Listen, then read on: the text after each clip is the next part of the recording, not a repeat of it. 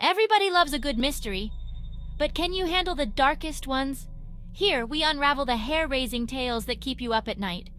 From unsolved mysteries to notorious cold cases. We dig deep into the facts, the rumors, and the shocking truths. With each episode, you'll join me on a journey through the chilling details and unexpected twists that define true crime. So, if you're ready to explore the sinister side of human nature, hit that subscribe button and turn on notifications, because the next case is just around the corner, and you won't want to miss a single moment. Welcome to the dark side of crime. This is True Crime with Kaylee.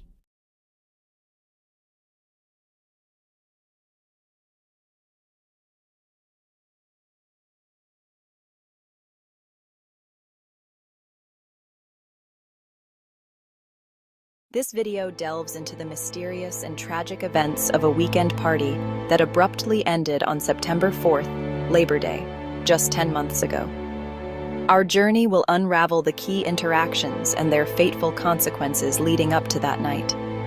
Together, we'll seek to understand what truly happened and uncover lessons from this heartbreaking incident. That weekend stands as a haunting reminder of the importance of responsibility and awareness, and the dire outcomes that can arise from their absence. By meticulously examining the events, we aim to illuminate the critical need for proactive measures to prevent such tragedies in the future. The events of that weekend left an indelible mark on everyone involved, a chilling reminder of life's fragility and the profound importance of making responsible choices. Sunday morning dawned after a night of revelry at the party house. The atmosphere was languid, the remnants of the previous night's festivities still lingering in the air. Some members of the group decided to venture out for more beer, leaving a few, including Caden, at the house. The remaining group relaxed, their conversations casual and lighthearted. They were young, seemingly carefree, and enjoying the last vestiges of their weekend gathering. There was no indication that tragedy lurked just around the corner, that their carefree afternoon would descend into a nightmare. The normalcy of the morning only amplifies the tragic turn of events that would soon unfold. It serves as a stark reminder that tragedy often strikes when we least expect it. As the day progressed, the group decided to venture out. A trip to the dollar store seemed like a good idea at the time, a mundane activity on an otherwise uneventful Sunday. The boys piled into an off-road vehicle, their laughter and conversation filling the air as they drove along the country roads. The casual nature of the afternoon, the seemingly insignificant decisions made, would later become imbued with a haunting quality. Every shared joke, every passing comment, would be replayed and dissected in the harsh light of hindsight. The contrast between the carefree atmosphere of the afternoon and the tragic events that would soon follow is jarring. It underscores the unpredictable nature of life and the importance of cherishing every moment. Foreboding video.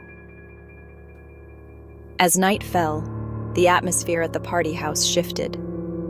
A verbal altercation erupted between Noah and Jack, their voices laced with alcohol-fueled anger. The argument, although heated, seemed to dissipate as quickly as it began. Caden, sensing the volatile mix of alcohol and heightened emotions, decided to document his younger cousin's intoxication and sent photos to his mother, who was worried about her niece. He filmed Noah and Brylan horseplaying with each other outside at 1:05 a.m. This seemingly insignificant act would later prove to be a crucial piece of evidence, a haunting reminder of the events leading up to the tragedy. Caden's decision to video these final moments foreshadow the tragic events that were about to unfold. It highlights the importance of recognizing how things can seemingly be fine one minute, and just a few hours later someone lost their life. What happened in such a short window of time? What happened to Noah? Noah's dead guys. The discovery of Noah's fate. The early morning hours, the boys were sleeping, and what happened next would forever alter the course of their lives. Jack burst through the door, voice trembling with a mixture of fear and urgency. "Noah's dead! Noah's dead, guys!" yells Jack. Panic surged through the group as they realized the gravity of the situation. Noah was dead? Caden frantically searched the living room for his other shoe, his heart's pounding in his chest. The carefree atmosphere of the weekend evaporated, replaced by a chilling sense of dread. The time, 5:15 a.m., marked a pivotal moment, shattering the illusion of normalcy and thrusting the group into a nightmare. It serves as a stark reminder of the fragility of life and the suddenness with which tragedy can strike.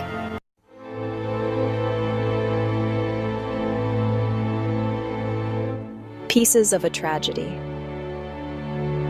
The group's grim discovery and the arrival of help.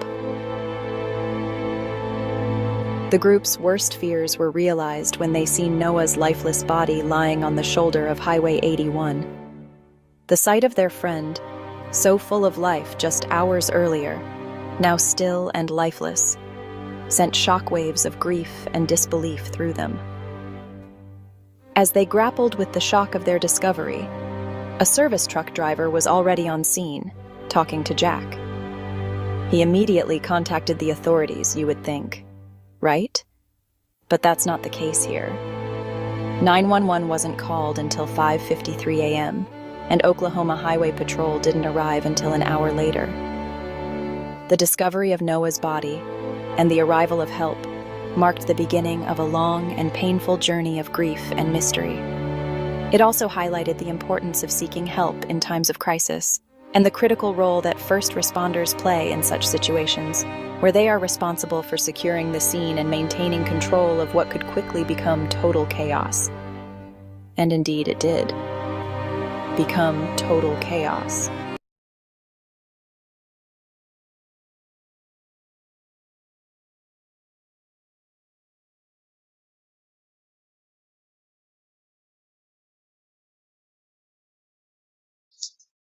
Hello, everybody. Hope you are all doing well on this lovely Tuesday. Real quick before we get started with the case stuff, I noticed like a lot of people are like other creators that are like they're trying to like tiptoe around each other and get in where they fit in and make sure that nobody's live. Like, listen, you don't have to take my advice, but let me just give you a little anyway. Do what you're gonna do and don't worry about anybody else. And I say that respectfully because there's no reason why everybody can't watch, just because you're not in the live chat doesn't mean you can't catch it on the replay. And that goes for my show too. Like you're not gonna catch me like, oh my God, I can't believe you weren't in my live chat because you were somewhere else. No, like if you watch it on the replay, I appreciate you just as much as you being here live. Like it's not gonna make or break my schedule if someone else is live. And honestly, not to be offensive, but the first year that I did all this, I did that whole tiptoeing around everybody else and trying not to piss anybody else off. And all it did was wear myself out and ended up being unappreciated anyway. So if I could give any advice to anybody that is doing this live streaming thing, just do what works for you, and everybody else it'll work out. They'll watch it when they watch it, and the whole people getting mad because people are going live when other people goes live. Stop it. Get over yourself. Like, it's not that serious. People can just do what you want to do based off of what works for you. Everybody's got different shit going on. Some people got kids, some people got animals, some people have both, and there's just not a convenient time that's going to work for everybody. So do what works for you, and don't be worried about pissing anybody else off, because you're not going to be able to please everybody. And the sooner you realize that and stop trying, I promise you'll feel so much more gooder. So I will leave that at that, and that's all I got to say about that. Take it from experience. I tried the whole being, people pleaser thing. It honestly just burnt me out and left a bad taste in my mouth. So I promise you, like, it's really just not that serious. People take this shit way too serious. Like, it's really not. most of the time I don't even know what day of the week it is when I go live, so there's no way I'll be like, okay, well this is this person's day, and this person goes live at this time. If I want to go live and I got something to talk about and I have a window where there's not screaming kids in the background and you can't hear, then I'm gonna go live. And and I'm not even gonna look and see who's scheduled to go live. And if that makes me an asshole and inconsiderate, then sorry. But that's just the way that the cookie crumbles. And if everybody else was like that too, there'd probably be a lot less stress and people at each other, because it's not, there's do what works for you, and people will watch it when they have time, and it doesn't have to be when you're live, not for me anyway. I appreciate you watching it a week later, and when you have time, just don't forget about me in your little watch later category, and we're all Gucci over here. So I just wanted to say that, because I just don't want people to think that I'm like, oh, I don't. And I'm not to say that in an inconsiderate way, because I know that probably sounds selfish. It's just I've done that, and if you try to wait for everybody to not be, okay, well this person's going to be live an hour after that, you'll never find you'll never find your slot, and you'll never find something, and then you'll be on at 3 in the morning when nobody else is on because everybody's sleeping, and that's not convenient for you at all, now is it? So just don't just do worry about yourself, what works for you, and the rest will work itself out. I promise.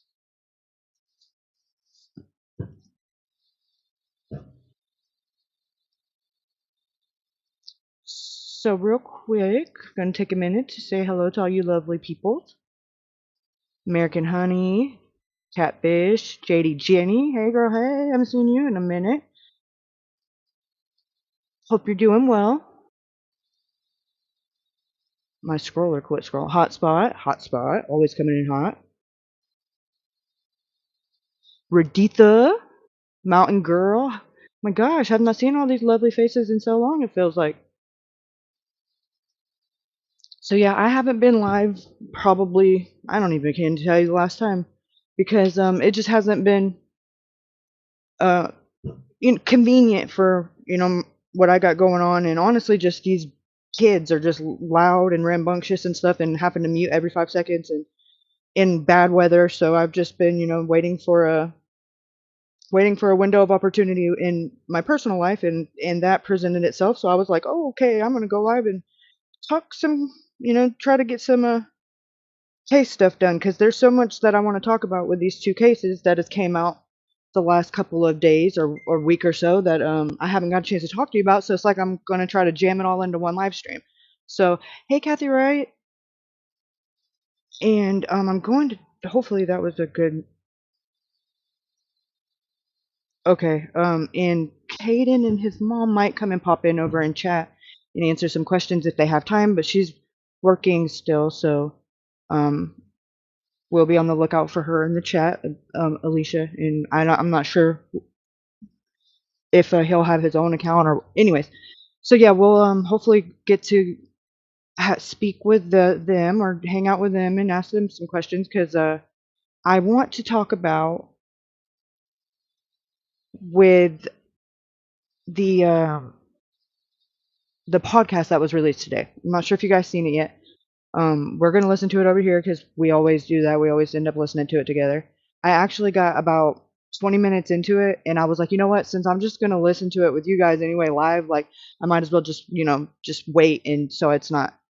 It'll be like watching it the first time. And they had Justin Roy on there, and Justin, like I'm sure you've heard his name mentioned a lot over here, because we go over like the stuff that's in the Facebook groups, and he's a really big time like advocate and loud speaker for Noah's case in the Facebook groups, and he's kind of gone head to head with Stevie several times, and other, mostly Stevie, because she's really the one that's combative, but he's went head to head with several of people over there, because he's just he's set in his ways with the fact that you can say what you want, but you're not going to convince him of the things that he knows and the things that he saw. And he actually knew Noah in real life, before this happened. He was a wrestling coach, if I'm not mistaken, and maybe even a football coach, but I know for sure a wrestling coach. And his son and Noah's son were they would like train together and practice together, in wrestling. And he said Noah was a little bit older than his son. I think he said Noah was a freshman, and no, his son was a freshman and Noah was a senior. So Noah had kind of like took his son under his wing and would help him out and like teach him stuff about, wrestling and different moves and stuff like that. And he said, he just got really emotional when he was discussing, like, the effect that Noah's death had on his son, and the reason what made him, drove him to want to get involved and to try to get answers and to, kind of start hammering down on people the way that he has done on social media was because of, watching his son be so affected and ultimately just, break down and, be crying and just, he promised his son that he would do everything he could to get answers and to not just let this be swept under the rug. So that's kind of what motivated him and where his passion comes from, and also just knowing Noah and knowing, how great of a person he was and how awesome of a kid, he was, and he was just, everybody always loved him and people were drawn to him, and it's just he feels like that it would be the best way to um honor his memory is, to see justice through. And what better thing to have driving your passion, is to just want to do right by somebody that deserves it. Not that there's anybody that doesn't, but there's I'm not even gonna, anyways, everybody deserves justice, but when there's a case like this that's so, like, could have been any one of our kids, because it was such just mundane situation. The kids party and they go to, they have Labor Day weekend barbecues and cookouts, and as much as we may not like it, and they drink and they do dumb stuff, but they're not supposed to lose their life because of it, and they're not supposed to just to not know what happened to him. That's where this comes, and it's like it's just it's got to be talked about, and it's got to be, because if you stop talking about it, the next case is going to come in and take that spotlight, and there's no going back. Once it's no longer relevant, and I hate to say that because that's very, that's someone's life. It's very hard to picture that way, but that's just the way it works. Once that next thing comes along, that's it. Your window of opportunity is done. You can't just go back and get people to cover it 50,000 million times. And at one point in time, Noah, it's I'd only been covering it for probably a month and a half, maybe a month and a week, and there was nobody covering it. Like, there was a couple on YouTube, hit or miss, that they like did one podcast or one episode, but there was like no, trending coverage about it. And if you go on TikTok now, or really anywhere, Facebook, TikTok, Instagram, he is trending, and it's finally worked, and people are finally starting to pick it up mainstream. I even believe, oh, I want to show you guys that because it's only 3 minutes. He was on TMZ yesterday. TMZ was talking about it, and I was like, I just kind of had a moment of like just overwhelming emotion because it was like, oh, thank goodness, finally, like it's working, like it's not all for nothing, because people are listening and ultimately are paying attention and are hearing about it, like, and that's always a very fulfilling, just to know that it's not all under deaf ears, because sometimes you do a lot of work and a lot of trying to get it out there, and it'll go, like, everybody will talk about it for a minute and then it'll just fizzle out, like, and that sucks. It's really sad, and it makes you feel like you failed, the family, like with Alex, it sucks because you don't get to pick or choose, like, who gets to go viral, so to say, and who's going to pick up, what case is going to get traction and what case isn't. But it's just really nice to be a part of it when it does.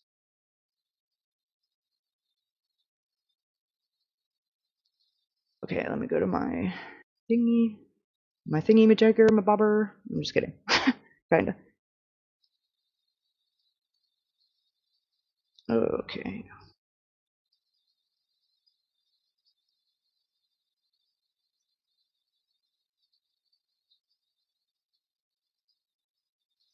Okay, let me go to that was, here it is.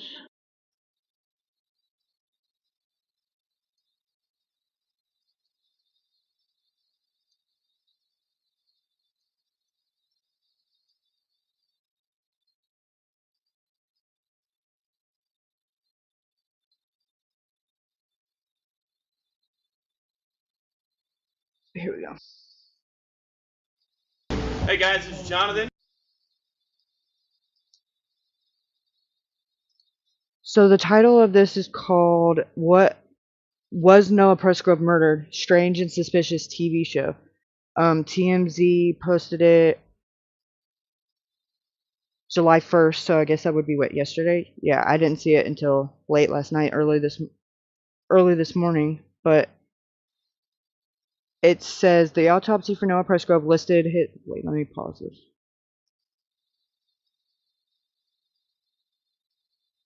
I could still hear that in my ear. Sorry, it was like making my eye twitch. But it says what really happened to Noah. His cause of death was listed undetermined, but his injuries are suspicious. The party, what happened at the party he attended, and do his friends know more than they are saying? Strange and Suspicious digs deep into the world of unexplained, unsolved, or downright weird stories from across the globe. Brought to you by the folks at TMZ. Check out the strangeandsuspicious.com for more information.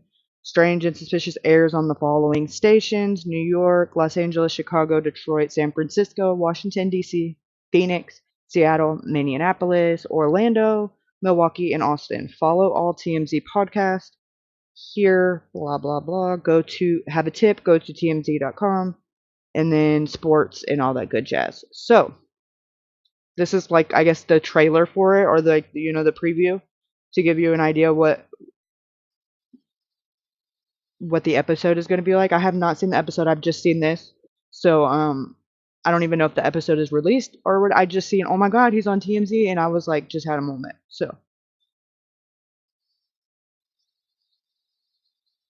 let me put this like, nah.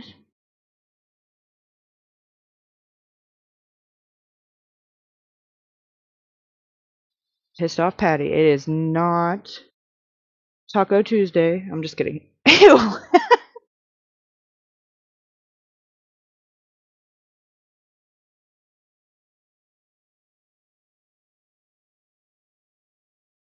So, after we watch this, I do want to, I want to go over my notes that I have like transcribed. I have them written down in my notebook, but then I also transcribed them like into a PDF so that I can share them on screen.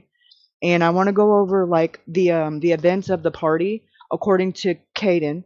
And I'm hoping by then he might be in here, or at least his mom will be in here. That way, if there's any questions in the chat, she can help kind of clear anything up. I did already go over, like I sent her a copy of my notes to make sure the accuracy of them, like I didn't have anything wrong, and she said that it was very accurate and on point. So I do feel like I can say that I can share them and it not be any misinformation, but it is, going to be just alleged based off of Caden's recounts of what happened. So we're going to do that, and then I want to go over this report for Riley that was released. Apparently, like, it's been out for like a week, and I have not heard anything about it. I don't know why it's not mainstream. Or, I heard a little 1-minute news clip talk about it where the TABC or whatever said that there was no fault in the bars had no fault in whatever happened, and that they closed the investigation on their end. Well, they actually released the whole report, and we're gonna go over that because I'm flabbergasted by the fact that there's more information in the investigation into the bar. Like, we know more about what happened to Riley in that investigation than the fucking Metro Nashville. Like, I mean, I guess whatever it takes, but it's crazy. It makes you realize how little Metro Nashville did whenever you read how much is in this report and how thorough they were with just the bars aspect of it. Like, if Metro Nashville would have did half that much with the investigation of what happened to him, I probably wouldn't be sitting up here so pissed right now. But anyway, I digress. We're gonna start with Noah, but just kind of give you a layout of what the game plan is. Not that I'm gonna stick to it because you know me about plans, but that is the game plan right now.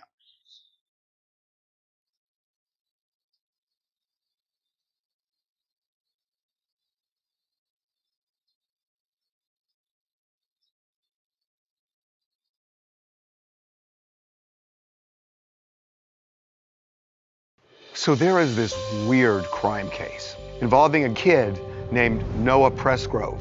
He was 19 years old. He lived in Oklahoma. He went to a party and ended up dead. But not just dead. He ended up naked his head bashed in a fetal position, teeth out, and they said it's undetermined. And there is just something really, really troubling about this. This does not feel undetermined. It feels like murder. When you have a death there's, what are there, 4 possibilities? It could be natural, it could be an accident, it could be suicide, it could be homicide.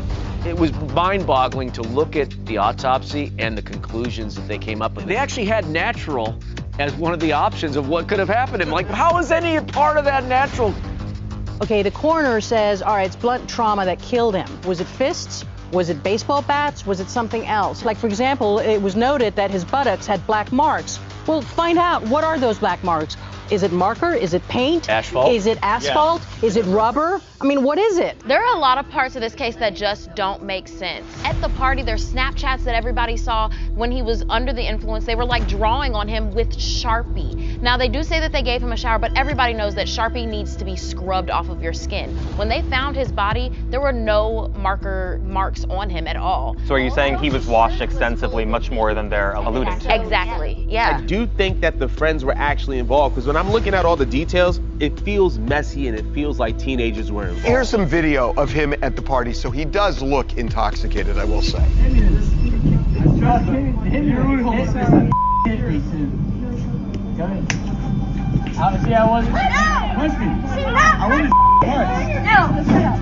Come on. Come on, Shady.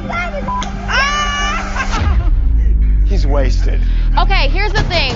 The slap fights are very, very teenagery. So that doesn't really tell me ill intent. Him and his best friend got into an argument, supposedly squashed the beef, but the connection with the clothes, it feels like maybe the best friend, maybe the best friend's father. The best friend's father is sus. So when he was found in a fetal position, totally naked except for a pair of shoes, the shorts he was wearing at the time he went missing from the party were neatly folded next to his body. Him having a piece of clothing folded neatly next to his body just sort of tells me that maybe somebody who knew him had a little bit of remorse. Or was involved in it. Because you could have an accident in which people are trying to distance themselves because they don't want to be blamed. You know, because there was this whole Fight Club thing to this where, you know, he was saying, hit me, and What if later in the evening it became Fight Club? there was some interesting stuff in the autopsy as well about old healing wounds that he had. It was weird, like a number of different wounds that weren't from that day that were healing, which may go to your Fight Club theory. And that would explain why he has these healing injuries, because he was in this Fight Club and maybe something got out of control and somebody went crazy on him and all of a sudden he died. It could be possible it's a cover-up, and this was all staged to look like a hit and run. If you've got a pathologist coming forward and telling you, this does not look like a hit and run to me, I'm not seeing broken arms, I'm not seeing broken legs, no broken ribs, there's something to question There were broken ribs. Why would the authorities allegedly cover this thing up? In a small town, every cop has a friend. Yep. There are 3 different versions to every single story in a small town true crime case. There is what the cops think happened, what the press said happened, and then what the locals think happened. And the 4th thing is the truth.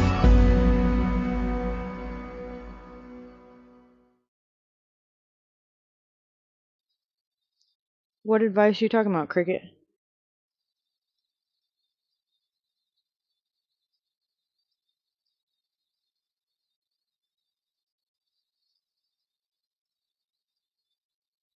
And who told you off?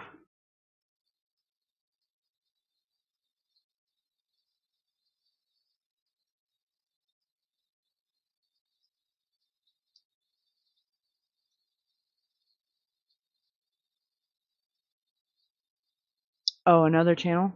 I see. Yeah, sometimes it'd be like that. Sometimes it'd be like that.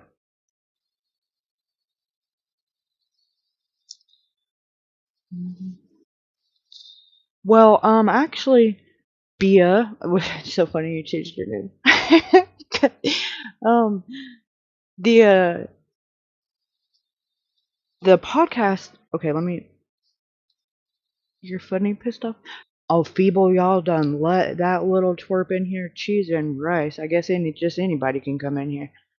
Goodness, I thought I put on the door we had a height requirement. I guess the sign must have blew down or something.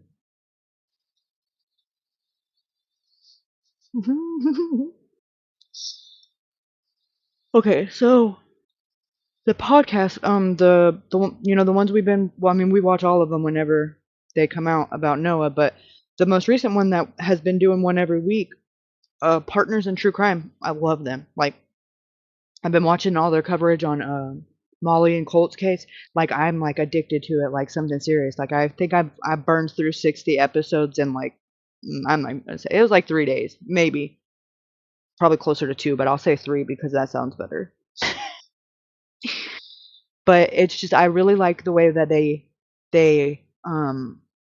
like, even the podcast, like, where it's not anything visual, like, they just have a really good way of like telling the story that like kind of keeps you like glued to the, like, to whatever you're listening on, whether it be the TV or like your headphones or whatever. It's like you can't, you're like, oh, I'm only gonna watch this episode and then I got stuff to do, and then something, the way that they'll say something or the way that it'll end, it'll be like, oh my god, I can't, I gotta listen to one more, and then before you know it, it's like, holy crap, how long have I been listening to this? So yeah, I really, really, really like the way that they,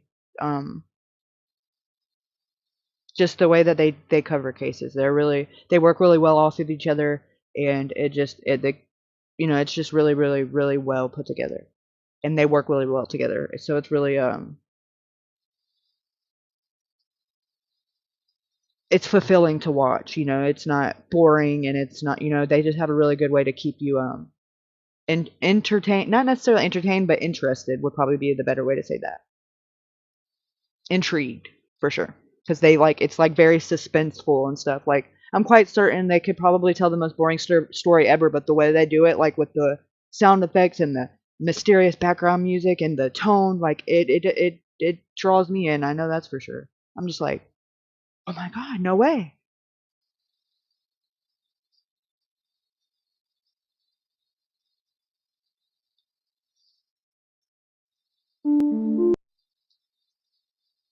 Dang it. Do you know that Restaurant store. 30 chairs.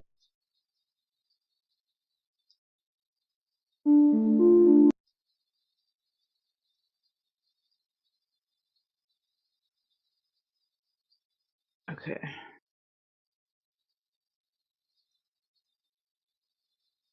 No, he's not fired. He's just slacking. So maybe he should be fired. So yeah, I'm just gonna go ahead and like get through the stuff that's not reading, and his ass better be wherever the hell from where he's at and be up here ready to put in work, because he's gonna have a lot of fun reading my notes now that they're not, like, grammatically incorrect. I don't want to hear no excuses, because I even did one of them fancies. No, I'm just kidding. I know grammar. He's swimming? Okay, well, I'll allow it. That's why we're gonna do the stuff that's not reading. He's gonna be sinking if he keeps fucking around here. I'll shank his damn float. Fumbles cousin's about to catch the 2-piece. You couldn't reach me to hit me with a 2-piece, little twerp. Better sit your little Mighty Mouse munchkin ass down somewhere.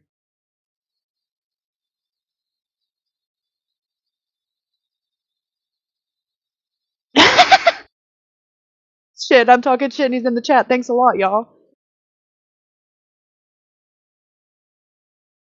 It was feeble. It wasn't me. I was telling him, like, you should stop. Ruben's a nice guy. Like, stop talking shit. It's really not even a good look on you. So, take that up with the Phoebes. Calling Fumble to come and put you back on a leash.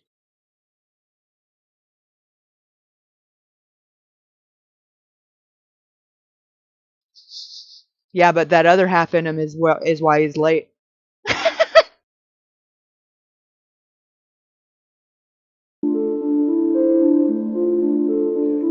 All right, so today we have Justin Roy. Justin Roy is a local resident of Oklahoma. He's very familiar with the Noah Presgrove case. In fact, he has a personal connection to this case. So, Justin, thank you for coming on.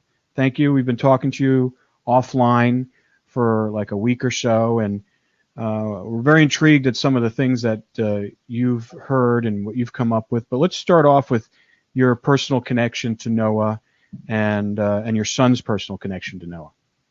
Yes, sir. The last 2 years, my son played football and wrestled with Noah. So we got to know Noah pretty good, very well actually, being in the hotels and staying the night different places. And Noah was actually one of my son's training partners, and my family loved him. You know, Noah's came to my house a couple times and picked my son up and kind of took him under his wing. My son was a freshman and Noah was a senior, so a little bit of gap there. But to Noah, it didn't matter. He's just that type of kid, you know. He liked Eric, you know. He wrestled with them. They're training partners, like I said. Um, and there's also a video of him, you know, after district duels. You know, he trained with my young son Waylon, and they were just out there messing around and I'm sure y'all saw the video. I posted on our page and like I said, that was just the type of kid that Noah was, and he always gave back to the younger kids and like I said, my son looked up to him and he's definitely truly missed. Yeah. It's so tragic. I'm so sorry. It's such a horrible Yeah. case. And so, what kind of kid was Noah? I mean, tell us a little No, bit about his personality because he looks like a lot of people liked him. He looked like he was popular, looked like he was fun, and that, you know, he was athletic. And there was just a lot of things about him that it seems like everybody was drawn to him. absolutely.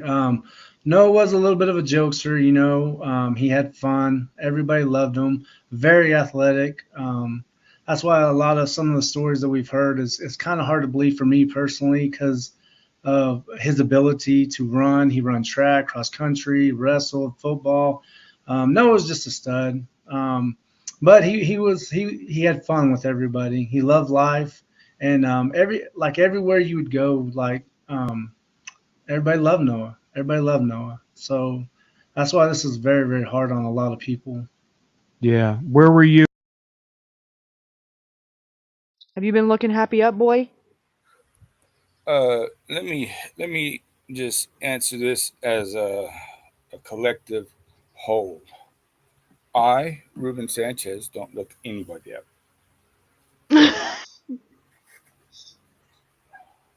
I plead the fifth. Oh I'm my just God. kidding. I don't do that anymore. Unless if it's not case related, it's Well, not really in my point of so interest anymore.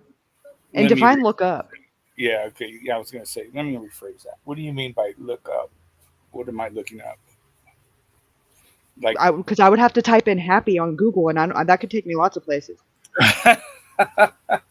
yeah, like know. I don't even know half the people. Like honestly, I still call Fumble by Fumble. Even when I'm talking to him on the phone, I call him Fumble. Yeah, they I, say who the fuck's Chris? I don't even know who. Oh, is that his real name? Like I don't even. It doesn't compute sometimes. Like American Honey. If I was to ever talk to American Honey on the phone, I would call her American Honey. Cut and shoot's cut and shoot. Cut and shoot is cut and shoot. I mean, like anybody for the most part who I talk to on the phone, you could pretty much ask them like, do I call them by their given name or the name that they put up on here, even if I know their Yeah, given name. everybody's number that I have, like Twin Mama saved in my phone as Twin Mama. Cricket Day saved in my phone as Cricket Day. Um, let's see, anybody else? Cut and shoot is cut and shoot. Crimson is crimson. uh, Georgia girl is Georgia girl. Glass Garden is Glass Garden. Georgia Peach. Lacey H is Lacey H, but in that that's her YouTube name too.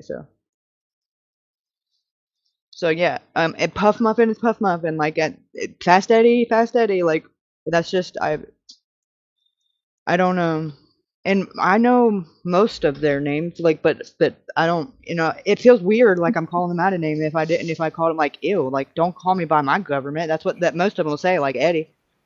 Right. My government name is Ruben Sanchez. Liar.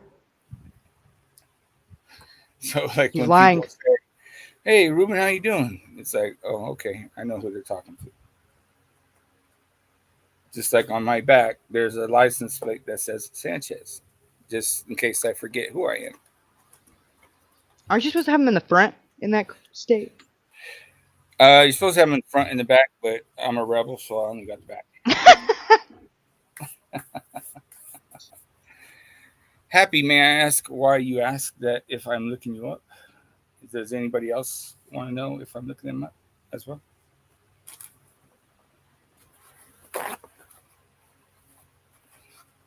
Because she said because we have a Mexican connection with Facebook because you popped up. I popped up on Facebook?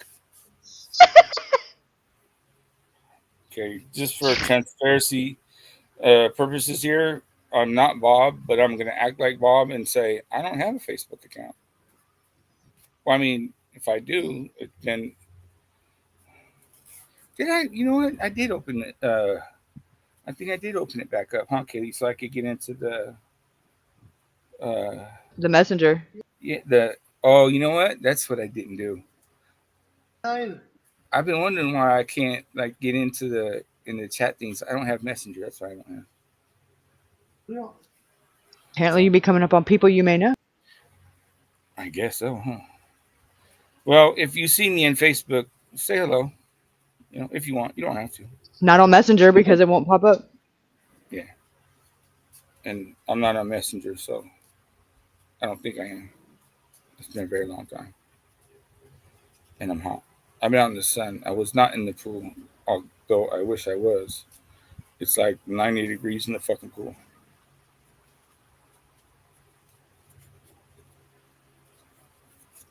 So I keep digging holes. So, anyways, so this is Noah Presgrove's family.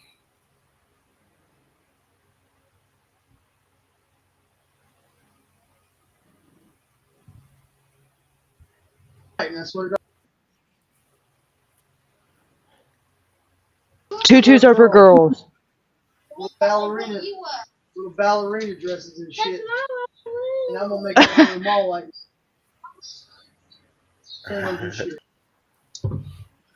Told him if they keep fighting and bickering with each other, we're gonna put tutus on them since they already sound like little girls. And take them to the mall like that. He said, "That's not what we wear." Well, it's what you sound like, little friggin'. Me, stop! You stop! Oh, he called me stupid, Mom. He called me an idiot. Right. He's being mean to me. That's funny. He's looking at me. Fun. Now, Happy, when you say we have a Mexican connection, that's pretty vague too, because yeah, like you know mean like a plug, or like what do you mean? Like you gotta like, I mean like a tamale guy, or like like the you know. Yeah. Are you speaking of like a family, like blood family connection?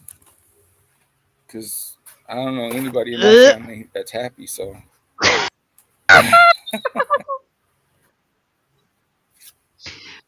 Oh, piss off, Patty. I'm gonna time your ass out for that shit. Don't be weird.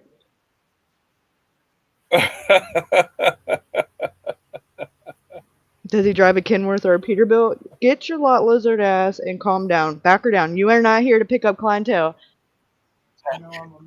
Back her down. Did you pay the hospital bill yet? Oh man, sounds like something's contagious again.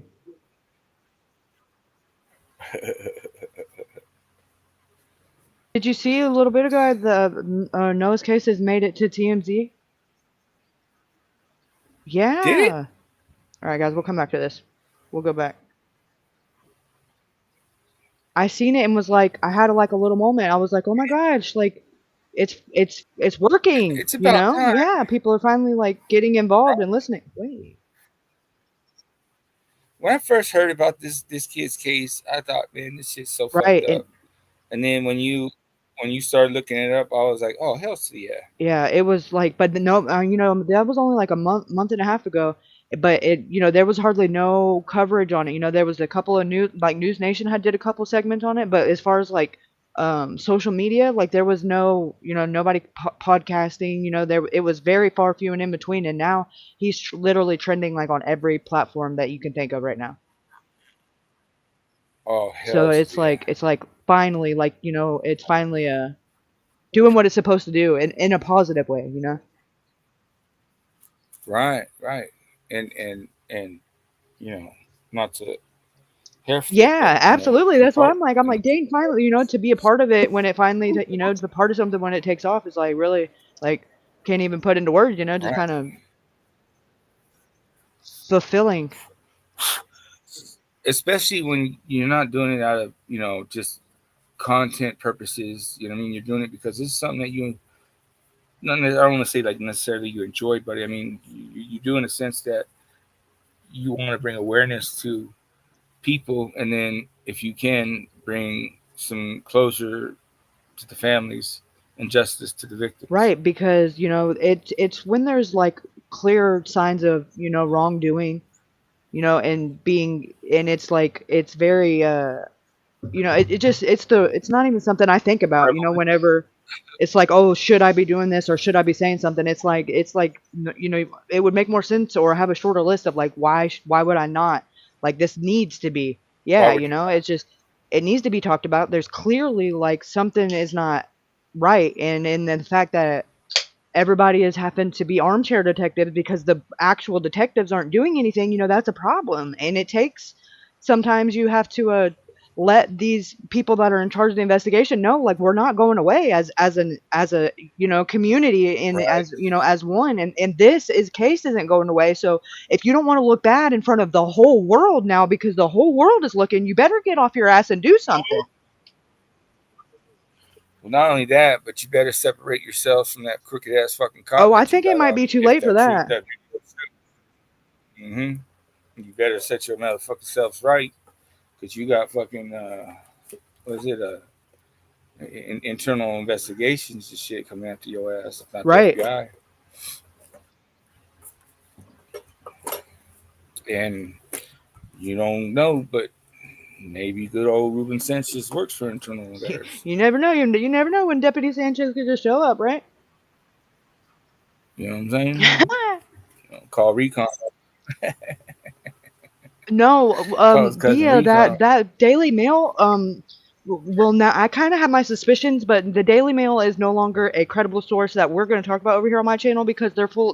They pulled that. They never even spoke with Tyler Hardy, and not, you know, y'all already know how I feel about that whole situation.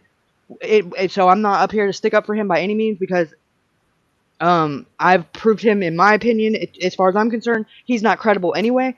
But I mean, the fact of the matter is, him nor his wife were never interviewed by anybody by Daily Mail. They just cherry picked the stuff that he said in the Yeah. Facebook groups, which is no different than fucking that idiot over there on the other side of the pond. But sorry,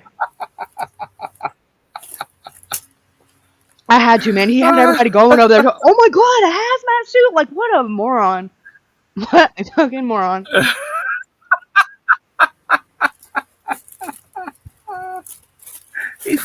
Was he going there with fucking what do you call it, plasma blasters and shit, telling fucking Bankman don't No, he was cross talking. I streams guess and he thought shit. that hired TikTok fucking cleaning crew was there to clean up the mess or whatever. 9, 10 months later, maybe Jody had a meth lab blow up or something.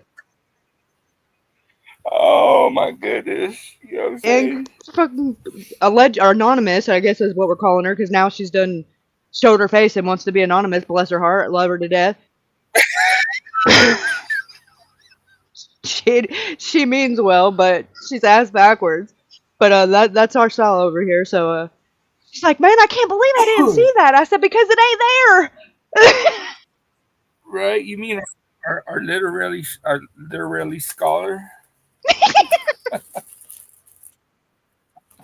Oh, and Kennedy, Oh, her mother, her um, mom passed away the other day, so say a prayer for her. That's oh why she hasn't shit. been here. She's kind of, you know, Okay. that's where she's been. So rest in Kennedy. peace to, Yeah. yeah, rest in peace to her mom. Her mom. Yeah. Well, that sucks. Yeah, I'm gonna push play now because that got awkward. Yeah, please. I applied to over 200 tech jobs and got rejected from every single one of them. So there is this weird crime case involving a kid named Noah Presgrove. He was 19 years old. He lived in Oklahoma. He went to a party and ended up dead, but not just dead. He ended up naked, his head bashed in a fetal position, teeth out, and they said it's undetermined. And there is just something really, really troubling about this. This does not feel undetermined. It feels like murder. When you have a death there's what are there four possibilities? It could be natural, it could be an accident, it could be suicide, it could be homicide. It was mind-boggling to look at the autopsy and the conclusions that they came up with. They actually had natural as one of the options of what could have happened. I'm like, how is any part of that natural? Okay, the coroner says, all right, it's blunt trauma that killed him. Was it fists? Was it baseball bats? Was it something else? Like, for example, it was noted that his buttocks had black marks. Well, find out, what are those black marks?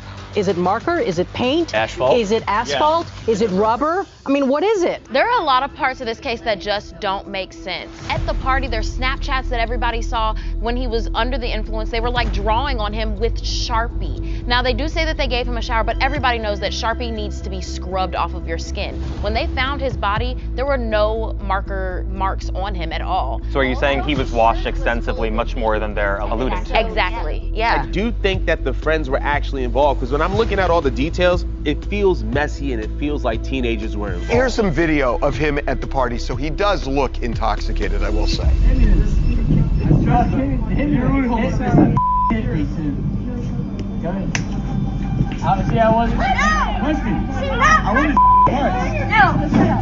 Come on. Come on, Shady. He's wasted. Okay, here's the thing. The slap fights are very, very teenagery. So that doesn't really tell me ill intent.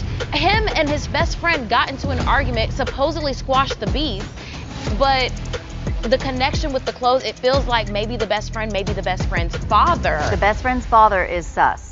So when he was found in a fetal position, totally naked except for a pair of shoes, the shorts he was wearing at the time he went missing from the party were neatly folded next to his body. Him having a piece of clothing folded neatly next to his body just sort of tells me that maybe somebody who knew him had a little bit of remorse. Or was involved in it. Because you could have an accident in which people are trying to distance themselves because they don't want to be blamed. You know, because there was this whole Fight Club thing to this where, you know, he was saying, hit me, and what if later in the evening it became Fight Club? There was some interesting stuff in the autopsy as well about old healing wounds that he had. It was weird, like a number of different wounds that weren't from that day that were healing, which may go to your Fight Club theory. And that would explain why he has these healing injuries, because he was in this Fight Club and maybe something got out of control and somebody went crazy on him and all of a sudden he died. It could be possible it's a cover-up, and this was all staged to look like a hit and run. If you've got a pathologist coming forward and telling you, this does not look like a hit and run to me, I'm not seeing broken arms, I'm not seeing broken legs, no broken ribs, there's something to question there. There were broken ribs. Why would the authorities allegedly cover this thing up? In a small town, every cop has a friend. Yep. There are three different versions to every single story in a small town true crime case. There is what the cops think happened, what the press said happened, and then what the locals think happened. And the fourth thing is the truth.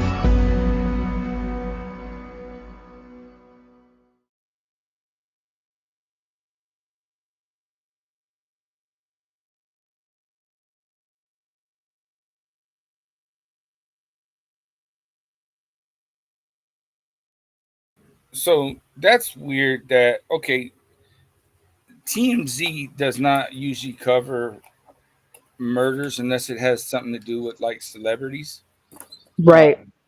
I wonder, it almost sounded like if it was a promo for like maybe possibly like a documentary or like a TV. Well, hold on, let me pause this. In the description it says hold on, let me read it. It says Noah, they give a description or whatever, but it says strange and suspicious digs deep into the world of unexplained, unsolved, or downright weird stories from across the globe. Brought to you by the folks at TMZ. Check out Strange and Suspicious for more information. So I'm assuming it must be some kind of like a series of some type. Right. Yeah. And this is all the places that it airs: New York, Los Angeles, Chicago, Detroit, San Francisco, Austin, Washington D.C., Phoenix, Seattle, Minneapolis, Orlando, and Milwaukee. Who is this? Oh. Hey, finally someone fucking recognizes me. Thank you. I could have been next, you know? Who's this? Oh, You don't know? Who the this fuck? is Shut up, Shakespeare. Ruben. Yes, Shut the up. Hey, Shakespearean. what's up, Shakespeare? I am anonymous, and you know who anonymous is. Anonymous. Expect us.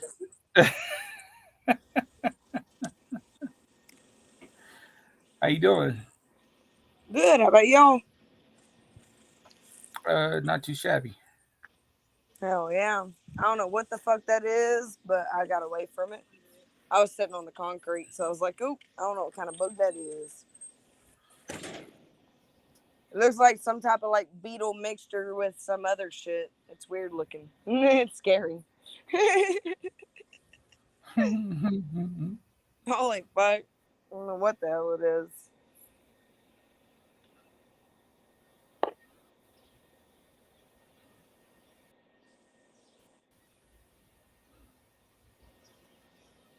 So I clicked on the link, and this is the what they do. What I don't even know what it is at this point. Strange and suspicious. Oh, Says they so TMZ, how do you say, branched off into the crime genre thing. says Strange, they suspicious. dig deep into the unexplained, unsolved, downright weird from across the globe with the help of a retired cop, a private investigator, an archaeologist, and a UFO investigator, and a mathematician, and others. Brought to you by the folks at TMZ. A UFO? What? Oh, they did Riley too, it looks like. Oh, wow, look at that. Oh, shit. It's about to go down. When TMZ picks it up, you know that shit go worldwide. Says TMZ and Fox First Run. That's Right. who partnered up. But apparently it's like a TV show. Yeah, yeah. Because you can only see clips of it on here. It says where to watch the full episode. You have to catch it like on air, on TV. Okay. Yeah. Yeah, that was like when you said that, I was like, well, no, they don't cover unless it's a celebrity. But so it sounds like it's a promo for a TV show. Yeah. So some Trying to other stuff burn her they've finger covered looks like instead the of breaking Idaho it. 4, the Loch Ness Monster, Antarctica, the President and UFOs, Damn it. children with past lives. There's Noah's right there. Oh yeah. Crazy bitch. Giants I would have been in over there going, Laos? ow. Laos? Ow. What the hell? Guaranteed. An exorcism. The That's me. smiley face theory. Oh yeah. Ghost appearing in photos. No, I'm good on that. Oh, Riley, apparently strain, death or Ruben mystery. was strange and suspicious in high school. Ha. Yeah, it was Fucking Whoa. actually. Eddie. Yeah. Or not Eddie, Fumbler. Fuck. I Oh, he's seen the color suspicious of the now. profile picture and thought it was Eddie immediately, but it's the same color almost, like viewing it from a phone. That's Girl, funny. that's orange. Either Eddie's or, yellow. dude. They always give some Right. shit. And Eddie's late. And Where Puff. is They better Eddie? not I be haven't hanging seen out him in together. the Hey, it's probably him fucking typing on Fumbler's account. Wouldn't be shocking. Oh, duh. I'm a dork.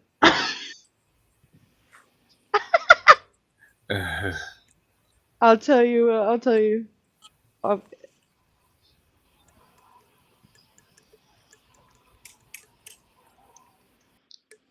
Just had a blonde moment.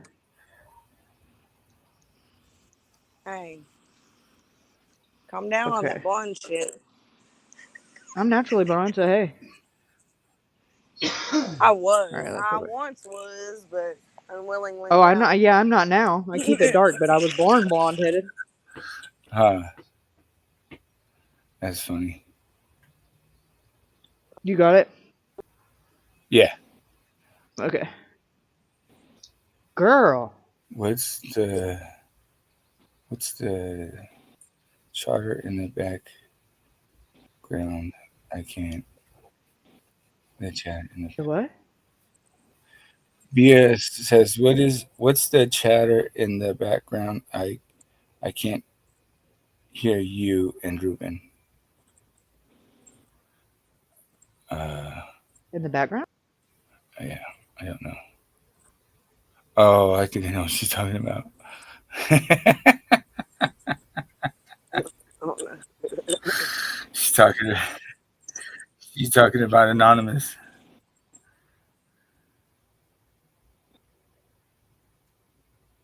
I think. I think she's on her own planet over there.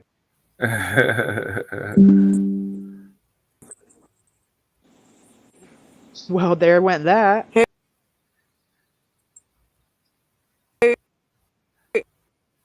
Who's talking about it? Shit. Our names were good. We anonymous and anonymous, motherfuckers.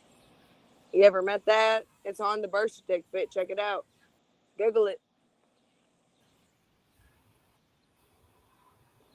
We was born in 1675. Kissing cousins was a thing back then.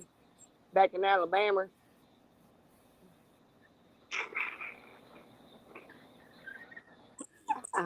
Hey, Puff Puff. Fuck, dude.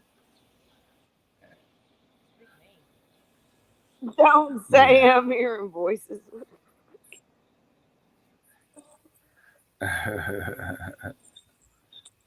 Phoebe. We got little Phoebes in here. Oh, shit. I'm trying to keep my fucking balance, dude.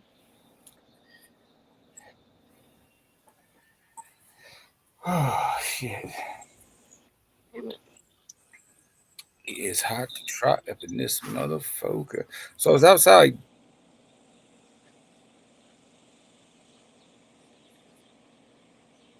I've been talking this whole time, and I've been on mute. I know, me too. How do you think I felt when I came in? I'm allergic to grass too. I hate that shit. Cause now I'm about to fucking start itching on my hand. So, so this is this a podcast that you found with Noah's family? Or No, the family's been on there, but the episode today is Justin Roy, the one we're always reading his comments like on the group. Name I couldn't remember. Like he's always the one going at it with Stevie in the group and Facebook. But he was Noah's the wrestling coach. wrestling coach. Yes, Okay. yes. That's the episode that he was on there today. Oh, right on, right on. I'd like to hear from him. So what do you, I mean, I'm pretty sure he's got some good stuff to say. Yeah, I talk to him quite a bit because we I always share information and run stuff by him like whenever I hear something or whatever, just to he's the one who helped me with the timeline that I put together with the video, with keeping up with all the different statements that they've made, because he's been on the Facebook groups since they started, so he's got you know I just, I do a lot of fact checking with him before I put it out there so that I know it's as accurate. Not saying it's true as in it happened, but that's what was actually said, by these said people. So, yeah, he's I'm gonna very. hop off there. I got some shit to do real quick, just so y'all know. I'm not just leaving out the blue, but I'll be listening. All right, Okay. Y'all be good. Hey, you too.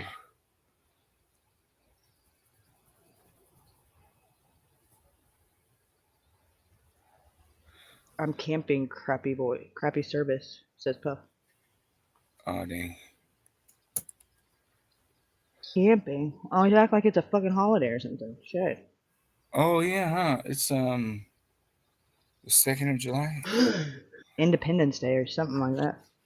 Independent? What does that mean? Heard the news. The 4th of July. But that's what it's supposed to, celebrating our independence from, whatever we were not independent about before. My people have always been independent. I don't know about yours. Oh, fuck off. So fuck off. You're 50% with us, bitch.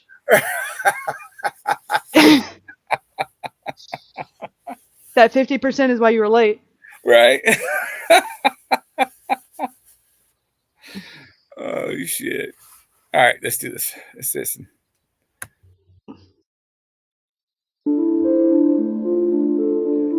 All right, so today we have Justin Roy. Justin Roy is a local resident of Oklahoma. He's very familiar with the Noah Presgrove case. In fact, he has a personal connection to this case. So, Justin, thank you for coming on.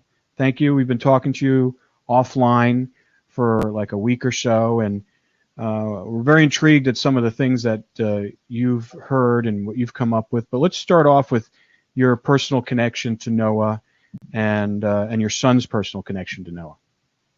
Yes, sir. The last 2 years, my son played football and wrestled with Noah. So we got to know Noah pretty good. Very well, actually, being in the hotels and staying the night, different places. And Noah was actually one of my son's training partners. And my family loved him. Noah's came to my house a couple times and picked my son up and kind of took him under his wing. My son was a freshman and Noah was a senior, so a little bit of gap there. But to Noah, it didn't matter. He's just that type of kid. He liked Eric. He wrestled with them. They're training partners, like I said. And there's also a video of him, after district duels. He trained with my young son Waylon, and they were just out there messing around. And I'm sure y'all saw the video. I posted on our page, and like I said, that was just the type of kid that Noah was, and he always gave back to the younger kids. And like I said, my son looked up to him, and he's definitely truly missed. Yeah.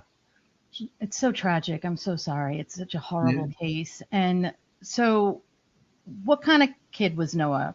I mean, tell us a little bit about his personality, because he looks like a lot of people liked him. He looked like he was popular, looked like he was fun, and that, he was athletic. And there was just a lot of things about him that it seems like everybody was drawn to him. Absolutely. Noah was a little bit of a jokester, he had fun. Everybody loved him. Very athletic. That's why some of the stories that we've heard is kind of hard to believe for me personally, because of his ability to run. He ran track, cross country, wrestled, football. Noah was just a stud. But he had fun with everybody. He loved life, and everywhere you would go, everybody loved Noah. Everybody loved Noah. So that's why this is very, very hard on a lot of people. Yeah. Where were you and your son when you heard the news? Okay, so we were actually at the river as well. We were on the Red River. I'm sure y'all know from Oklahoma. The river. Why does I keep seeing This thing keeps right? popping And up. I feel like Right? that is, I don't know, something about it. Like, it just, even the first time I heard it, but now that it keeps coming up, like, I feel like we should like focus our attention there for a little while and get to the bottom of what happened at the river. Like, it sounds to me like a lot of whatever happened that weekend took place at the river, from my understanding, and I never even heard about it. So there's got to be a reason why the people that know it are like know about it, but it hasn't been brought up. So why are the people that are telling all these stories, why has it been left out? It feel like they're trying to like the distancing thing. The closer we get, the further they try to get. You ain't never heard Stevie mention nothing about the river, or Jack. It just, I wonder what happened at the river, and that would make sense why everybody was wet. Yeah. Just kind of, trying to make some shit make sense. Right. Yeah, there was either that Apparently, a lot of the party was at the river. That or PCP, allegedly. Yeah. But he says a lot of things that I've kind of have I haven't drawn a lot of attention to it because I haven't known what to make of it, but I have it to look back on. And so it just makes me feel like my initial gut instinct, like when I documented it, was on point for it to be, to come up now and feel like, okay, well, clearly I felt like this was going to play a role. And then when it comes out, it's just like, damn, my spidey senses are on point. Right. I'm so thinking he's and the river's close enough to not be too much of a distance to walk or whatever, or drive an ATV. Yeah, correct.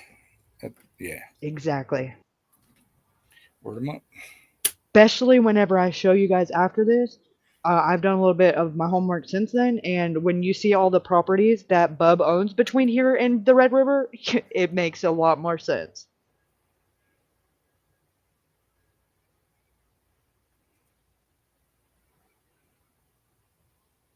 There's the Warwick side, and then it's very hard on a lot of people. Yeah. Where were you and your son when you heard the news? Okay, so we were actually at the river as well. We were on the Red River. I'm sure y'all know from Oklahoma. There's the Warwick side, and then there's the Terrall side. Two bridges that both lead into Texas. And me and my family was actually on the Red River on the Warwick side. It's about on the water. It's about 35 miles. If you use highway, it's about 25 miles, something like that. 27 miles, somewhere around there. So what were you guys doing? Were you there just hanging out? Were you fishing or were you boating? What was going on? No. So our whole family, we went down there camping, and we have our ATVs, and we were just out riding, and same thing, a little bit of fishing, but mainly just enjoying our company with family time. It was a 3-4 day weekend, so just having some family time, riding ATVs. So how did you find out about what happened to Noah? So the morning, actually, my son called me into our camper. He was in our camper, and I'll never forget it. It kind of breaks my heart a little bit, but Do you know the U.S. Solar Company's nasty little secret? It turns out if you live in Florida, they so I opened the camper and my son was just bawling, and I'm like, what is wrong? Like, what happened? What's going on? And he said, Noah's dead. Noah's dead. And I'm like, Noah's dead. And I'm like, what do you mean? And he could barely talk. He said, Noah's gone. He's dead. And I'm like, well, how do you know this? And of course I'm tearing up, already. And he said, it's all over social media. And I'm like, oh, social media? I'm like, you found out Noah's passed away on social media? And he said, it's all over Snapchat and stuff like that. And that's how we found out. And I immediately called a friend of ours from wrestling. Like I said, it's a pretty tight community, and he confirmed it immediately, and so we were just, I called my wife in there. I'm like, hey, you got to come, and we just cried, and we just all cried together. It was very, very tough to find that out, and the way we found out too. Like I said, it was on social media, and it was just heartbreaking. Yeah, I can't imagine to find out news like that just casually like that on social media. Did someone just post it? It just was like. Apparently everybody was talking about it. A lot of kids nowadays talk on social media. That's how they kind of communicate, Snapchat and whatever, inbox and messenger. And so they were just kind of talking back and forth, and everybody was letting everybody know. And like I said, it's very, very tough. It was definitely heartbreaking. This day I'll never forget for sure. Yeah. How's your son doing now? He's doing better. Wrestling, he does wrestle a lot with Dalen and the coach, and that's been real good. But when certain wrestling songs, obviously he hears and stuff, it eats him up a little bit. There was one day he came home kind of late, and he was just sitting in his truck, and I'm like, well, what is he doing? And I went out there, and he just broke down. It just broke his heart. A song came on that reminded him of Noah, and it just hurts. But yeah, you're gonna have that, especially like I said, with the relationship they had. So Noah's a good kid. He was a good kid. Yeah. So tragic. It's really awful. Over this course of 9 months, I mean, what have you personally? Did you want to say something? Well, yeah. Before we get into all of that, because I know, Justin, you've been involved heavily on social media with this case yes, at the beginning, but I kind of want to know before that, what were you being told that had happened to him, and why did you decide to create a Facebook page? Okay, so when it initially happened, to be completely honest, the very first story that we heard that he got hit by a car, he was hit and run. And I'm going to tell you right now, I said, look, not Noah Presgrove. Listen to me, not Noah Presgrove. He's not going to get hit by a vehicle. He's very athletic. He's very strong. He's very knowledgeable. He's a survivor, if you will. He kind of ran the streets, as a little kid growing up, and just, I was like, that don't make no sense to me personally. So it kind of went from there. And then learning more about it, it just didn't set right with me from the very beginning. The ancient Egyptians understood that they could use sound to reduce their weight. When did you realize that it wasn't a hit and run? Some of the first responders and like Dalen, I've talked to Dalen and several people that want to stay anonymous as well, and you know I don't blame them, but everyone that I talked to, including law enforcement, said that this was not a hit and run. This was not a hit and run. I tried to go out to the scene myself, but there's people there, so I had to wait a couple of days. And I went out there. I just wanted to see it. I just wanted to see it for myself and kind of do my own analysis, if you will. And then when I finally got out there, and my whole family, we all went out there and we want to see it. And just none of it made sense. Absolutely didn't make sense. I'm gonna go into this real quick. I had a buddy get hit, and he got hit by a little Hyundai, and it was bad. There's blood everywhere. He flew about 60, 70 foot. It was a closed casket. It was just really hard. Same thing on the community. And when I looked at Noah's, where his scene was, where his body was, I didn't see any of that. Nothing. It was very, very awkward. And it looked to me like he was just kind of placed on the ground, right there. Like, if you're gonna get hit by a car or vehicle, which y'all know, y'all have talked about this a lot. You're gonna fly somewhere. You're gonna fly out of your clothes. You're not gonna leave your shoes on for sure. How does your shorts come off, but then your shoes don't? There's just too many inconsistencies in that. So. And this was even before the autopsy report. Absolutely, yes, sir. Yes, So sir. I think everyone was kind of in agreement. Even the OHP, when they showed up, they even kind of agreed that this looks suspicious. It doesn't look Very like a truck hit. suspicious. Yes, sir. So, yeah, that's the thing that's problematic about this case is that there's there was a lot of people there at that party, but we have so little answers about what really happened, what transpired that early morning, those early morning hours at that party. When he left, they said the second time. The first time they said they were out and they were doing the side by side, and that they think he might have been surfing the side by side. There's no definitive about what he was doing, but that there was a side by side rollover accident, and he was all dirty and stuff like that. Then he came back to the place. They say that they showered him or bathed him or washed him off or anything like that, and then he didn't want to he wanted to sleep in someone's room or bed, and they wouldn't let him, so he got angry and he said he walked off. And that's the last we heard. And then he shows up dead on the roadside, and then they say he got hit by a car.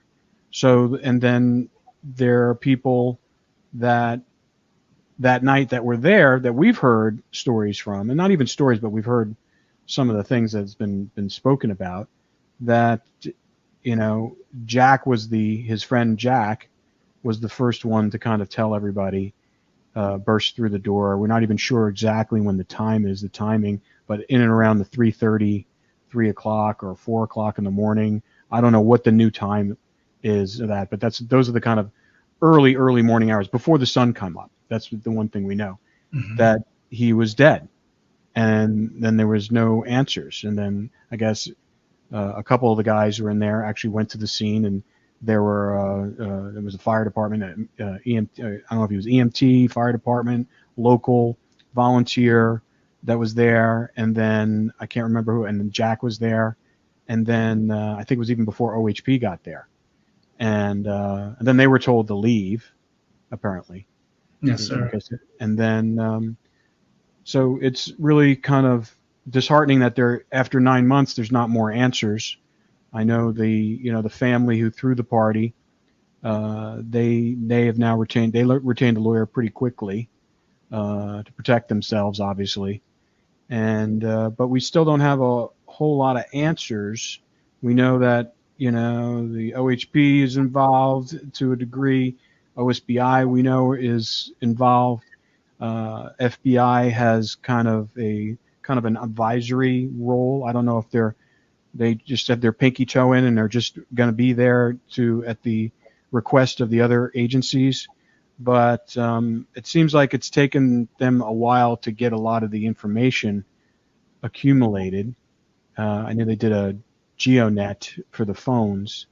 Yes, sir. Don't know. Obviously, we won't know the results of that because they'll keep that close to the investigation.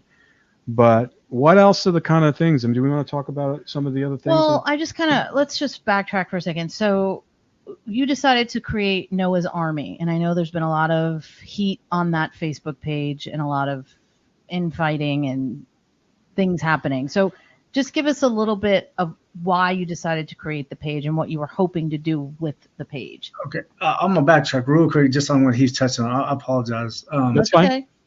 Real quick though, that's one thing that lit a fire inside of me. And like I said, when I saw my son crying the way he did, like I made a vow to my son that I said I will find out what happened to Noah, whatever it takes. And I will admit on here that I did kind of do it the wrong way a little bit. I was very, very aggressive. I wanted answers. So I started questioning everybody. So as a wrestling family, and some of my family members were there as well, I was questioning them. I was questioning everybody, and they were talking. A lot of them were talking. A lot of them left a little bit earlier before the incident obviously happened. But like I said, I was questioning everybody, and a lot of stories were changing though. Like I said, there's an ATV accident at midnight. There's an ATV accident at 3 a.m. So I started picking up on that. Well, then some of the family members, even my family members that were there, were like, no, this was a hit and run. I got several messages from Caleb Newton, several messages from Jack Newton. They were inboxing me, and which was good. We were going back and forth, and from the producers of Vanderpump Rules, welcome to the Valley. This is adult stuff. Our priorities have changed. I'm 40 now. I don't know how to manage raising a child. And some of their stories were changing. Obviously, y'all have covered some of that stuff. Mm-hmm. But that's where it really lit another fire inside of me. I'm like, okay, something big is going on here. First of all, the stories are changing. Second of all, I'm hearing different stories from my family members that were out there. Like there was more than just one argument too. There was multiple arguments throughout that night. The party started getting a little bit aggressive. So wait a minute, just back up. When you mean arguments, your arguments Noah with someone else? Yes, sir. Yes, sir. There were several arguments, and Jack and Noah. Some of my nephews saw they got into a really heated argument. And like I said, I inboxed Jack about it. Because like I said, we're really close as the wrestling family. So, and he's like, no, it wasn't that big of an argument. We kind of hugged and made up, but then hearing different stories that I heard, it was a very, very aggressive. Even to some touching each other and pushing and stuff like that. And a little bit more, but I'm not going to elaborate on that right now. But it was aggressive. It was very aggressive. So, like I said, after that, I was like, okay, there's obviously a lot more here. And then just the other way that the other families from the party and their families were kind of came out really swinging too, attacking everybody. Like, no, it's a hit and run, and you're going to deal with it type stuff. Like, it was a hit and run. It was a hit and run. That's all we heard for 9 months now. And like I said, I've seen it. I've talked to several people out there that were there that were like, no, this was not a hit and run. We know it's not. So. Well, now the medical report has come out, and they've stated that it was blunt force trauma, not a hit and run. Yes, ma'am. Yes, ma'am. Well, I don't know if they said it was not a hit and run. They just said it didn't. It could be unknown. Unknown. So, I mean, but basically, one of the Dalen's family member who's a ME thought it looked suspicious as well based upon the evidence of the medical examiner's report. It doesn't look like, I mean, like you said, you had a friend of yours who was hit by a Hyundai, and they're claiming that this car, it was a truck that hit them. A truck, and then, that family wants it to be a semi hit them. The top of a mirror hit them.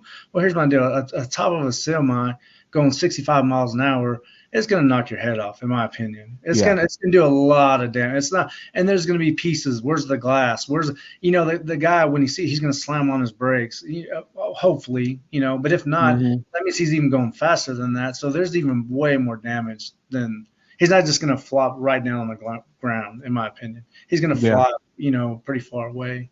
And what's the traffic like on that road?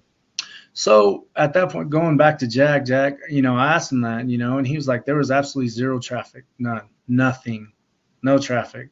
And I'm like, okay, so how are y'all pushing this hit and run when you're sitting there telling me there's no traffic, zero? Apparently, somehow he told me that on both cameras there was no traffic. So, especially on a holiday, there's hardly What going to be. cameras are you What talking cameras? about? The street cameras? The cameras at the house? Okay, so I wish we had the cameras at the house. Going back on Okay. that, Stevie's like, yeah, we had cameras, but they weren't working that day. But then Okay. later on, she posted like, yeah, our cameras saw, one of the trucks leaving. So here's the deal: did they work or did they not work? And there's a post about it, from her family members saying that they had state of the art cameras there, But now you're gonna sit here and tell us it wasn't working, because if they were working, we would be able to see Noah leave and who followed him. Yeah. Uh, But they're but saying that their cameras picked up a truck at that hour? earlier, she's saying that when some of the Texas boys left, is kind of what she was talking about on one of her posts. But she also deleted that post too. So Okay. I'm curious if the law enforcement has those images. I hope. Well, that's another thing too. That's kind of where we are. That they never searched the house. So if they didn't search the house, they didn't get the video surveillance that they had. From Yeah. 9 months ago. So and then that was one of my things to law enforcement. Like I said, I started off the wrong way, if you will. I was kind of attacking people, if you will, and very aggressive. And even talking to OHP, I was kind of aggressive to the point to where he was like, "Hey, man, don't tell me how to do my job," And I'm like, "Oh, I apologize. I got a little bit of law enforcement too, but nothing to what they have." But then to hear the family talk about like, well, they're kind of out of their league a little bit, So then I'm like, oh, okay, that's kind of contradictory too. So I was like, Well, I mean, not that they're out of their league. It's just not their purview. yes, sir. OHP, Yes, sir. they do traffic accidents. They'll do crimes on the freeways and the roads, but potential homicide investigation, they're not homicide investigators. Yes, sir. So, that's, and they'll be the first to tell you that. Well, and same thing with the officer. I do respect him making the call that he did. He looked at it and he knew right away. He's like, okay, this is something different. This is something different. So I respect him a lot for that. He made a good call. Yeah. I wish I would have known about the farmer's dog a lot sooner. Are you serious? So it's been 9 months now. Obviously we've spoken to some of the family. We spoke to Dalen, Robin. We talked to Madison and Ashley, and I mean they're getting some feedback from law enforcement, but they don't really know what's going on, and I don't think anybody really knows what's going on. I know there's a lot of stuff. There's a lot of chatter that's happening both online and stuff flying around, and I just don't understand why. I'm curious to see how many people they questioned at that party, and we know some of them actually had to kind of reach out to some law enforcement and say, hey, listen, I was there, you may want to talk to me. And we won't get into details of that right now, and hopefully that'll present itself later on. But I will say you made a good point on that too, and that's where I'm at too, because I have several people that I know out there, as well as family members that have not been questioned, and that not any days that have been questioned. There's kids that were out there Friday and Saturday and Sunday, and some of those kids haven't even been talked to, and that's what I find very odd to me. yeah, Like, here's the deal: every time you question somebody and talk to them, it paints a picture of what happened. You might pick up on something that someone else says that they saw, because, like I said, there are a bunch of kids partying and having a good time. People remember different things, and so they had their phones and they were documenting it all of it. everything. That's another thing too.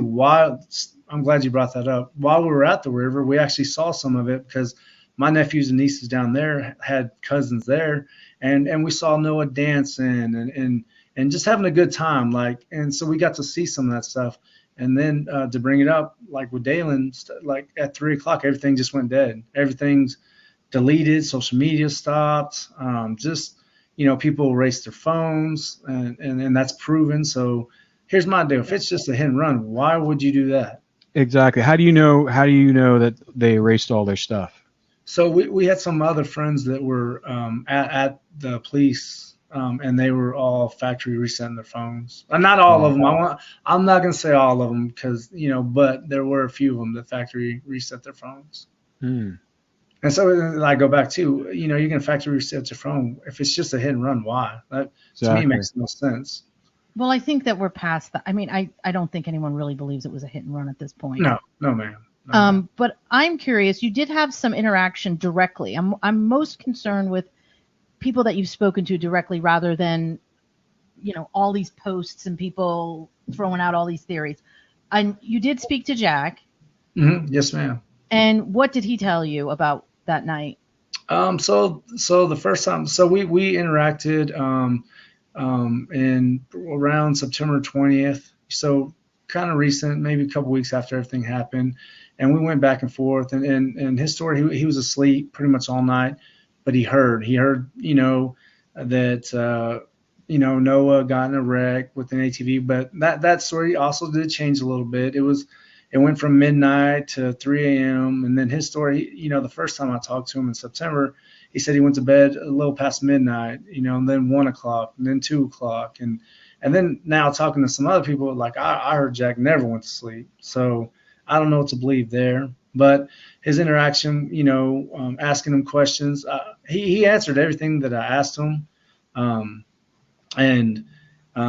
His theory was a hit and run. He ran with that the whole time. He thinks that, Noah got mad at Avery, and that's conflicting too, because Avery was the birthday girl, and there was one side of the story, and also on the full load they talked about it too. But some party goers said that Avery wanted Noah to sleep with her. It was her birthday, and he said some things to her. I don't know if we can say it on here. He called. I don't know. Did y'all He hear said that? something derogatory to her. Yeah. He said something very derogatory, and then one party girl says she got really mad at him, really mad, and it kind of chased him to an extent. So I don't know what happened there. But then the other story, Jack's like, no, he wanted to get in bed with her after the shower.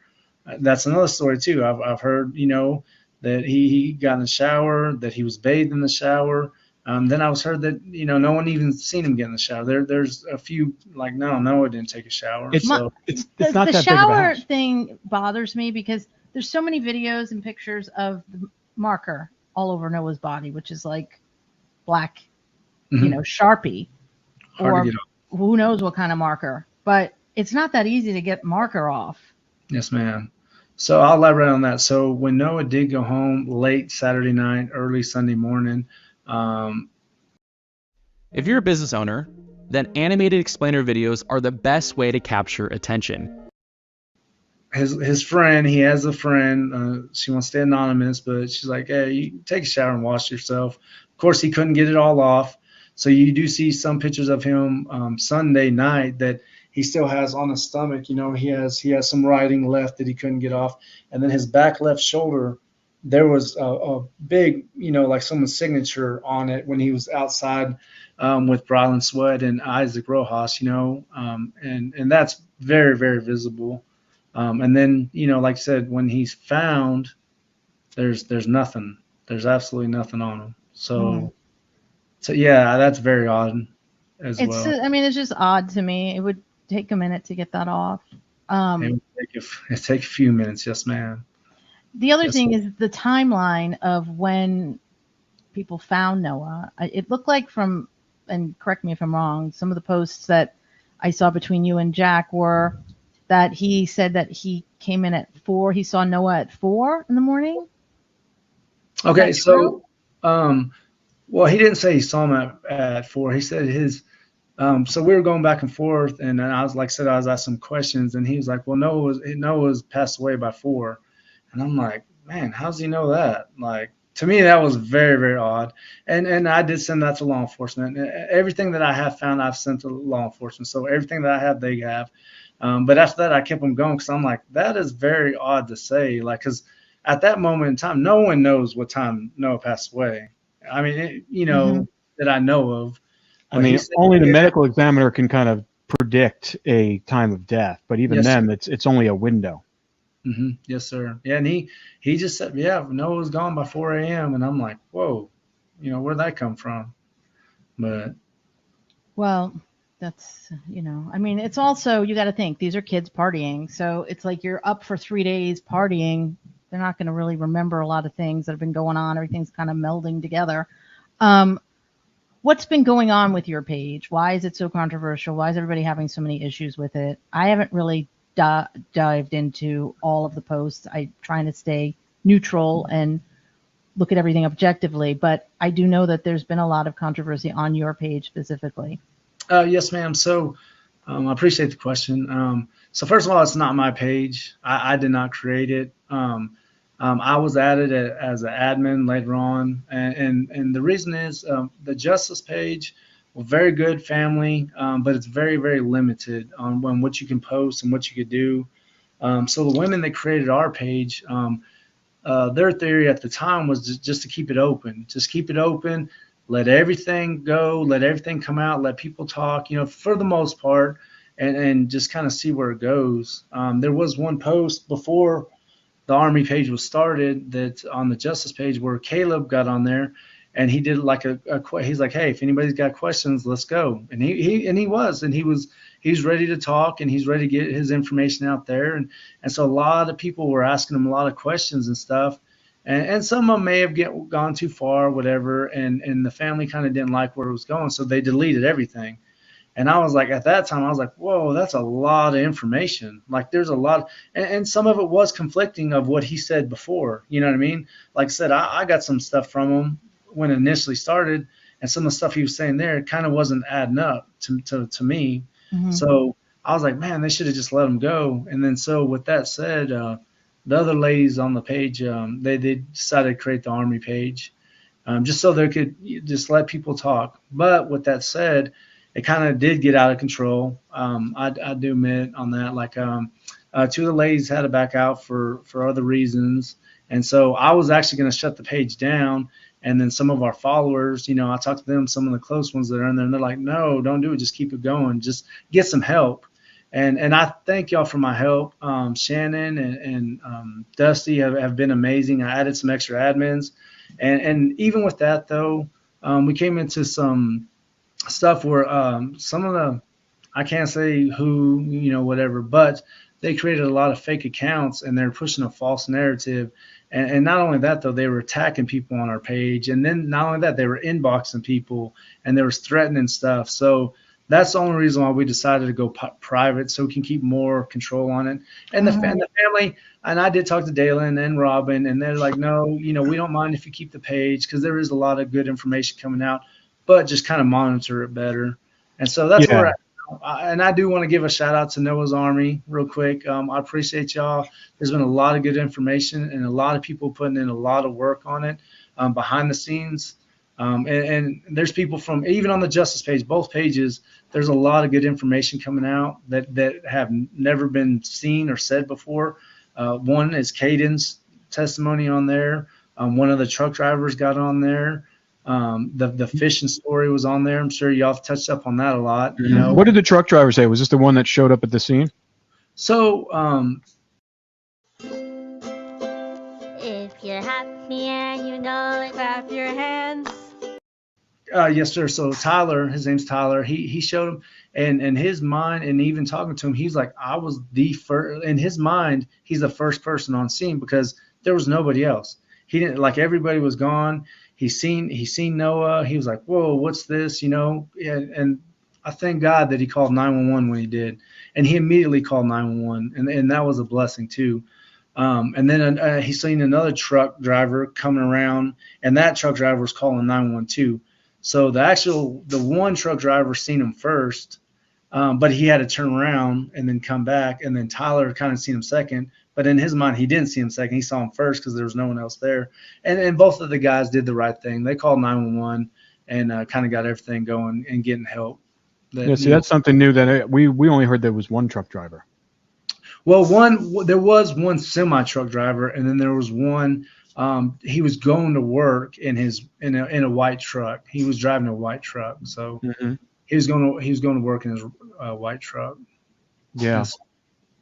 And you've spoken to that guy, right? Yes, sir. Yes, sir. I have.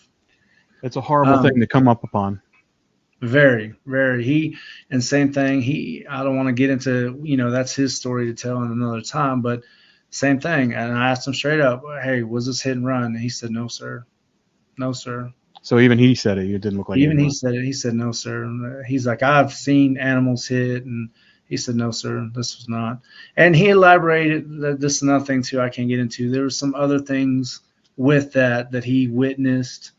Right now I can't. He wants to stay That's a little fine. bit anonymous, but put it this way, the law enforcement knows it, and it's a good thing. So, and so Caden Presley came on, and I know y'all going to talk to him a little bit, but those timelines, are y'all going to talk to him about that, or do you want me? We hope so. Oh yeah, definitely, yeah. Well, can I fix the Army page? Sure. Yeah. So wait, real quick about the Army page. So Noah's Army page, who started that?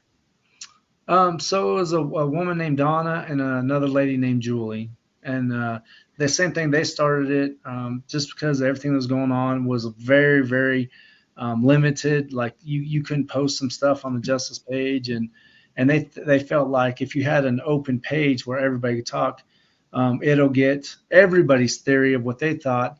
Because going back a little bit, law enforcement didn't release anything. They didn't release anything for months and months and months. So everybody's kind of in the dark. So pages like this, it creates theories and opinions, and it also gets people talking. Like we had those family, the party goers family got on there. Stevie Howard got on there, and Becky got on there, Sarah Long, and Carter Combs, and some other people. And it was good, the interaction, for a while it was good. And then some of the threatening stuff got on there, and then some of the fake accounts started, and then it kind of got out of control. And that's why I said I had to get some extra help. And the other two ladies, they had to back off for their own personal reasons. And like I said, I got some help, and I got some good help. And speaking of that too, we got a lot of people from all over the world. Canada, a lot of good people in Canada helping out, Australia helping out, and even from different states that are from California and Oregon. I don't want to name all the states, but y'all know who y'all are, and thank y'all so much for putting in the time that y'all do. No, I mean it's captured international attention. I mean, we saw some, the stuff that we've posted on our podcast that we've done with the family members, the 3 we've done. I mean, there's people all the way from Australia watching this case. So it's interesting. So it's definitely struck a chord with a lot of people. But, of course it has, because kids go to a party, nobody expects someone to die. And then die under mysterious circumstances when nobody knows what happened. It's terrifying. I'm a little confused why there was for the past 8 months, and I guess short of the ME report coming out, which they made public, which they have to make public, there has been nothing from law enforcement, at least, saying that, what we're doing. That all we know is that they said from the get-go, they thought it was suspicious, and that's all we know. And we have a little bit of experience of the law enforcement down there from the previous case that we're still working in the county next over with Molly Miller and Colt Haynes. So we do know that sometimes it can be problematic depending upon. You know the feeling. Those moments when your life changes forever.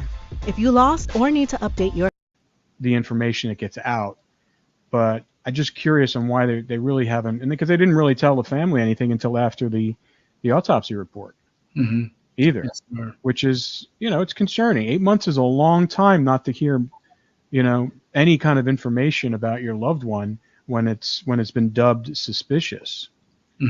Yes, sir. I'll say something about that too. So after the second podcast from Full Load, after listening to it, like they talked about the geofencing, they talked about the Texas Rangers getting involved, with the autopsy and the toxicology report. In my mind, so I did back way off, from July, February, March timeframe, because I thought there was going to eventually be some arrests made. I was leaning in that direction because, like I said, with those, with the geofencing, with the autopsy, toxicology report, cell phone data, and then testimonies, I personally thought it would be solved by then, and then it just months went by, and we didn't hear anything, nothing at all. And I talked to the family here and then, they didn't hear nothing. And I'm like, okay, something else is going on here. Yeah, maybe. I mean, to give the law enforcement the benefit of the doubt, they may not have any kind of hard evidence. They may have a lot of speculation and circumstantial evidence, but we've learned, through this process and covering a bunch of cold cases and regular active cases that, a lot of times circumstantial evidence is enough to convict someone if it puts them at some place at some point in time and they don't have the correct alibi of their stories not matching up.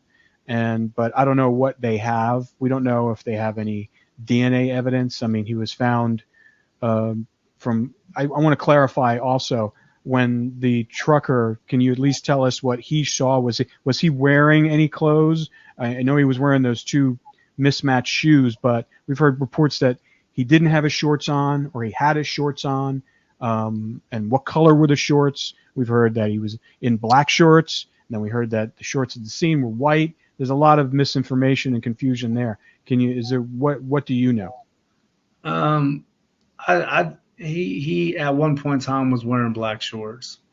They might be for another podcast time, but they were removed. They were removed from him. So, but at the party or at the? No, sir. Okay. That's for. Gotcha. Okay. Well, we'll keep that. If that's sensitive information, we don't want to let that out. But I was just curious because they were removed. Okay. So when the trucker saw him, he didn't have any shorts on. No, sir. Okay. No, sir. Well, that's what I was just want to clear up. Oh, okay. Okay. And I think they said that in one of the news articles, I think. So it's not completely privileged information. So that's another thing. How do you end up without your clothes on? Even though if he was just wearing shorts with no underwear, he was just, going commando, and he just had, mismatched shoes, one of which was someone's in the house that we found out, because they woke up there and they were looking for their other shoe.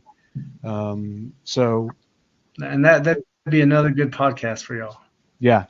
Yes, yeah. sir. We'll get all to that. I mean, there's a lot of stuff that we have to kind of disseminate and figure out, so we don't want to disrupt the integrity of the case. But at the same point, there are facts of the case that are out there. My confusion also is with Avery Joe's family a little bit. You said they have tons of I saw some of the chatting online that they had, state-of-the-art cameras around the house. I mean, how big is that house that's on that property that they were partying at? It wasn't that big. It wasn't just a massive house. If I had to guess, maybe 1,200, 1,500. That's what it looked like. That's what it looked like. And that's why that's the interesting thing is that why is it a 1,200 square foot house and you have people coming in. If you have 10 people in that house is full. It's full. Yes, sir. It's full. If you have 30 or 40 that are coming in and out, it's packed. And so I'm sure they were outside too and stuff like that on the land and the porch, which we saw in some of the videos. But I just find it, and then they told you they had cameras, but they said they weren't working. Most people in that area, in those remote areas, especially farming land, and they're watching their property. Yes. And they have cameras everywhere. We've been down there. We've seen it. It looks very rural. You don't think anybody. And then, someone calls you and says, "What are you doing here?" And I'm like, "How'd you see me?" It's like, "Well, on your camera." And like, "Where's your camera?" He goes, "I'm not telling you where my camera is." So it's like, it's very, people are very, safety conscious down there. And so it's confusing to find out that there were cameras, but they weren't operating. And Hi, it's Nancy Pelosi. I know that working families across our country are counting on. Were there any other cameras outside of the property that caught anything? I'm not sure about that. We did hear there was some trail cams because it's hunting grounds. They host hunts there in that general area. Coming back to the dove hunt, have y'all heard of the dove? Yeah. Okay, so I'll bring that in real quick. So on Friday, opening season of dove hunt, they had a dove hunt, and I seen the flyer, and I kind of held off on it a little bit, but I was like, you know what, something's just not setting right. So I was like, you know what, I'm gonna throw it out there and see what happens. And so they had a dove hunt on Friday and Saturday, And the only thing I threw out there was like, hey, who was all there? Who all went to this dove hunt? And on our page, and y'all can go back and read that, there was a lot of flack about that. Like nobody wanted to admit it to go on this dove hunt. So my deal then, I'm just like, okay, so you have this huge dove hunt, but nobody went. To me, that made absolutely no sense. And then nobody wanted to talk about it. A lot of people, there was a lot of deflection about it. There was a few threats about it, and I'm like, look, just answer the question. It's a dove hunt. Like, why? Like, if I went to a dove hunt, yes, sir, I went to a dove hunt. It was fun, great. But I did not get that at all. Did not get that. Let's talk about that dove hunt a little bit. I mean, Yes, sir. normally on those dove hunts, because I saw the flyer for it, so it was someone obviously posted a flyer for it, and then normally how many people usually show up to those, and what time do they usually occur? Usually dove hunts will be in the morning time, and there could be 30 to 40 people. There's different teams. I'm not sure how they have them down there, but in the past, some of the ones I've done, 30 to 40 people, and then you go hunting, and you're not going to hunt really too long after afternoon. It's kind of a morning thing. Is it daybreak? Is that usually when it starts? Kind of daybreak, yes, sir. Daybreak. You get out there, and that's one thing I brought up, because I'm like, okay, now you're kind of putting in more people in an area that are saying that they weren't there, possibly, and that's why I decided to put that on our page and just see where it would go.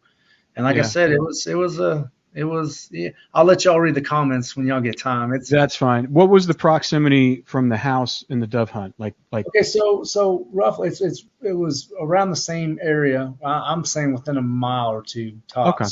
So it's very, very, very close. Was it on the same side of the road as the house or is it on across the street from that? I mean, I saw a map of the house and the layout. I mean, the proximity from the house to where they found Noah isn't that far away.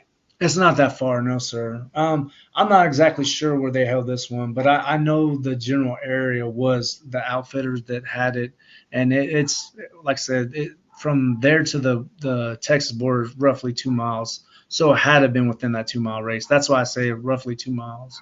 Okay. Interesting. But very, very interesting. Yeah.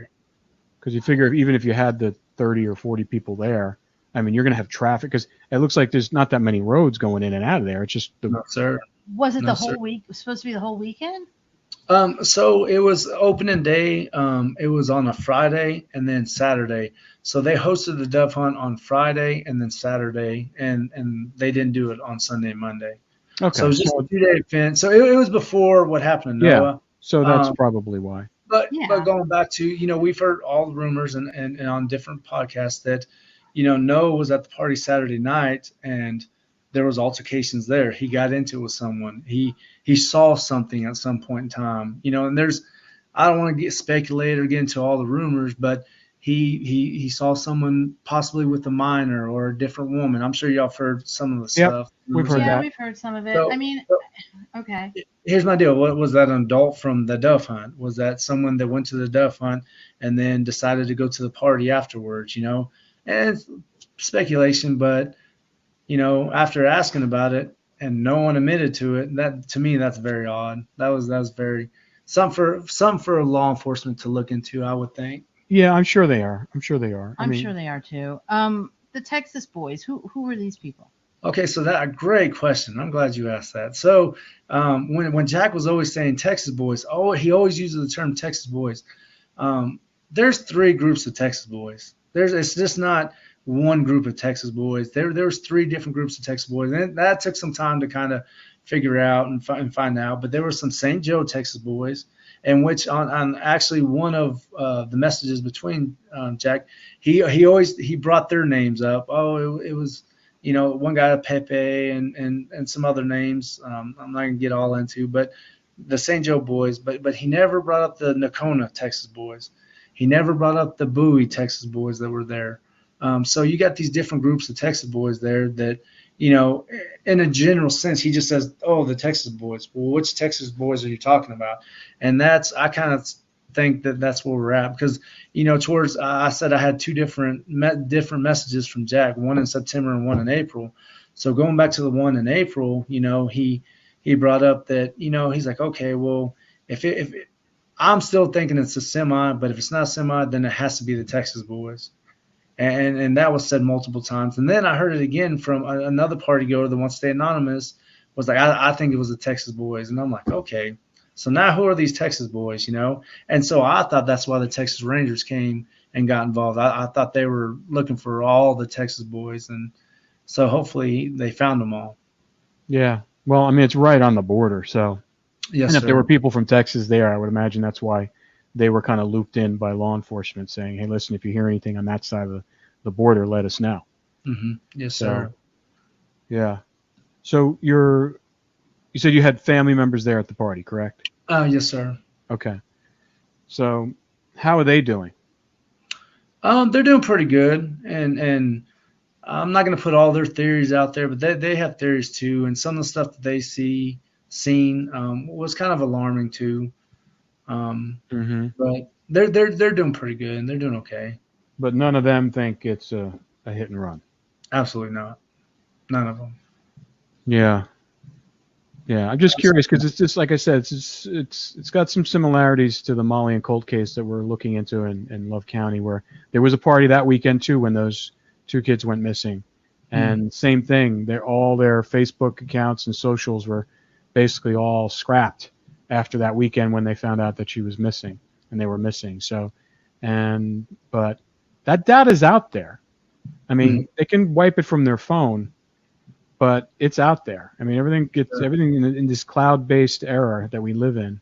There's got to be something there, and hopefully, I mean, I don't know what the geofencing. I know you said they did that. Curious and see, because we had to do something like that for Molly and Colts too, independent of just kind of going through people's phone records. But yeah, I mean, there's seems like thered be a lot of data to look at from that period of time, and you had so many people, and hopefully they have like a solid list of names of people. I mean, just from you, sounds like how many family members you had there at the party? I had 7. You had 7, Wow, so that's just you. You know, and they said was only like 30, 40 people, so that's a chunk of percentage right there. And are they all in agreement to what they think's happened, or they all have different stories? This week only, to celebrate our freedom, Daily Wire Plus is running one of our best deals of the year. Buy an annual membership and get a second year. Different stories, because some of our family by marriage is the Millions, Jasmine and Stephanie. You know, she posted a 341 picture, and to me that was just kind of alarming. You know, especially if it's a hit and run or if it's an accident, especially if it's an accident. If it's an accident, if you know it's an accident and you know Noah's already passed away, why would you post that? To me personally, that's me kind of, you know, I that's one reason why I'm like. Did she know? I mean, she's a kid. Did she know what happened at that point? I mean, I don't know. I saw that and I was like, well, is she just maybe passing he walked off, and you know, girls or teenage girls, the hot guy walked off. They're like, oh, he's missing. You know, I mean, I don't know. Well, here's the deal. You could read into anything with all these posts and things, but. Well, here's my deal though. If it was just an accident, they're all going to talk that it's an accident. When the accident happens, they're going to come back and be like, hey, no, this happened in an accident. So that's where I'm at. Like, if it's just a hit and run, if it really, and here's what I'm going with this is like, we know it's not a hit and run. I'm 100% sure that it was not a hit and run. But if it was just a hit and run, okay, I understand the 341 post. You know, okay, she wouldn't have known.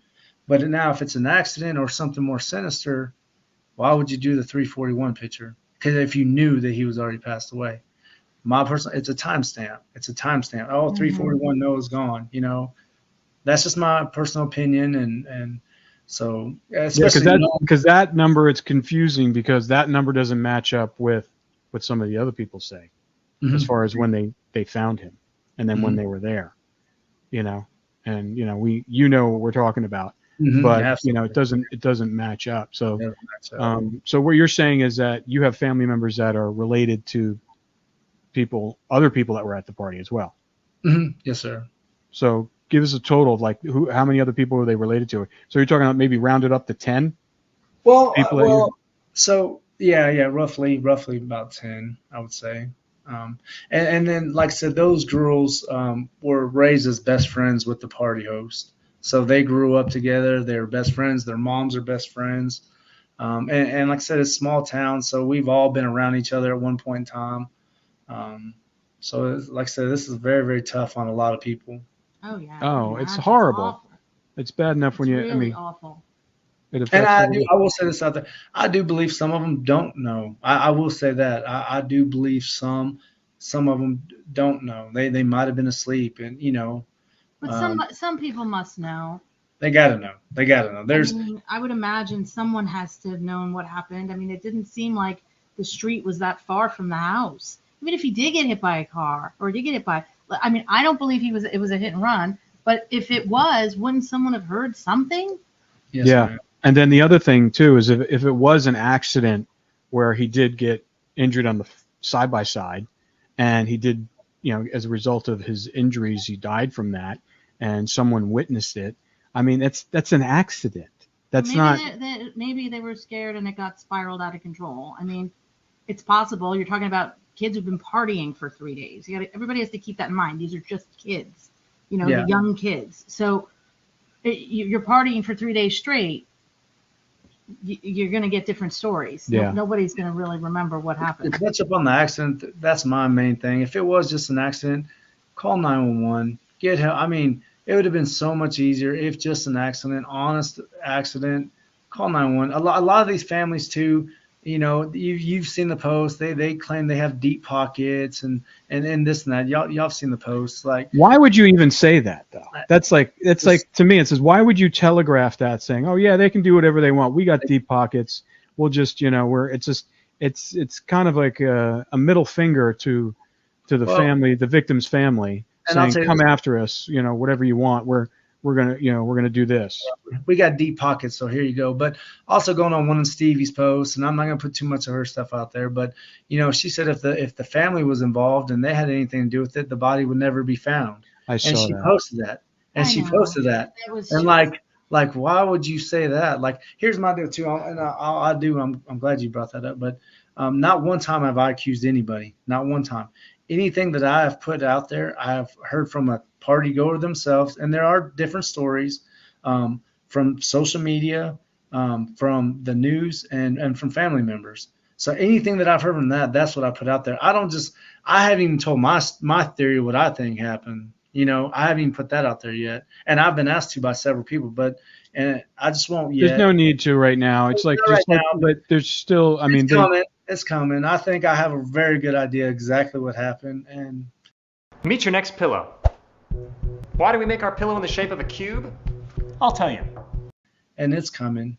Yeah, and hopefully, it comes soon, and the family can have some sort of resolution, because, they're screwing up with not only just, Noah's gone. Okay, so his it's not hurting him anymore. I mean, he's in heaven now, and so, but the people it's hurting is obviously Noah's family, and the family of the people who threw the party, because they're under the microscope right now, and then all these kids that were at that party that have to live in the shadow of Noah's death, and if they do know something, it's just going to eat them away. It's eventually going to come out. It's going to come out. That's what I said. Just tell the truth, get it over with. And the family's already, and they came on here and said, look, they'll have forgiveness for you. They'll have mercy for you. They just want to know what happened to their baby, to Noah. Yeah. Just tell the truth and be done. No, they're very similar to Paula Fielder, who's the cousin of the Molly, and she said, listen, I don't even care if they get prosecuted. I just want to know the truth. Mm-hmm. I just want to know what happened. I want to find, because they're, at least Noah, you know where he is. He got a proper burial and he's with God now. But when you have no bodies, it's like, how hard is that to kind of deal with? Very hard. That would be very, very hard. Yes, But I just think my instincts are telling me his body didn't just end up there. His body was put there. The way they said that his body was in a fetal position, that's kind of strange. If he was hit by a car, and if that's accurate, if he was in a fetal position, that's a strange place to be. And you know what bothers me about the fetal position? We do a lot of serial killing cases, and a lot of serial killers are very meticulous, and they will put a victim in a fetal position. It's usually an act of compassion or like love or like feeling. It's like the one time where the serial killer has like a semblance of an emotion. So the fact that someone went to the effort to put Noah in that position made me think that that person had a personal connection to him. Yes, ma'am. And I felt the exact same way. That's why I've been very, very passionate about this. I felt the same way. And two things that I said that I do know for a fact. I could say, well, I do. It was not a hit and run, and the social hosting party that was thrown caused Noah's death. No, Noah passed away because of that party. Well, yeah. I mean, they shouldn't have been, feeding minors alcohol. And then it seemed like they were pretty much. Was there any kind of, because Avery was living in that house with her friends, right? So they were all. There was no adults there other than. Here's another story too. They partied the very next Saturday out there. The very next Saturday. So Noah passed away on a Monday, and that's supposed to be one of their best friends, good friends. They partied the very next weekend. I mean that to me that's. Yeah, that's tough. So that's there was a tough one to there was no swallow. one over the age of 25 at that party, like as an adult, kind of like watching, making sure they're not doing anything they can hurt themselves. I believe there was, to be completely honest with you. You do? Yeah, absolutely. There's multiple houses there. My personal opinion, I think a lot of the kids were at this house, and some of the adults were at the other house, and maybe going back and forth, if you will. How far are the houses apart?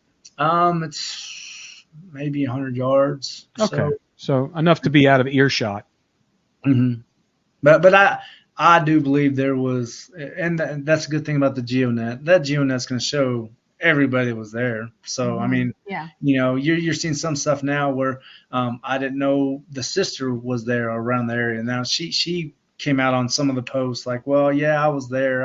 I woke up so and so and this and that. So so now you're putting yourself there. Here's the GeoNet's going to put yourself there anyway. So yeah.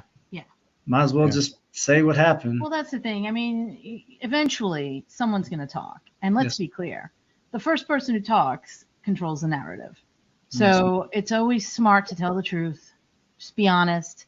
And they'll have mercy on you if it was an accident. Yes. Yeah. But we know how this works. People don't want to get involved. And if a kid does want to talk and parents are like, you're not talking. Right. They're telling you're not getting involved. I don't care what you know. I believe there's a lot of that. Like I said, too, in both pages, we got to kind of be careful what we put out there. And I know some of the stuff that's found, some of the people put out there and they're real fine, happy about it and this and that. But every time something does come out, I've noticed their narrative change. It's changed from a hit and run from a car to a hit and run by semi. And then it went to the Texas boys. And then it went to an ATV accident.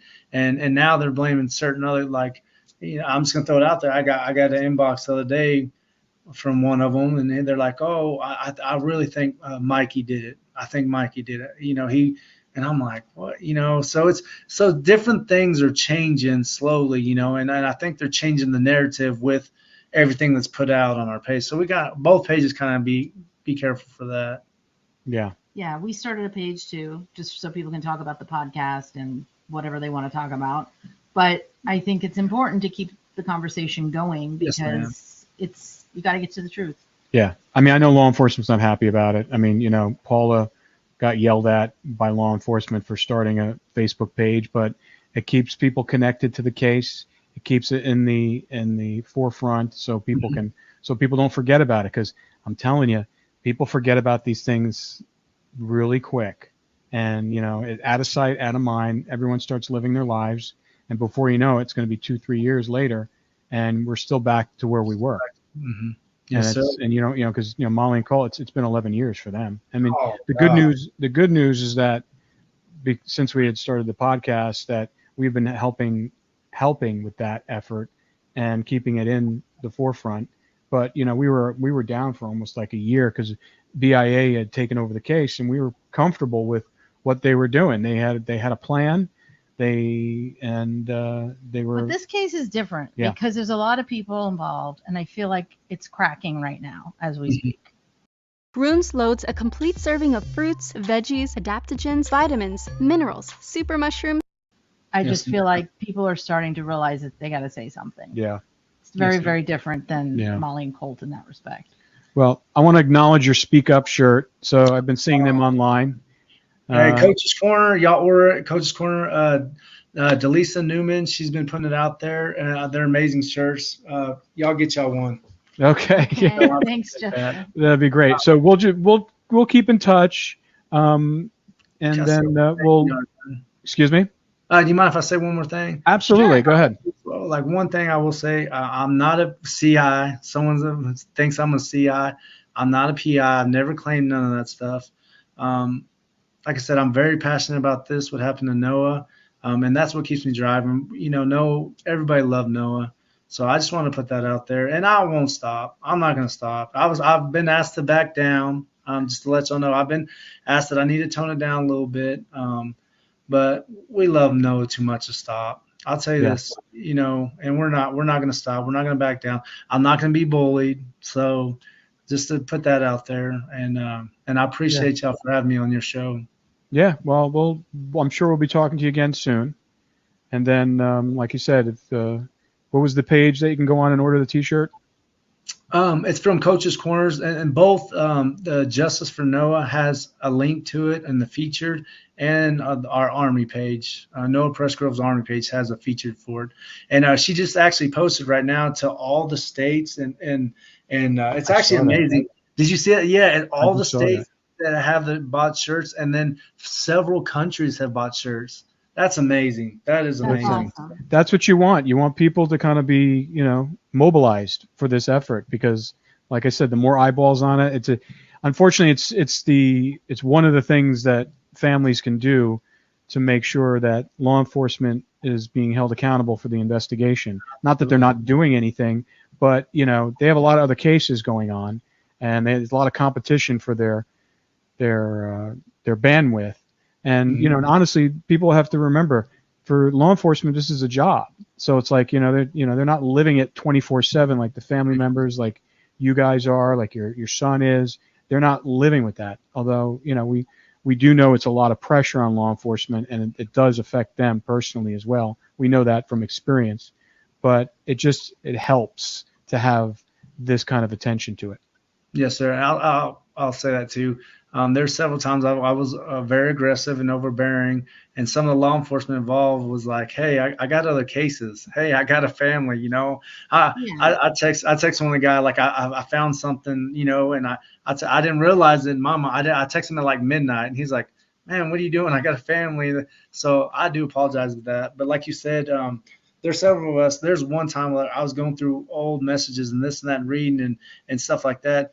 Well, then my alarm went off to go to work, and I'm like, oh my gosh, I got to go. It's a rabbit hole. You got to pace yourself. Yeah. Yes, It's a marathon. It's not a sprint. Yeah. Yes, sir. I mean, we're not only this case, and we were dealing with Molly and Colt, and then we were just out in the hills around us looking for remains of the serial killers that happened like 30 years ago.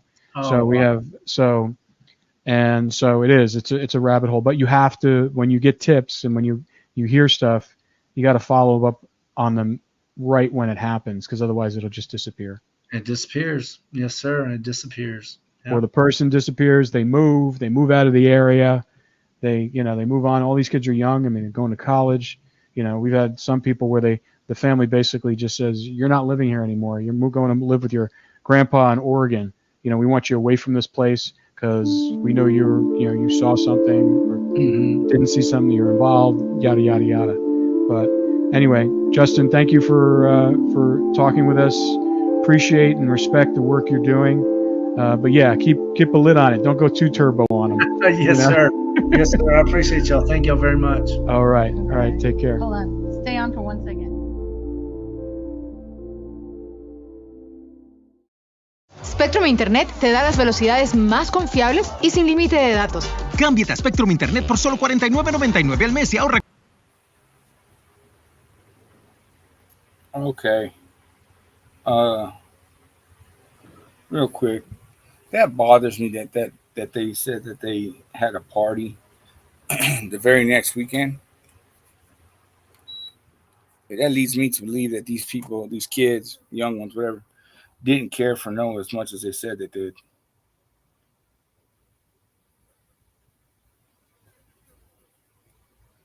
Hashtag, you know what I mean? How do we know there was a party the next weekend? That's what he said. Yeah, but I'm saying, like, was his nieces and nephews at it, or what? I don't know. Like, but I think they even asked him, you know what I mean? Do you know if, and he said, yeah, there was a party the next week, or maybe it was somebody in the chat. Oh, you know what? Hold on. I think it was Miss Alicia. She said it was a real party. Somebody asked her somebody asked if it was it a party or was it like a party to get together, get their story straight. And Miss Alicia answered it was a party.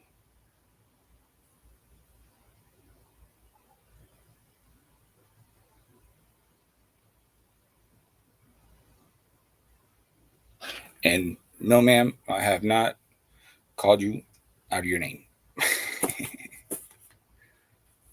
I don't care what Katie tried to say.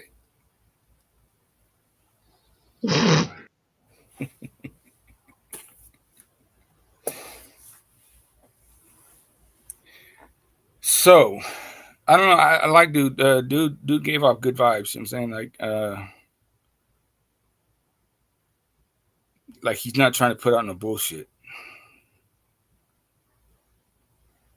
You know what I mean? Like he's trying to put out. Well, I guess like he said, either things that he had heard from people, the party goers, news, or something substantial, not just an independent thought or whatever.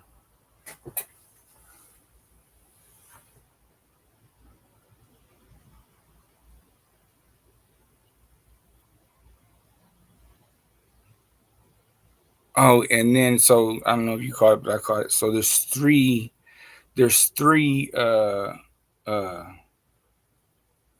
groups of Texas boys. That's good to know. Right. Right.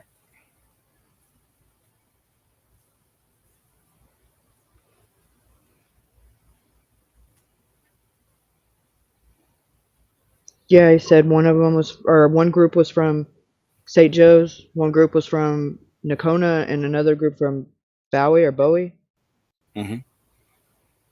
So let's look up the crime rate in those towns, those cities, or whatever, and Well, whichever Nakona is where Jody's from, and where all the shit happened with Ricky Deal. Oh shit.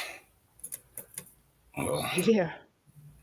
That ain't and Stevie lives in Bowie, whatever it's called, with Lance Armstrong.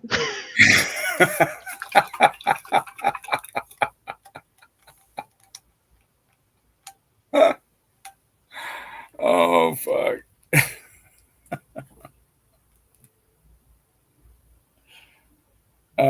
Have we heard anything from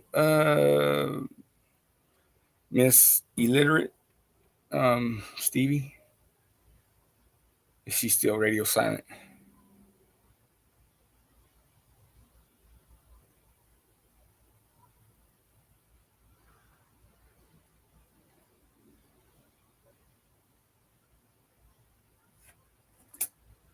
Radio silence.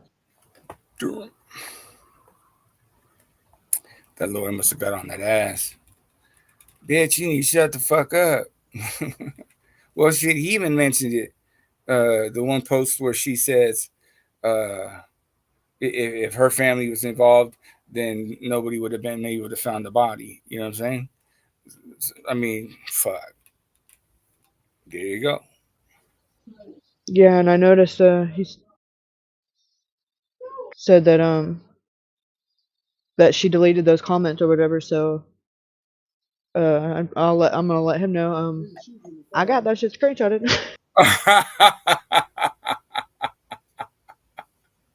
We got what we over here calls proofus. You know what I'm saying? Shit.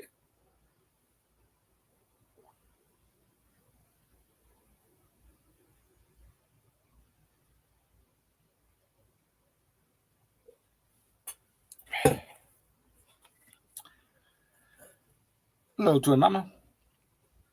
Howdy spot. Bia. Body parade. Okay, I have something for you to read my notes or whatever. But I have a couple. That's why I keep muting. I'm one more time, just fact checking it with Alicia, and the couple things I'm gonna correct real quick, and then we'll be good to go. All right. All right. So get your bifocals. You don't want to get anonymous up here?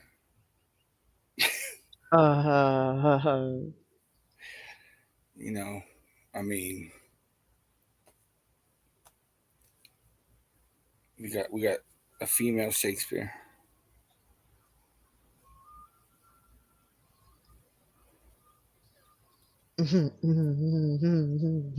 No comment.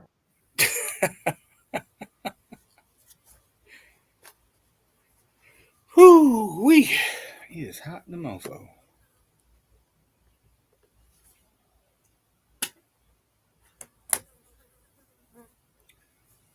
And this fly, I don't know if it's the same fly, but I cannot capture it.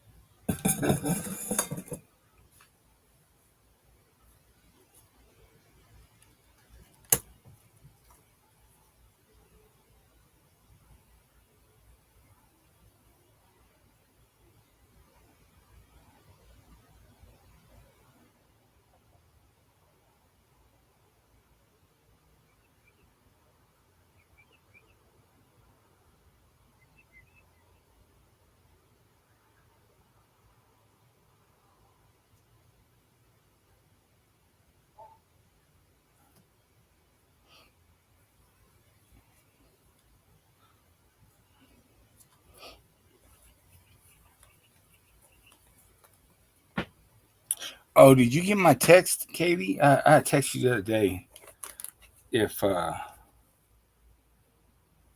you could ask the young man something, a specific something. Car surfing? Yeah, that was a no. Like there was no. None of that. Yeah, no. Yeah, that's not like apparently not a thing that they So do. there's not like no Teen Wolf, no Michael J. Fox and stuff out there. No, however, there is a little bit of a game changer as far as the, what they're riding around in, which is kind of interesting because Don't tell me I think because of the similarities in the name, like what they're called, I think they get like looped together as in one thing when they're two separate, like one's off, the ATV, whatever, and the other one is like it's I guess considered off road, but it's Ranger and Ranger. Huh.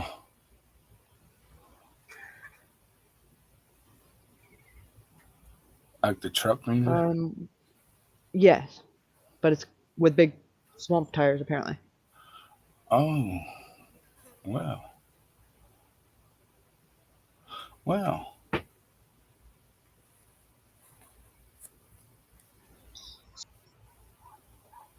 Think there's semantics that's being used to their advantage in this whenever they say, "Oh, well, there was an ATV accident." That doesn't mean there wasn't one, but there doesn't mean that they didn't have a Ranger accident. I think that's a lot of that's how they've kind of slipped through the cracks with it.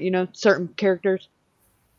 oh, I was never on the side by side, but yet then something will be said about a ranger, and it's like, well, I thought you just, I think that's where the not necessarily the confusion, but I think they've been interlooped together, and nobody is made it stop to say, hey, there was two separate ones, and using it to their advantage to just create, okay, well, I technically ain't lying, but I'm Right. not telling you the whole the whole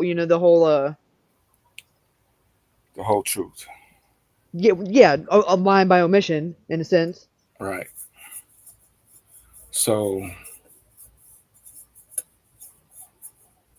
there could have been an accident with this truck, this Ranger, as in truck, Ford Ranger, with, would you say swampy tires, and possibly flipped over.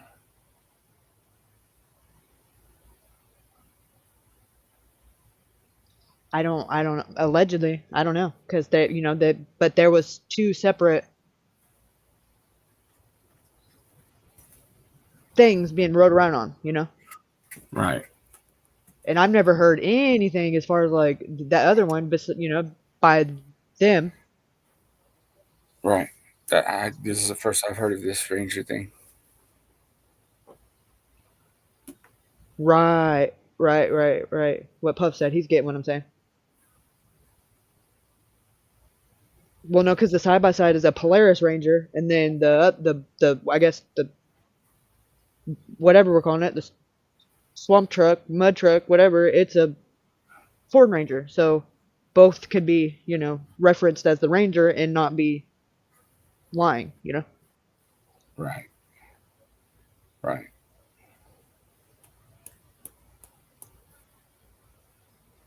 Huh. Okay, let me put this right here.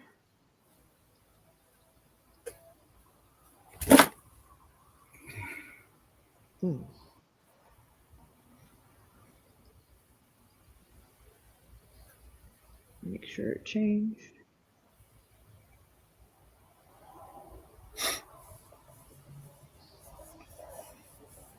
Okay, good.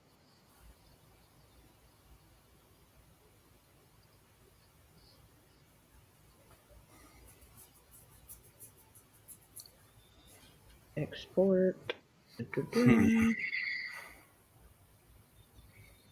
So, no. Come on, you motherfucker, land. Weird.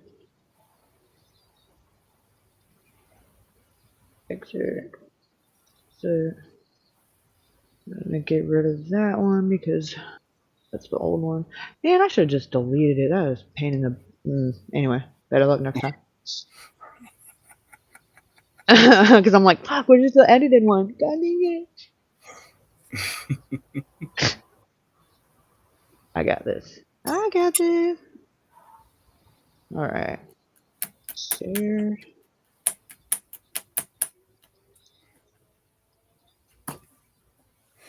Turn this off.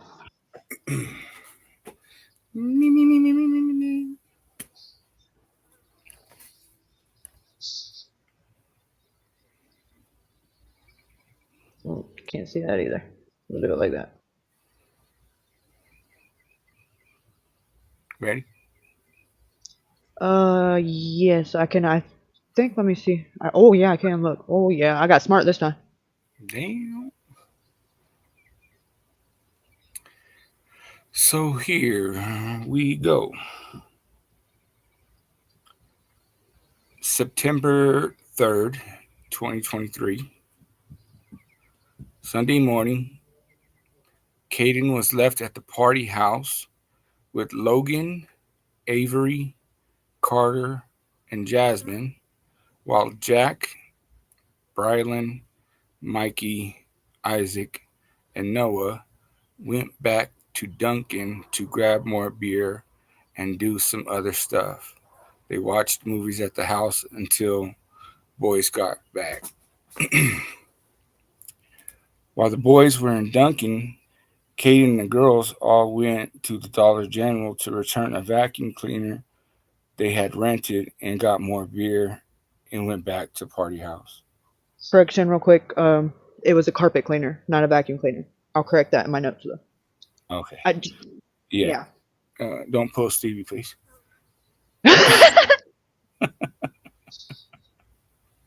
And just real quick before you get to it, so that it's like a correction or whatever. Mikey didn't come until Sunday, so he didn't ride with the boys there. So just a correction. He didn't go back into town with the boys on Saturday, and Noah didn't show up on Sunday until around 6. And another kid named Gage brought him and Mikey to the party and dropped them two off. Just a little foreshadow. So 'Cause, Gage brought Noah Mikey and Mikey. Mikey. Correct. Does Mikey live in the same direction as Noah? Because this is the person that said that he specifically remembers he dropped Noah off in the driveway because his home was the opposite way of Noah's. Well, then you got that, and then remember Captain Save-A-Ho, Jack came in and was like, "No, I took him to the party," Right. which was super weird. Yeah, when it's like, dude, this dude already said he was gonna go pick him up because he wanted to go home, is what the thing was. Right, which would make sense because he wasn't at the party, and then Noah and Mikey were. So Correct. So okay, let me So All right, yeah, you can go ahead. I'm just gonna add this to my notes, and then I'll edit this after the fact. Okay. All right. So before dark, Caden, Jack, Isaac, Brylan, and Noah went riding on the side by side on the country road, just shooting random shit. They headed back to the party house right before dark and covert on the side, and they jumped it. No one got hurt. Let me ask you this: Why was that necessary to put that in? Because that was the only remotely that he's aware of was anything that could be considered or referenced as an accident, because it was a The only time that they did something foolish on this side by side. that he knows of, right? Because he was in, and no, this wasn't on the side by side. This was the Ranger. Oh, okay. All right. So And this was before dark on Sunday. So this is just literally like there was nothing left out, nothing, nothing that only could see. Okay, well, so that this is everything that happened at the party in the event in the order they happened in, according to right the way he remembers them, and he being Caden. Was this close to the river? On the country road, I'm assuming it's the dirt road, I would imagine. I'm not entirely sure. And maybe Alicia can clarify on that. I'm not sure where they would have been riding out, or because it does. If they just said the way it says country road makes me think it's a dirt road, because if not, definitely not the highway. It wasn't even dark yet. Right.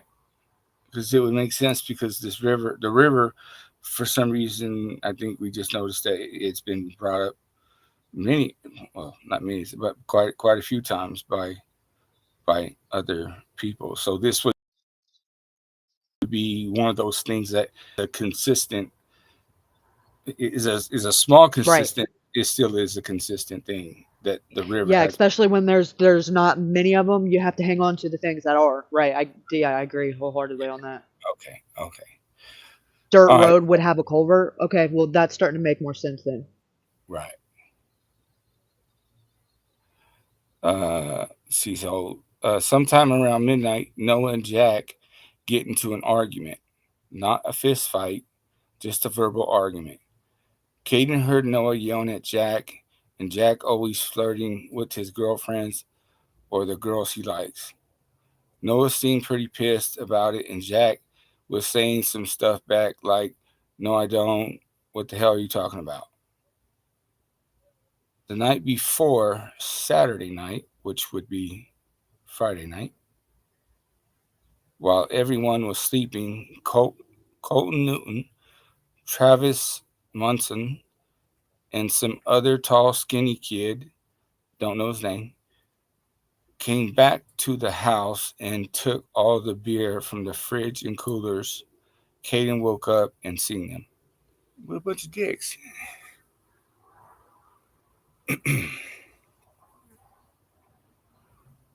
So that was Friday night, which would be the reason why they had to go get beer Saturday, right? No, all that was done on Sunday. The beer stuff, like, yeah, Sunday. So this would have been Saturday night that Colton and Travis came in and took the beer. It says the night before Saturday night. So it'd be Friday night.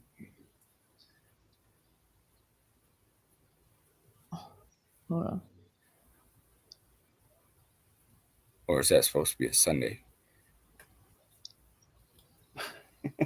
Well, see, the thing, because the way that because most of it is like late at night, so it'd be like 1, 2 in the morning. So that's where the confusion comes in. So it'll be like 1 or 2 in the morning on Saturday, but not. So it's like, okay, was it Saturday night because it was after midnight, or was it still considered Saturday? And then all the days blend together, especially whenever the person who's trying to remember it was, first of all, it's been almost a year, and second of all, they were drunk themselves, so it's like, wait, was that Friday? Was that Saturday? So I don't hold that against them, Right. But I know for sure the night that Colton was there was Saturday night. So I don't know if this was like a early Sunday morning or Saturday night or whatever, but it was that he stole the beer. But I know he was at the party, like engaged in the party Saturday night, the same night that Shady was there in the slapping and all that night. So then I'm gonna assume that it was Friday night, because why steal the beer if you're gonna be at the party?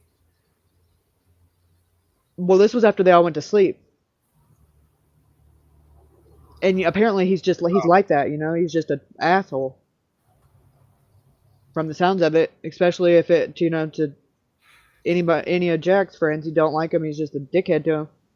So are you saying, like, on Saturday night, while he was there, when it became Sunday, he left with all the beer? No, he left like when everybody was awake, and apparently came back while they were all sleeping and just raided the fridge and the coolers and stole the Jack's beer.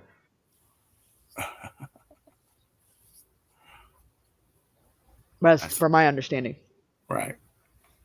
All right. So A.V. Carter, Jasmine, Logan, Jack, Caden, Mikey, Noah, Isaac, and Brylan are the only ones still present towards the end of the night. Of what night? Sunday night, I guess it would have been early Monday, towards the end of the party, so to say. Okay. So Caden's little cousin showed up unexpectedly Sunday night, and around 10:30 p.m. she was super drunk and thrown up.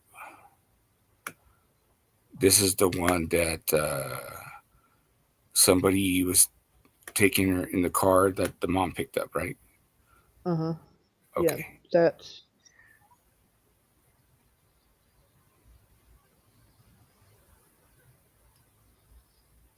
Okay. Tate? That's what she calls Caden. This is his mom and him. Just so you can have some timestamps to corroborate, that he's telling the truth. Is this Horace? Is this a Mexican? Okay, I was going to say, is this a Mexican name? So Georgia's here, but her friend brought her here and is dropping her off when they leave. So I'm going to stop drinking so I can keep an eye on her. That's very nice. Yeah, and see the timestamp. Her 10:41 p.m. Why is she there? 10:41. No idea. 10:42. But she is 10:42. Her mom don't know. 10:42. Caden, don't let her do anything she will regret in the morning. 10:42.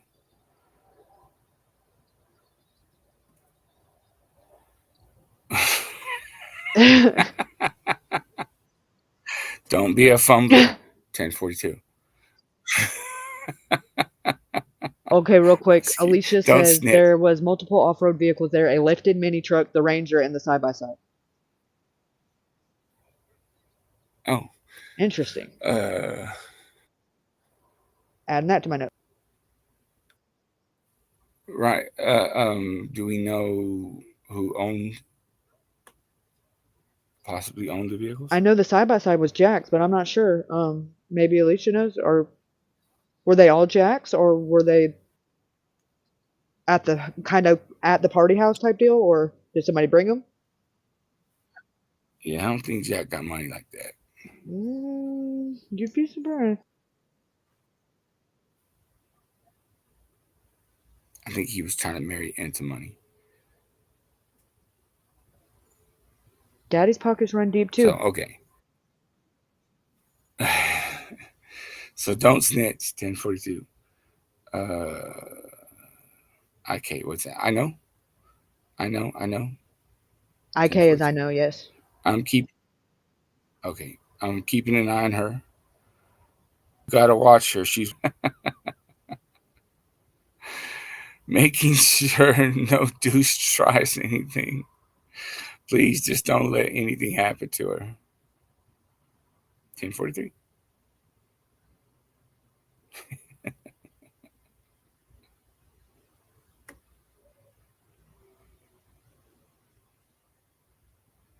Caden was taking pictures and videos of her, sending them to his mother, who's worried about her. See, I like this kid. First of all, you know what I mean? He's letting his mom know, hey, my little wild ass cousin is here. I'm gonna stop drinking so I don't get fucked up and I can keep an eye on her. That is a good dude. I mean, who does that shit?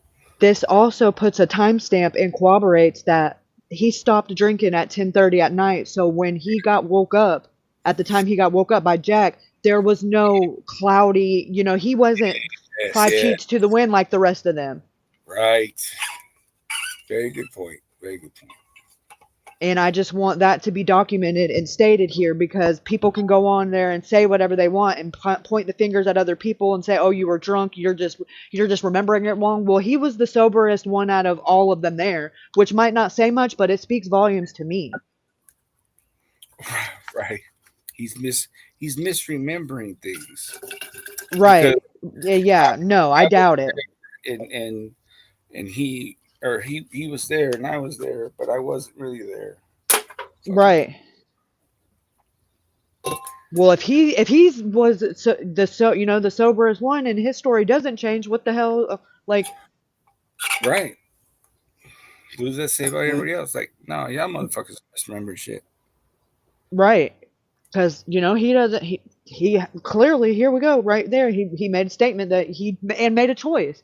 He could have just said, "Oh, she's not." He didn't have to say anything. He could have just let it go on, and if his mom found out, she found out, it wasn't his problem. He could have just played dumb and said, "I was drunk, I didn't know," like the rest of these idiots.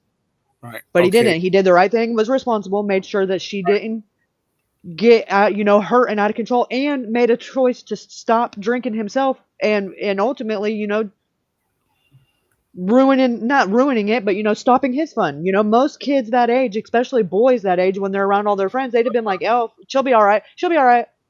Yeah. So that I think that is another thing, like, goes to be noted about his character. He's not that kind of, he's not the kind of kid that is going to watch or know something happened to Noah but he wouldn't let something happen to his little cousin. I don't see him being any different with anybody. He just wasn't that type of kid, and I think there's a reason why he was left asleep when whatever happened, because of his character in this right here. They knew it wouldn't have flied. Right. They wouldn't have got away with it this long if he'd had seen it and known, because it went down anyway, especially if it was something like they jumped him. Caden's a big boy compared to the rest of them. They wouldn't have pulled that shit with him awake. There's a couple questions. Teresa Quick is asking, who was the person that said Noah walked in on someone doing a minor? ? Was that confirmed? ? Maybe they silenced him due to seeing that ? I haven't even heard that rumor, so I would definitely say that's definitely not confirmed, but I don't know where that came from. I don't think with all the females there that were like, I don't see why he would have to do that, whenever he had plenty of a legal poussoir like being thrown at him Right. that night. Right. So then, And from my catfish, understanding, the only yes. minor at the Caden, party was his cousin, and she was only there for a few hours, from 10:30 until maybe a little bit before 2. right. And Caden had an eye on her, so Caden that did wasn't have the case. a pink ACL. knee Yeah. He brace had just had surgery on his ACL. on his right leg. I believe so. I believe it was right leg. His right leg. So yeah, he had a pink brace. He was injured. So therefore, if somebody was saying like he helped lift up some Side by side. side by Bullshit. side shit, it's like okay, I've had an injury, kind of like that. He was just now coming Kinda. off of that, when you have to have the wheelchair thing with that you put your leg in. He was just now transitioning from coming off of that and was off the crutches and like barely walking. Like he was not putting any weight on it like that. He was very much so limping. Okay, so Twin Mama says the coach from the podcast said Yeah, that's something one of about the a minor rumors that have been, thrown out there, but I don't know that. I don't know where, I'm saying I don't know where it came from, as far as I don't even know of a young girl being there that would even make sense. Right.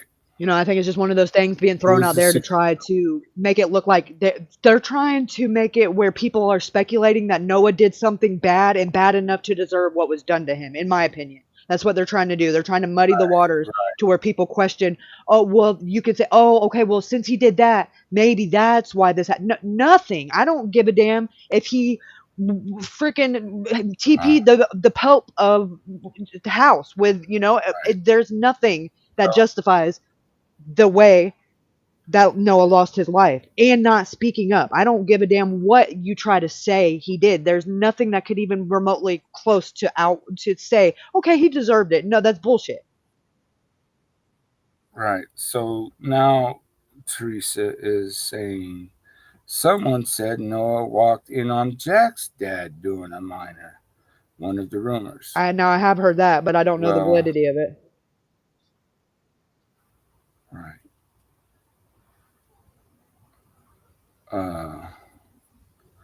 Does anybody else want to ask about some rumors real quick?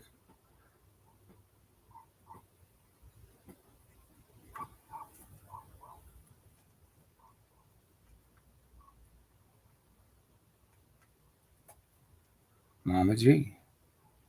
Hello, Mama G. Haven't seen you before. I heard it is an adult did something and Noah witnessed it.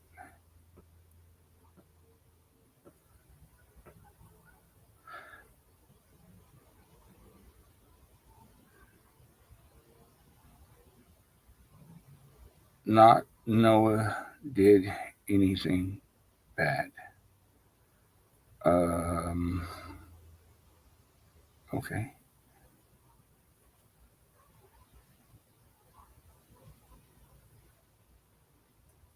This picture is.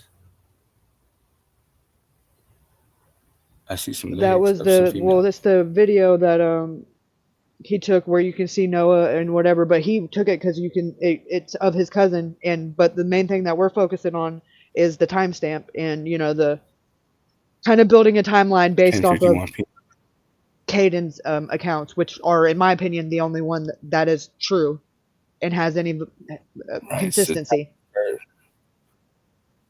September 3rd, 2023 at 10:51. Correct.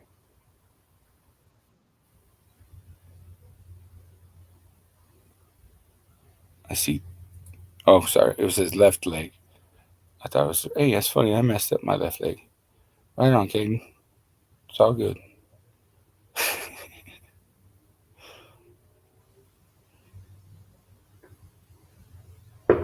How is she getting home 10:52? Yes, ma'am. Her friend is sober and is taking her to something. Caden took a picture of his cousin outside with her head in between her legs and sent it to his mom at 12:48 a.m. 09/04/2023.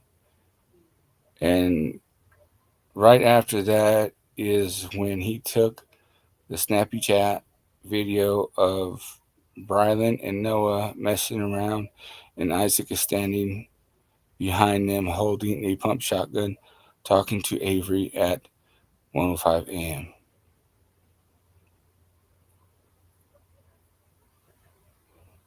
Very good, very good. Oh yeah, you could. Those are his dudes. Hey dudes.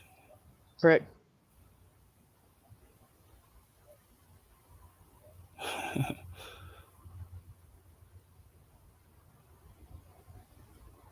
Not feeling good. Georgia, no, like no, like alcohol. 12:48 a.m. OMG. 12:51 a.m. Don't let anyone take pictures of her. Yes, ma'am. No one has that I've seen of so far. Can she stand 12:57 a.m.? Probably not very well. So this is 3. Oh no, I'm sorry. Where's the 3:13 come from? What is that? That's the time when he screenshotted it from his gallery so that you can see when he took it. Like, that's the timestamp when he took that video from Snapchat. Okay, so So that up there is when he took the screenshot. Yeah. Okay, September 4th, 2023. 105. 1:05 a.m. And he needs to charge his phone. He needs to charge his Puff does that shit to me all the time. I'll send him a screenshot and he's like, you need to plug your phone in. I'm like, I know, son of a bitch.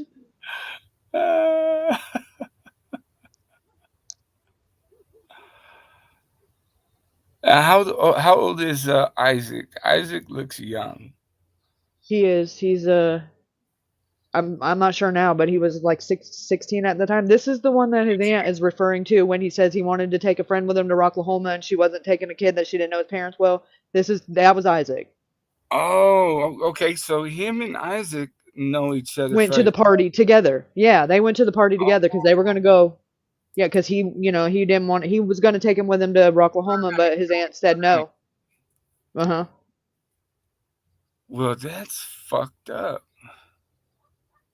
Assuming, allegedly that if this. And he's wearing Hey Dudes too. Those are Hey Dudes. They're just a darker color. Well, gosh dang! Everybody at this motherfucker got Hey Dudes on. Pretty popular. I guess it's like, Mexicans always got Nike Cortezes and shit. So Caden fell asleep shortly after this and woke up to his mom calling him. 12:07. Yes, she is fixing to go pee and then leave. 12:58 a.m. Follow her to the bathroom, please. 12:58 a.m. We are looking at a aerial topical view of said party house. That's from Life 360, I believe, or that or Find My iPhone. Oh. But it's whenever you have somebody on a family plan or whatever, you can see where they're at or whatever. So she's letting Caden know, like, why are you not with her? Oh, Caden is because that's Caden right there, and that's his cousin right there. Oh, okay. Oh, so she's on the Life 360 thing too as well. Yeah, she's got Caden on there, and then Georgia's mom has her on there, or has her on there. So she's like, why are y'all not? So if anybody why are you not with her? Yeah, anybody has kids, youngins, or I guess even adults or whatever. I guess this Life 360 is pretty good because. Yeah, that was the same thing that Riley's parents, where we got Riley's last phone ping is, I highly recommend it. It is call it what you want, but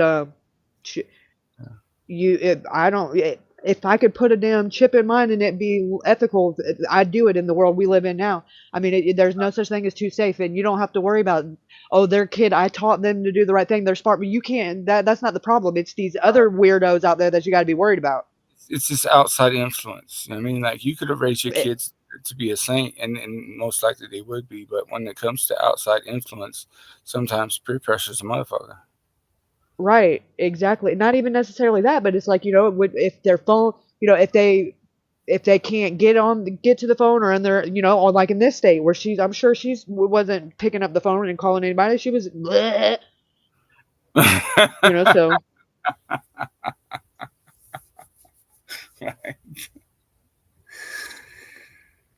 Why are you not with Georgia? 1:42 a.m. Caden, 1:43. I'm going to call Melissa if you do not call me. 1:45 a.m. And that's because Caden had already fell asleep at this point. Oh. So we have Miss Alicia. And this is her phone log from her provider. Of that day, of that night. Yeah, so the dates and the times are over here, and then KP is Caden, JB is her niece, and then JB, that's her niece's mom. And so that just could put in perspective that what they're saying is true, and it's documented, not just on there saying, well, we got call logs that can prove it, and then don't. It's not saying, oh, I heard, or oh yeah, like Stevie says, oh, the kid's phone, the police software shows that they're not telling the truth. Okay, well, where's it at? Exactly. Good job. Scroll up so I can start from the bottom though. So it says 9/4 at 1:40 a.m. Which is right around that time that she's like telling him, hey, if you don't answer, I'm gonna call her mom. So that he's got a missed call from her. Then he woke up. She finally got him to answer, and then she called her niece, and then she called her. How can you tell if it's a missed call or not? Well, because I know from the backstory. Oh, okay, my bad. But I was looking at something right. No. Well, it would over here, but I just have blocked because it shows the phone number and stuff. Right. So, okay. Right. So at the top up here, the last time that she talked to him, that's going to be, important later on, but or whatever. So that's kind of why it's red right there. So just pay attention to that timestamp where it says 2:42, because that's when you'll see right here. So Caden's, I'm dizzy. I got vertigo now. Caden's mom called him and woke him up to let him know she picked his cousin up and she was safe. This was at 2:42 a.m. Caden said Jack, Noah, and the girls were in the kitchen, and Isaac was asleep in the corner recliner, and Brylan was on the couch messing with his phone.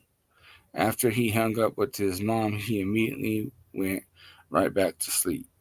Caden wakes up to Jack bursting through the door saying, "Oh my gosh, Noah's dead," at 5:15 a.m. Hopefully I did a good job at reenactment.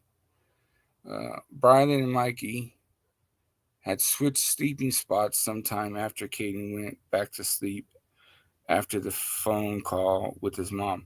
Mikey was originally on the floor and Brian was on the couch, but at 5:15 they were swapped. Mikey now being on the couch and Brian being on the floor. Caden looks for his shoes, only finds one, so goes without the other shoe, and him and the other three boys get into his Jeep and drive to the scene behind Jack in his own truck. There's a semi already on scene, a service truck, and truck when Caden pulled up. Jack gets out of his truck and is just staring at Noah's body. The service truck driver walks up and starts talking to Jack. Caden never seen the semi-truck driver. Caden walks up to Noah's body about 10-15 feet away, and Noah had black shorts on, the same ones he's wearing in the videos from a few hours earlier that he had on at the party house. Caden noticed Noah had on his shoe. Had on his missing shoe. Caden's missing shoe. That he couldn't find, the Hey Dude gray size 12. Caden described Noah as laying there being contorted. Caden walks back towards his Jeep, and Isaac is crying his eyes out. He goes to grab a shop blanket out the back of his Jeep to cover Noah up with, and when he was walking back towards Noah's body, that's when they were told to leave. Caden doesn't remember who told them to leave. Jack stays on scene with service truck driver. Caden and the rest of the boys get back into Caden's Jeep. Caden makes a U-turn, and then they go back to the party house. They go inside and sit down. Sit down in the living room, and Caden said he could hear the girls crying in the back room. Caden said the boys, Mikey, Isaac, and Brylan, just went right back to sleep. Caden turns on the TV to try and get his mind off what he had just seen and watch TV for like 30 minutes to an hour. The girls start coming out of the room. The boys are still asleep, and Caden and Logan watch TV together for a bit. Who's Logan? The girl that kind of looks like she could be related to the other one. Girl, please. It is a girl. So I do remember The one that Noah fell asleep on the floor with on Saturday night, and that Avery's like, "Oh, y'all are lucky y'all didn't do anything, or I'd have killed y'all." Oh, that's right. Damn. Fucking, she's ready to kill people. The mom can kill people, and nobody can find the body and shit. Like, I don't know what's up with this family. Let's see. So Renee is the party girl's mother, right? No, Jasmine's mom, the nurse. Oh, I'm sorry. Renee is Million. Jasmine, the nurse, Million, and her husband, Jasmine's parents, as well as Stephanie, Jasmine's sister, and her Correct. boyfriend arrive at the house. They call her Boo. Oh, they call her Boo? Like, it's Yep. funny. Like, there's always like somebody else with somebody else with somebody else, and then somebody else. And her boyfriend arrived at the house right as dawn was approaching. Sun wasn't up, but it was starting to get light outside. Everyone starts cleaning up the beer cans because they didn't want anyone to get in trouble for the underage drinking. Okay, I get that.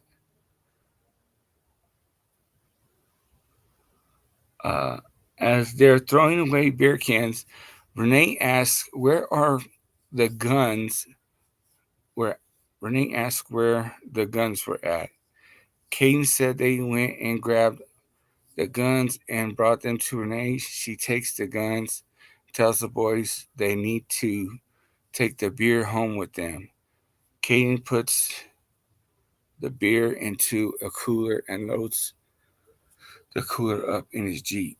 So, like,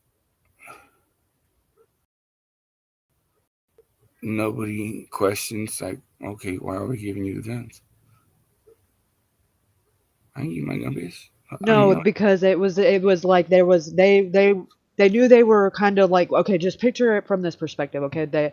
They knew they shouldn't have been drinking, so they're kind of like, oh, we're caught by the parents because, this is Jasmine's parents or whatever. And then it's the only adult in this situation that is, kind of giving them orders and they're doing what they're told type deal. And, and they were still under the impression from the way that it appeared or whatever, that he was just hit by a car. They had no idea the extent of everything that came out afterwards, but that they didn't ask no questions because, the parents are supposed to look out for your best interest, even if, not only, but they didn't know it. They were looking out for their kid's best interest. At the time, Caden just assumed that because his mom would be doing the right thing, that someone else's mom would, Right. type deal. So it wasn't weird then because it was like, okay, probably not a good idea to have guns, and we don't want anybody to be in trouble for underage drinking, and so. And she asked for him, and that's what he just did what he's told. Now hindsight being 2020, he's like, I don't know why I did that, or and probably shouldn't have, but it is what it is. It's what he did. He did what he was told. Well, I mean, like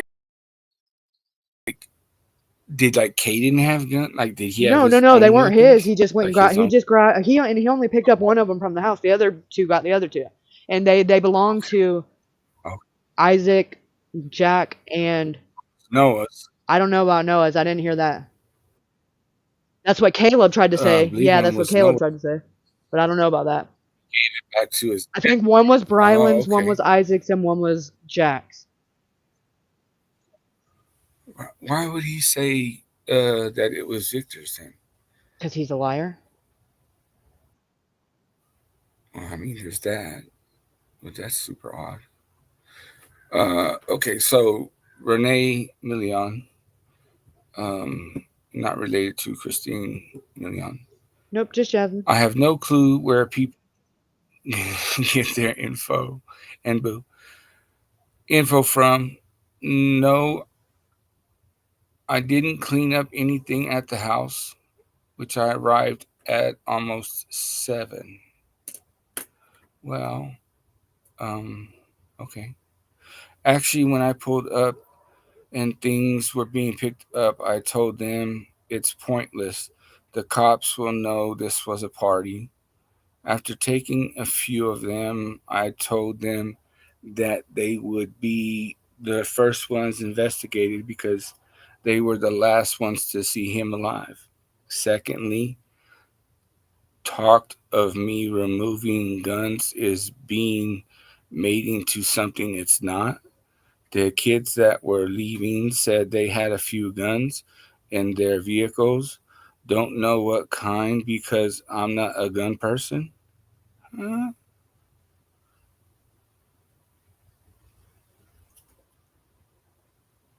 But all I know is big ones, so I put them in my vehicle to take where they belong. Guns were never thought to be cause of death at the time or any time thereafter. Okay, so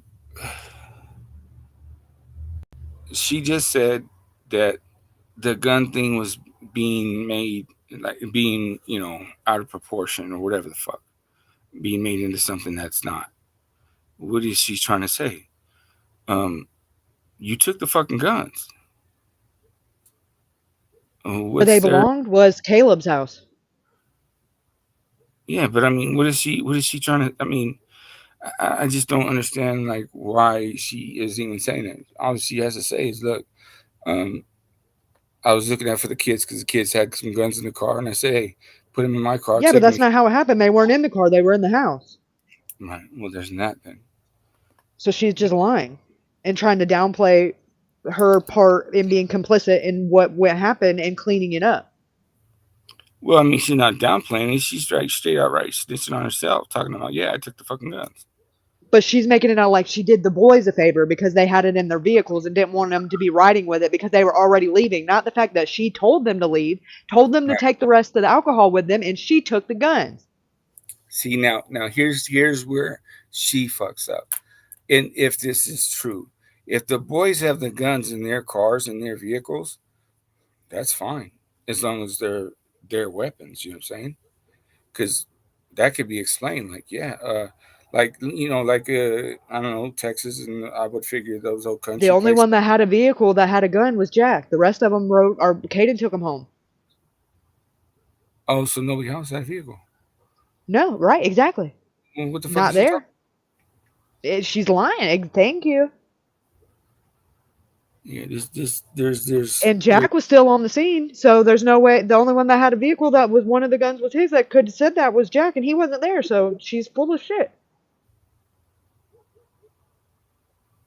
Yeah, I mean, it's like I always say though, let a motherfucker keep talking about shit that you're not even asking about, and they'll tell Yep. you a bunch of shit. Let me see. So, what is it?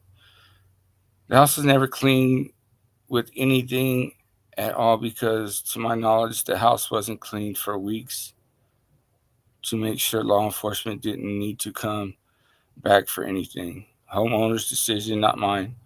The time Jazz called me would have to be between 5:45 a.m. and 6 a.m. Takes me about 40 to 45 minutes to get to Terrall. I have enough time to jump up, get dressed, and this says Caden takes the boys home and then goes home. He gets home between 8 and 8:30 a.m.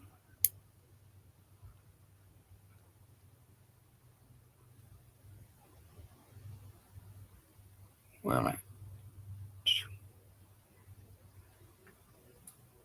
That was the because obviously that was the end of he wasn't there after that. But I'm gonna do a separate one based off of the events that happened afterwards. But just so that it's not all convoluted and hard to break down, I'm breaking it down into sections. So that was just in regards to the party and how it went down up until he left. How long? So homegirl saying that she was called between 5:45 and 6. She got there around 7. Correct. Caden got home at around 8:30, right? Yeah. How long does it take Caden? Now, mind you, Caden, I would imagine, had to go a different route because I'm gonna assume The by road the was time blocked. the road was blocked. Correct. So And he had to take Mikey, Brylan, and Isaac home as well. Right. So he had to take 3 other boys home. So But I think 2 of them went and got out at the same place. okay, so how long would it take him to get to the first boy's house? And then how long to the second boy's house, whoever's? If I'm And not then mistaken, I believe they live in Duncan, which is like. Here, I can look and tell you. Let's see. So from Terrall, Oklahoma to Duncan is about 47 minutes and 44.2 miles, if okay. that's correct. Now, let's just go with that one. Okay, the first stop, right? So, they tell Kate and the boys to leave, whatever. She says that she got there around 7. He said he gets home around 8:30, right? Right. So that math is not going to math up to me because it takes 47 minutes just to drop off the first boy home in Duncan. And she got there at 7. Right, and he said that it was I don't know about, well, I guess we could find out what time the sun comes up, but he said that the sun wasn't the sun wasn't up yet, so I think the sun would have been already up by 7. So like it's like, hold up, yeah, chick, if you say you got there at 7 and Caden is saying, look, I got home around like 8, let's just say you got there at 8:30. Is that still enough time for him to do what they were doing, cleaning, all the cans and whatnot? Right. And then she gets the guns. Does she leave before Caden?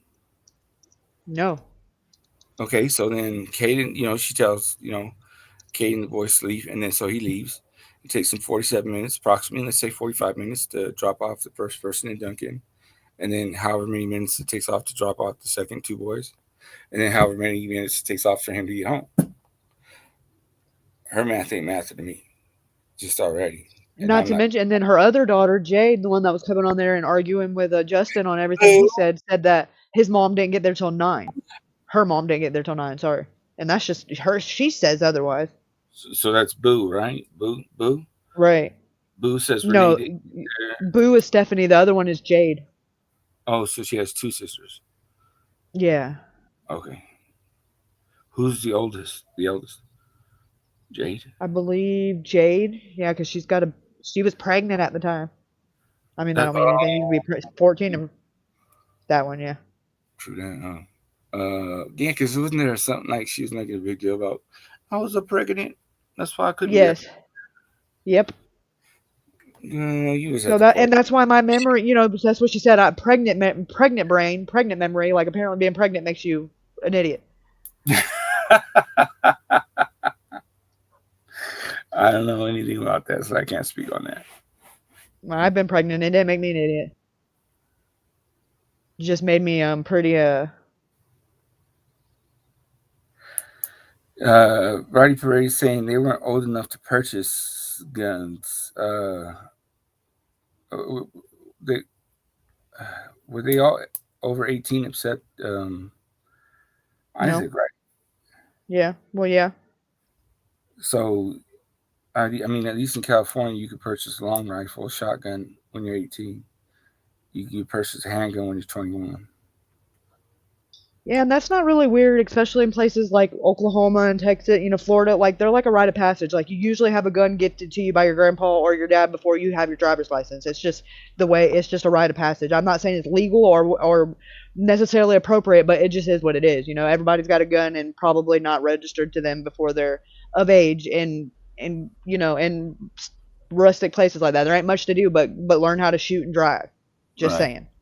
I mean, I honestly, this is what I believe. I believe that it's a good thing to teach young kids starting off, like say, either a BB gun or a 22 rifle to shoot, because you teach them to learn to respect the weapon.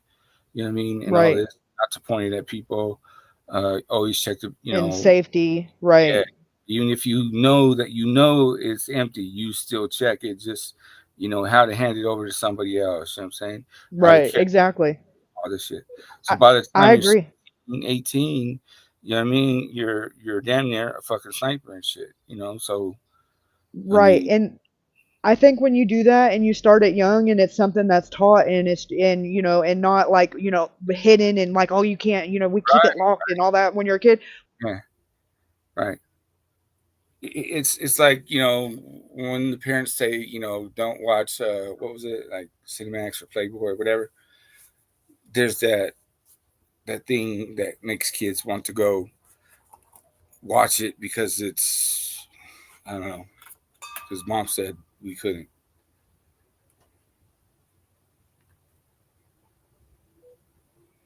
It's weird. It's funny like that though. But I think that's good though. I also think that anybody that they should have at least a 12 a shotgun and a handgun and a burner. Always.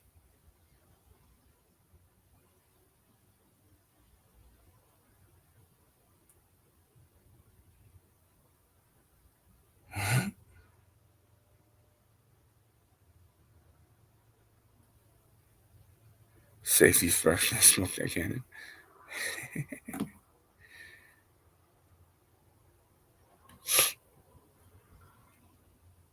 Yeah, guns do go around families. I mean, not mine, but I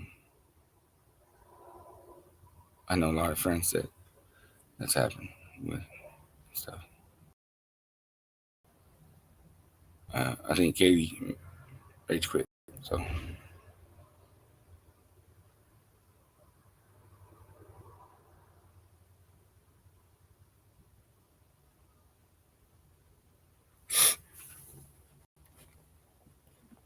maybe she'll pop back up.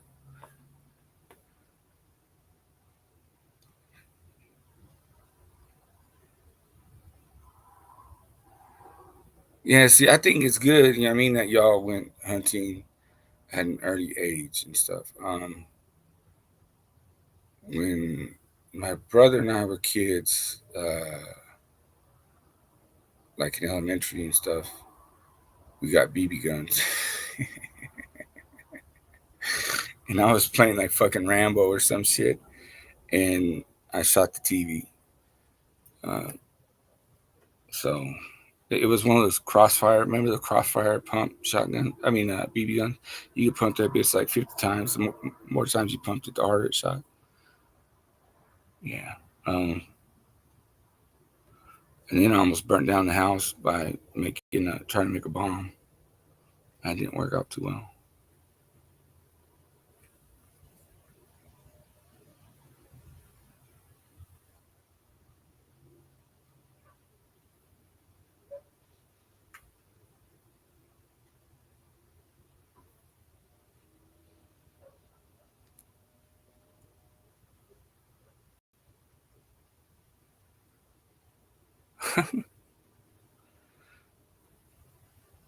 My show, huh? The reason I say everybody should have a shotgun, right? It's like, so, like, especially women or whatever. Like, say you hear somebody trying to break into your house or some shit, but they haven't yet. If you pump that fucking shotgun, the pump shotgun is a universal sound across the world. And somebody hears that shit, uh, they're most likely gonna take off. You know what I mean? And if they don't, then they get what they deserve when they get into the house and you just fucking smoke them fools. Okay? You don't have to aim. I mean, put some double up buck in that some bitch. Just bang away.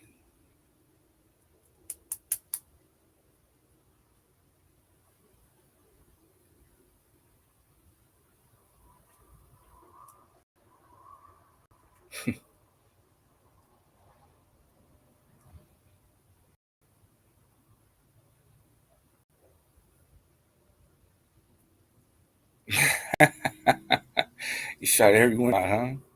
That's funny.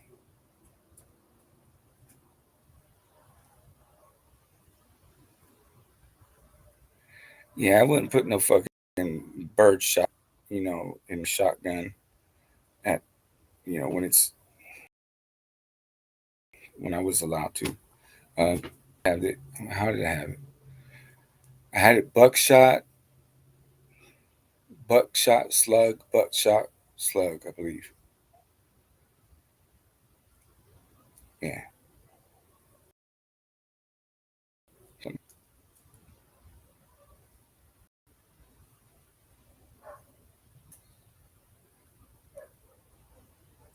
That's right. Click, boom. But I mean, imagine that. You know what I mean? Like if you're an asshole, you're gonna break into somebody's house, and you hear that, and just tell them like, "Yeah, motherfucker, keep on coming because I just fucking, uh, chambered that round, and that round's waiting for your punk ass to come in this bitch."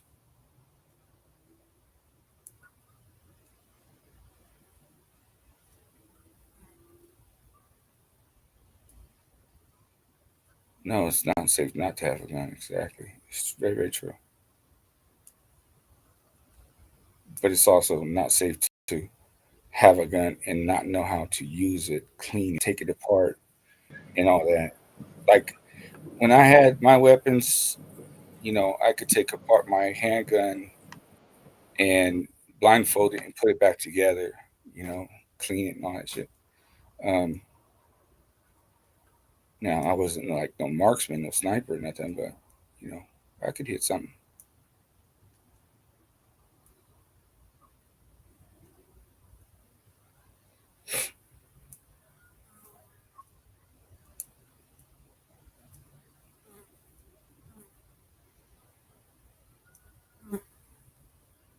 Is the bump stocks legal? I don't believe so. No, I don't believe they ever were.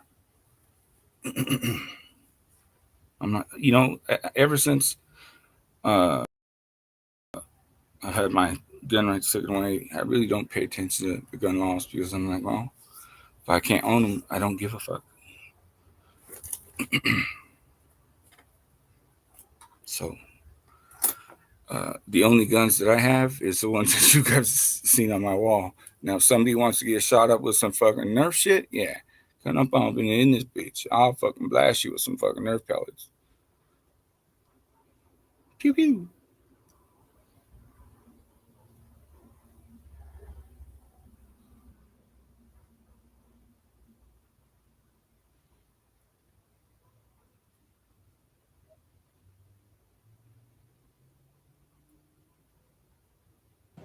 Sorry about that. Oh, to the good. Lost Wi-Fi. This godforsaken weather. Is it so fucked up out there? Yeah, it's like it stopped raining, but it's like lightning without the rain, and it's apparently still surging because the whole power like went out and came right back on, but it just enough to knock the Wi-Fi out. Didn't have to wait for it to reboot. Right. Aggravating that shit.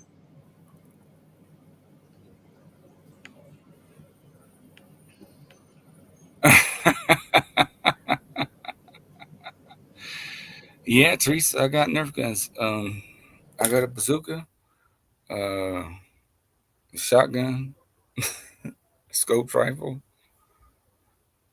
double shotgun. I'll be blasting motherfuckers with my Nerf gun.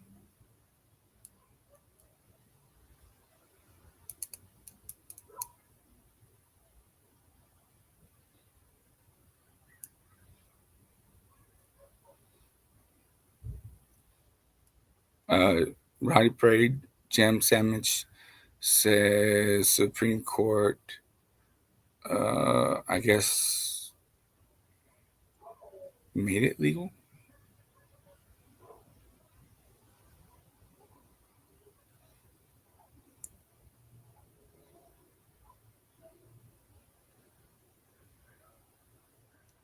Why do you think that would be better in a house? The bump stock.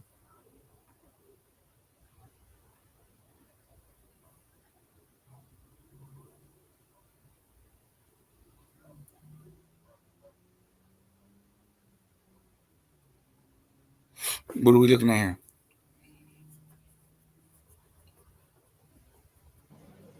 Report for Riley. Tennessee ABC 24-000000273 narrative. It's Luke's the alcohol, whatever, the ones that investigate the bars. alcohol, fire, and tobacco. Yeah, I guess the Tennessee version, TABC. Oh, okay.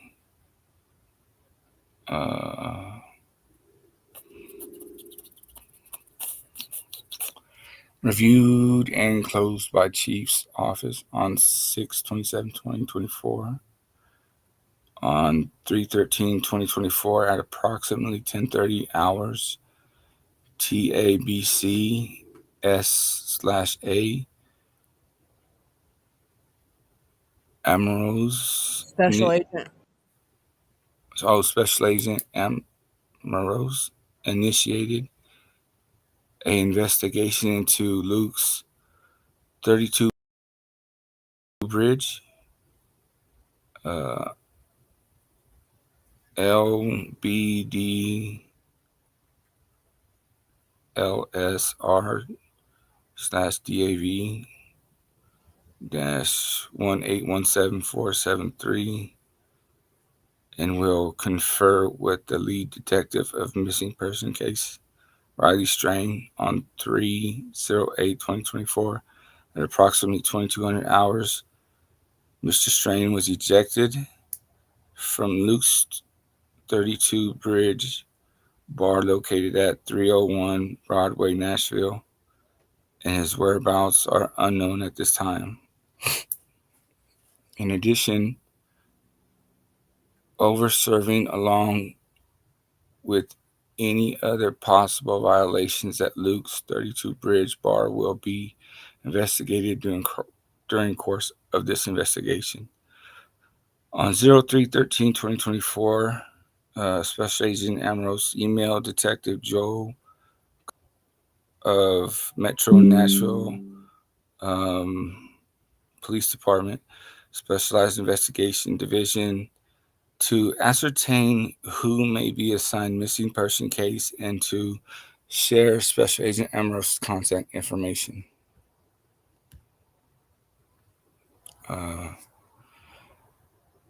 Detective Terrall sent group email to Detective Chandler, lead on case, along with Sergeant Nielsen of the Cold Case Homicide and Missing Persons Squad, informing them of TABC, Special Agent Amrose's contact information for any request assistance, and that the TABC has initiated an investigation into Luke's 32 Bridge Bar.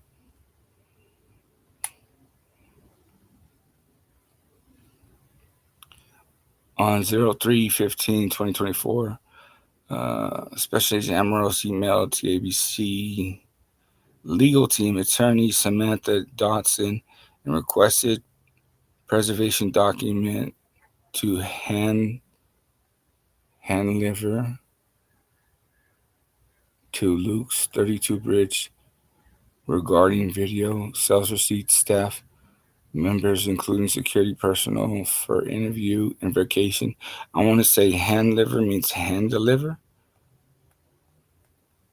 I'm going to assume.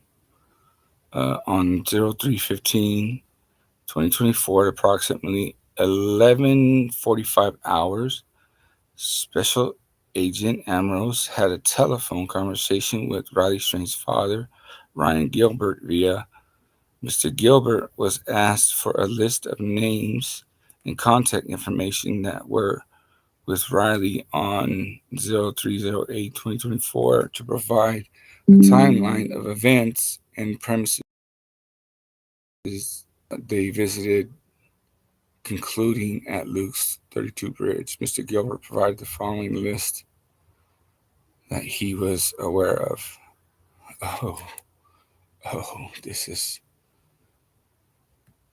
This is Braden Baltz, something like that. Last seen him and his roommate, Joey Cockle, roommate and helped with police report. AJ Townsend, Delta Chi Mizzou chapter president. He provided a list of who all was last to see Riley. Special Agent Ambrose contacted all persons above and left voicemail and text messages requesting callback. On 03/15/2024 at approximately 14:05 hours, Special Agent Ambrose and Special Agent Zachary Phillips visited Luke's 32 Bridge and served a notice of preservation for evidence for 03/08/2024 1900 hours to 2400 hours. Manager Rachel Bell signed notice and copy attached in file. On 03/15/2024 at approximately 15:23 hours,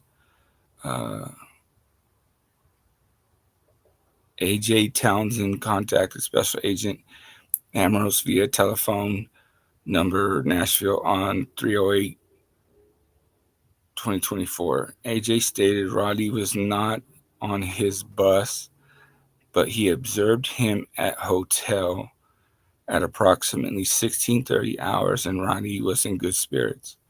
AJ was unable to provide any additional information to aid investigation and was not with Riley while he was in the downtown Broadway area. On 03/15/2024 at approximately 15:35 hours, Braden Balls contacted Special Agent Ambrose via telephone group at approximately 16:30 hours on 03/08/2024. walked to Miranda Lambert's bar.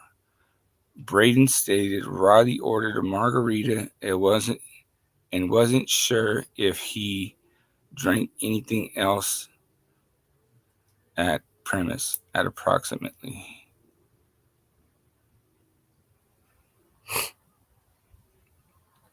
17:30 hours. Group walked over to Garth Brooks, friends in low places, and Roddy May had 2 to 3 rum and cokes and 3 neutral hand sanitizer. Was it hard seltzers? I'm sorry, hard seltzers. 5% alcohol. At approximately 19:45 hours, group walked over to Luke's. Brian and Ronnie may have had another rum and coke. At approximately 2000 hours, group walked over to Kid Rock, and Braden was unsure of what Roddy may have been drinking. At approximately 20:30 hours, Group and Roddy returned to Luke Bryan's. Braden got him 2 waters because Roddy began slurring his speech. Braden stated Roddy was attempting to close his tab out, but Braden stated he did not have a tab on this return to. Braden stated since bartender heard Roddy's slurred speech, she informed bouncer to eject Roddy from rooftop bar. While Roddy was walking downstairs with bouncer, Group may have stated meet you at hotel. Braden stated I'll call Roddy within 2 to 3 minutes of ejection of bar. Roddy stated he was a few blocks up on his way to hotel. Braden stated that was the last time he spoke with Riley.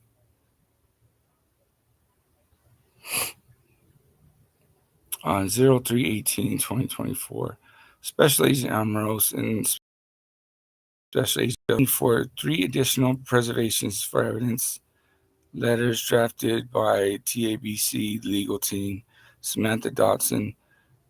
Notices requests for Miranda Lambert, Garth Brooks, Friends in Low Places, and Kid Rock's Honky Tonk to serve on premises to secure sales receipts, video, staff personnel that may have served or had contact with Riley Strain for interview purposes.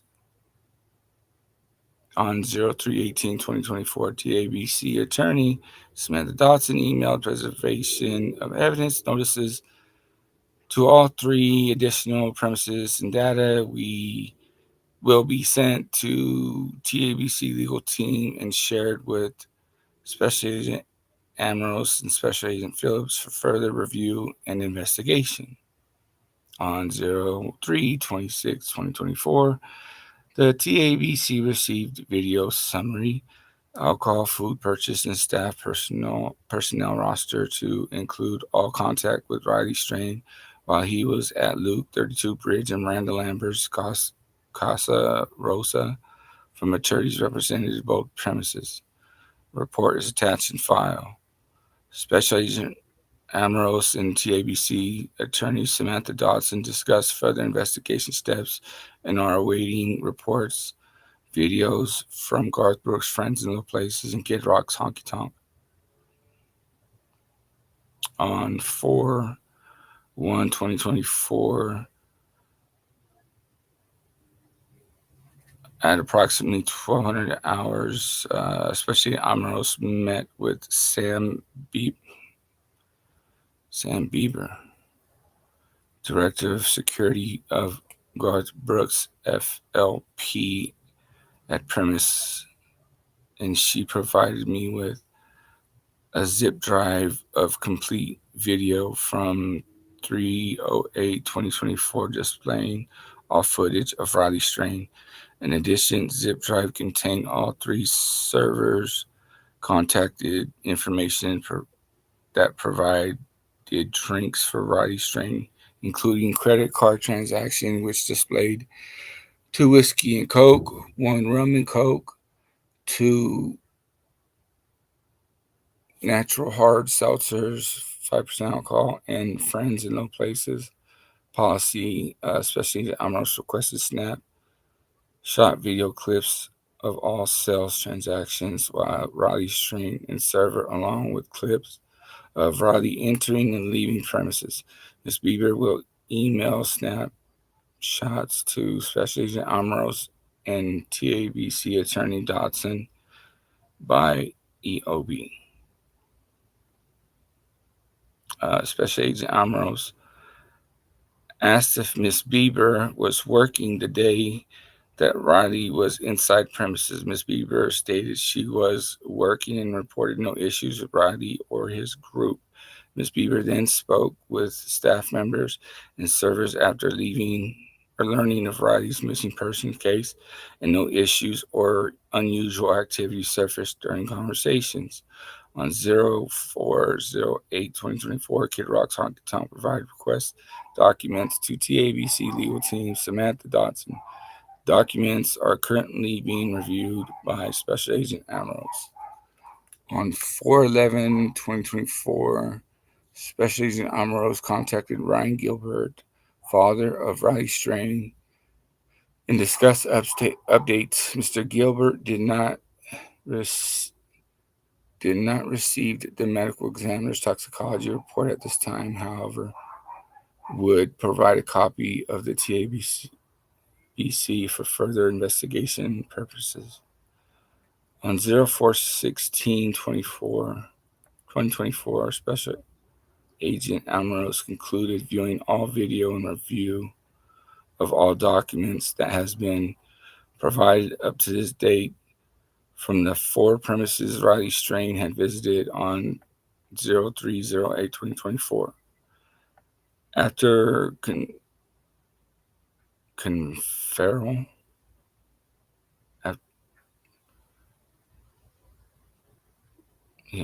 conferral with TABC attorney Samantha Dodson, it appears overseeing to a visibly intoxicated person did not occur to Roddy Strain during his visits in all 4 premises.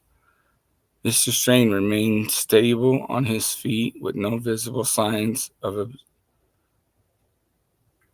over-serving. In addition, video captured Mr. Strain paying for his beverages and food via his debit card in stable condition, along with returning his debit card back into his wallet.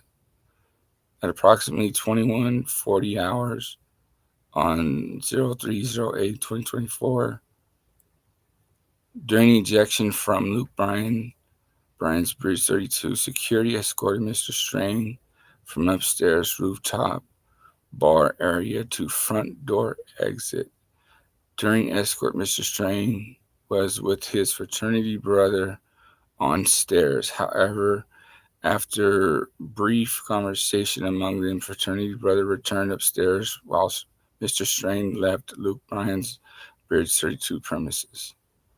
TABC is waiting toxicology report to conclude its findings, which may lead to further investigation. On 05/10/2024, Special Agent Ambrose contacted Ryan Gilbert, father of Roddy Strain, and Mr. Gilbert is still awaiting toxicology report. On 05/2022, 05/22/2024, Special Agent Ambrose contacted Ryan Gilbert, father of Roddy Strain. Gilbert is still waiting on toxicology. 06/26/2024, the TABC received the report of investigation by Davidson County Medical Examiner Office, autopsy and toxicology report of Roddy Strain under state number 24-19-2053 and medical examiner number MEC 24-1075. Reports attached in file. Reports indicated cause of death, drowning in ethanol intoxication. Manner of death, accident. Circumstances of death, drowned with Cumberland River while intoxicated. This trace investigation is requested to be closed, and no clear evidence was established, including eyewitnesses, lengthy video surveillance, sales receipts, and numerous interviews to indicate Mr. Riley Strain was visibly intoxicated while he was served. What the fuck? I don't get it.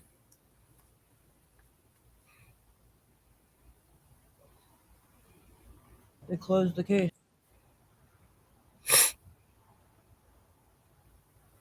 So it states that they cannot see any signs of him being intoxicated in the establishments, in either one of the establishments.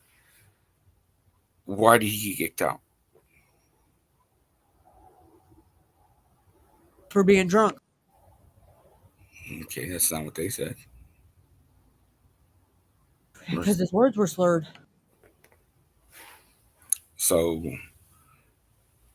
what their investigation showed and what they stated was they didn't see in no physical way or whatever that Riley Strain was visibly intoxicated or in any manner intoxicated, such as thing like this.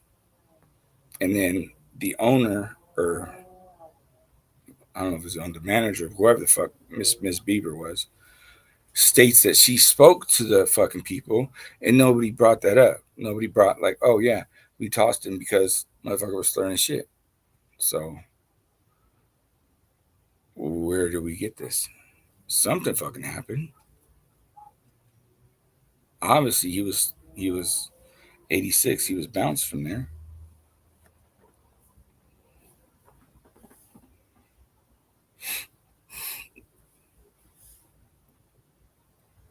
And if he wasn't intoxicated, right? Okay, if he wasn't intoxicated in any of these, especially Luke Bryan's was his last place he was, I guess, seen, not alive, but whatever. Explain how when he leaves, how he looks like he's intoxicated as fuck.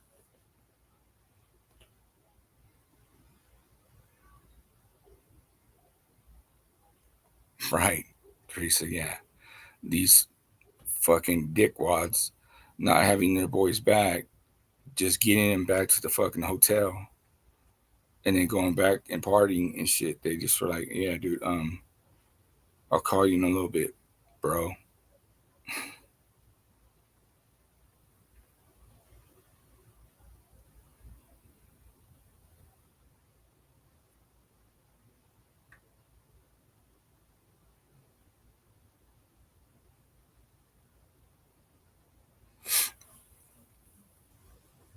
I get what you're saying, right? Right about the bump stock. Yeah.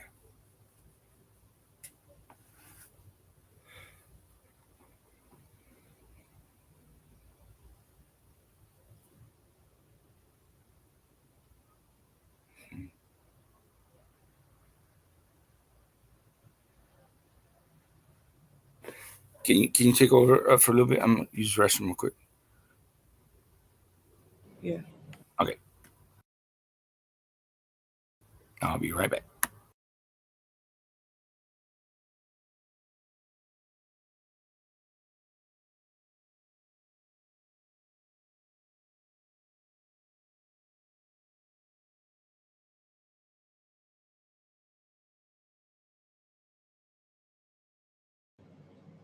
So this was posted by the private investigator hired by the family in one of the groups for Riley.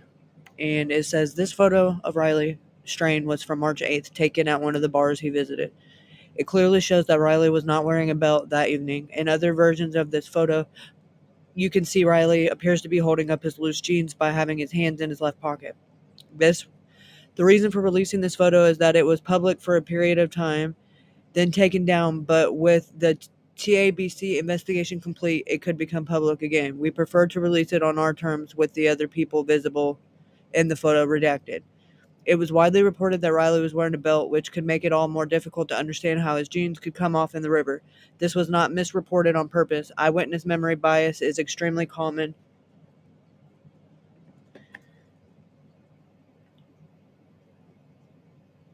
making eyewitness accounts largely unreliable. In cases like Riley's, this bias comes from people's desire to help the investigation. Their memory starts to conform to the prevailing narrative at the time. However, there was never any proof Riley was wearing a belt, and nobody really asked for proof. People also didn't seek out proof that he wasn't wearing a belt. This photo was posted publicly on the night of March 8th on Facebook, then removed after Riley was reported missing. Because he was being transparent with this photo, we ask that if anyone comes across the uncropped and unredacted version, people do not post or share it. Let's protect the privacy of others in the photo, as showing their image has no benefit to the investigation. If you see a non-redacted version posted anywhere in the future, please urge the person who posted it to delete the image.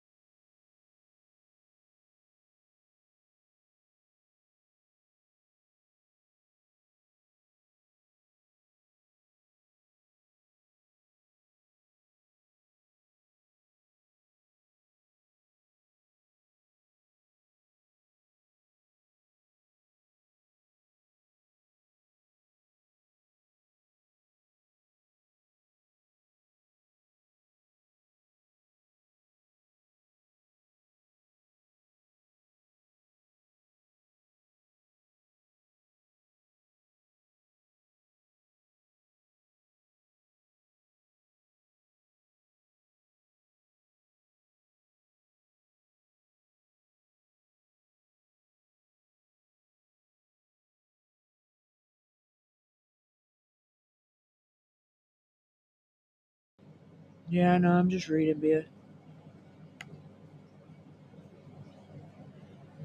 So somebody said they wanted to know what Justin thought. Justin Roy. Well, he posted this yesterday.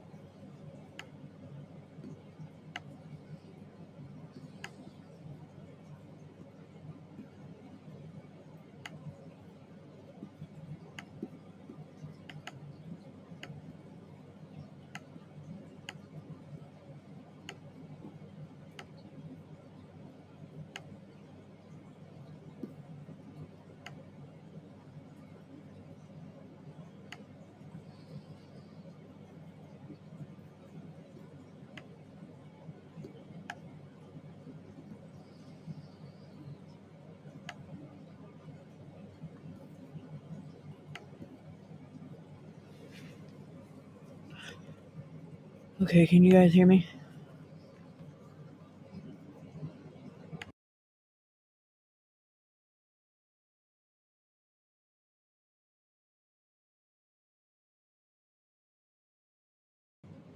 I'll be right back. I'm gonna get my headphones.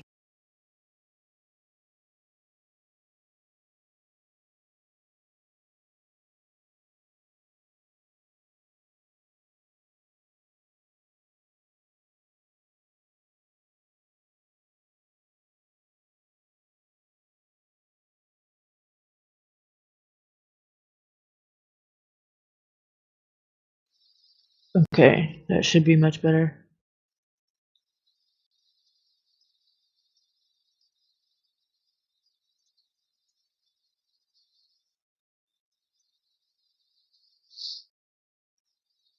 Okay, so Justin Roy yesterday says groups like this have theories and opinions of what they think happened based off of the evidence and autopsy report and partygoers' testimony. And nobody's being dragged through the mud. Noah's dead because of that party, and he's not coming back. He's definitely the only victim here. But even an armchair detective can read the autopsy and look at the evidence and see this was not a hit and run. So my question is, why did they push that theory so hard? Why do they all deflect about a violent crime or a random act of violence that killed Noah? There's literally been several other medical examiners that claimed that happened. His injuries were worse than someone jumping out of an airplane without a parachute, one medical examiner said. So falling out of the back of a truck or ATV is not going to cause all those injuries. Yet you have some people calling it a hit and run. That makes no sense. If not for that party, Noah would be alive. That party caused Noah's death. Again, Noah is the victim. The rest are suspects until cleared, in my opinion. And what happened to social hosting with weapons and a death? 5-year minimum prison sentence, felony on each count. Also, these families literally get away with everything. If it was just an accident and it was Noah's fault, they could have blamed him and nothing would have happened to them. It never does. Something very sinister happened to Noah, in my opinion. Truth and justice for Noah Presgrove.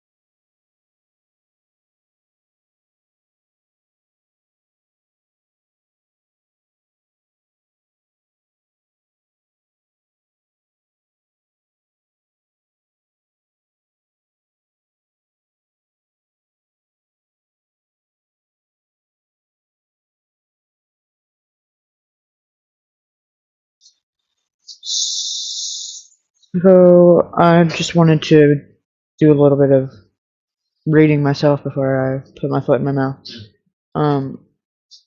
So we're gonna talk about this for a little while, and then wrap it up for tonight. But in the podcast that we listened to towards the beginning of the stream, wherein Justin talks about the dove hunt, okay. Now I kind of grazed over this a little bit when I first started looking into this case, but I didn't really know what to make of it. So it was just kind of one of them things that I had saved for, like, maybe it'll have relevance later. But anyways, so Avery posted this on August the 28th of 2023, and it says opening weekend. She wrote in her post, "Come hunt this weekend with us down in Terrall. River Border Outfitters are super excited to host the first Comanche Masonic Lodge dove hunt. All proceedings will be donated and going to a great cause." And then the flyer says River Border Outfitters LLC is hosting the first annual. Now, River Border Outfitters, that is the company, or the business or whatever, that does hunting guides and trail, like, tours or whatever it's called, that Stevie owns, and with her fiance Lance Armstrong. I'm just kidding. It's not Lance.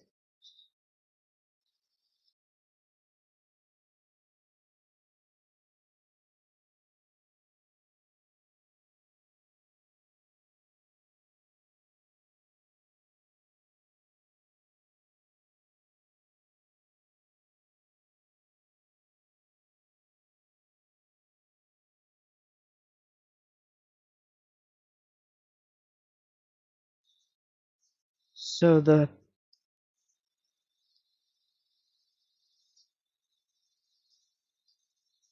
another thing. I just want to do a little fact check it, just so I make sure I'm not misspeaking. So the River Border Outfitters LLC, that is the company in whatever that Stevie and her Boothang do the hunting guides and shit for. Okay, Comanche Lodge dove hunt. Come to celebrate our opening event. All proceedings will be donated to the Comanche Lodge. No alcohol. Must clean up after yourself. Full day $75. Half day $40. 17 and under must be accompanied by their legal guardian. All hunters must sign waivers. Day September 1st and 2nd. Time 6:30 a.m. Then there's a phone number, and then it says the place 12 West Apache, Terrall, Oklahoma 73569.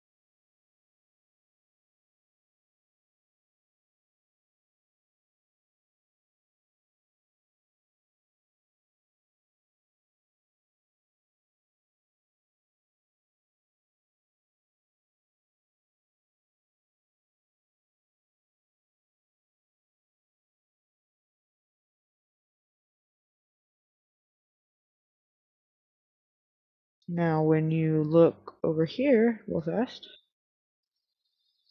12 West Apache Avenue, according to the Oklahoma County Treasurer's public record, this is Bub's property. Wilcox Inn. That is Bub. 12 West Apache Avenue. That's what it says on the flyer.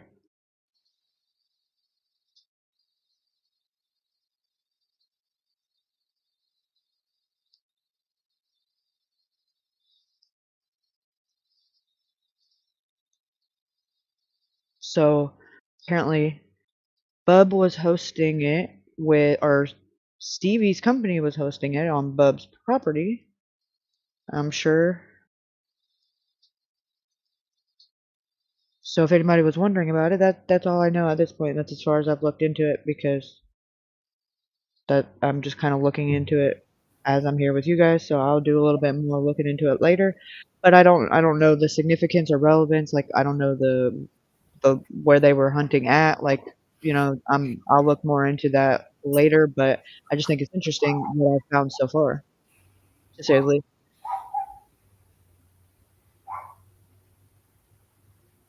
Yeah, the city hall that says that Bub pays the taxes for. Isn't that interesting, Jam Sandwich?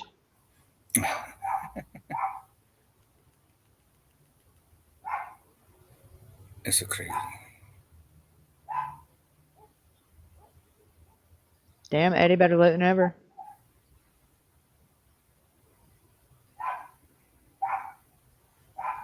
Can you guys hear that wolf?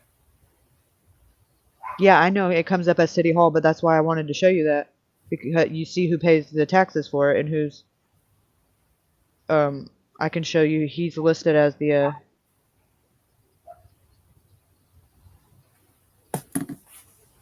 owner.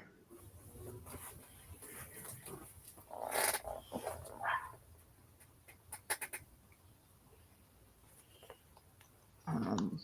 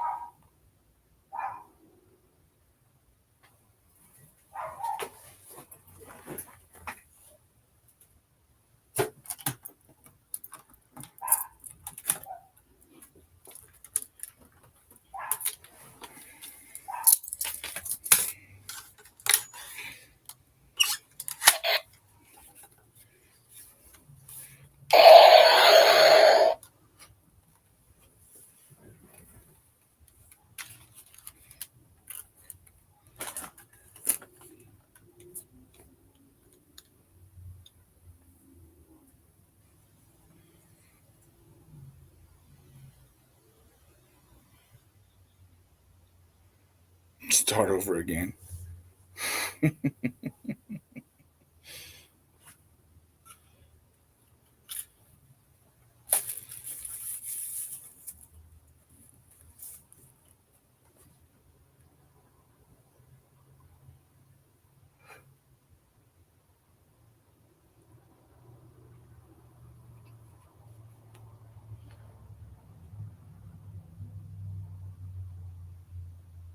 What are you showing all the properties that Bug owns, or Buff, whatever the fuck that guy's name is? right now I'm just showing who owns City Hall. Oh. The building? No, the property. Right, property, yeah.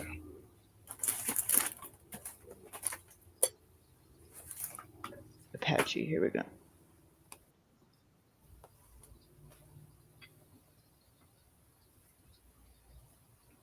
Town,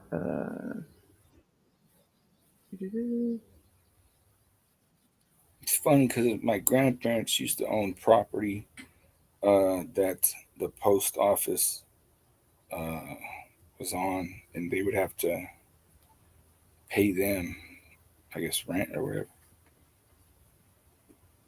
It's kind of weird, ain't it? Well, My grandparents did things the proper way, I guess, so to speak. Of course, this would be on the white lady side. Yeah.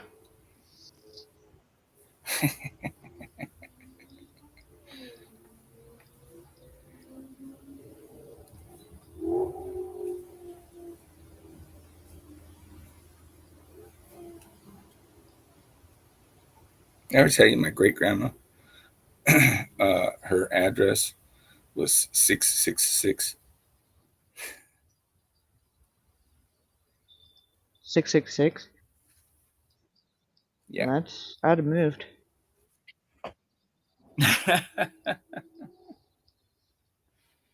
Nice ride.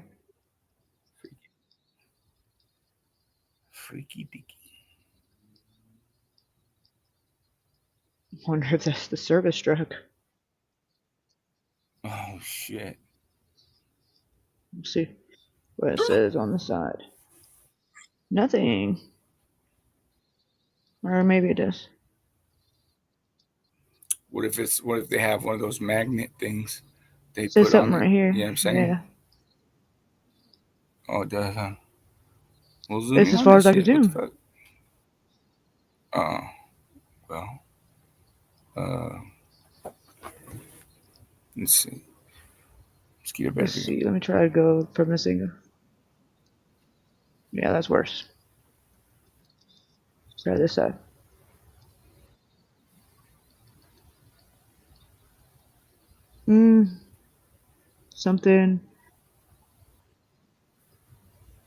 Something works.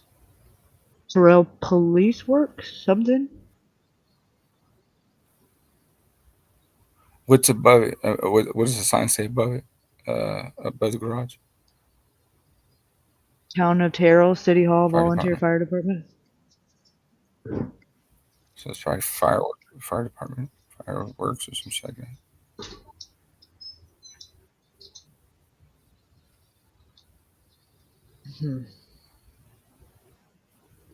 That little city ass hall is fucking. That's that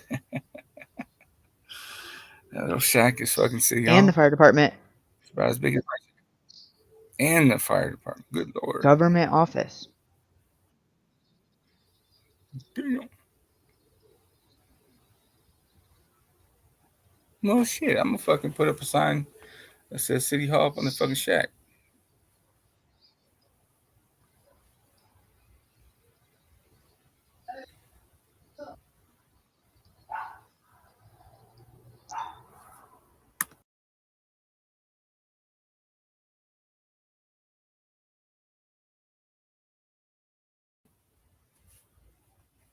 Oh, public. Yeah, it could be public works. Yeah, that's right.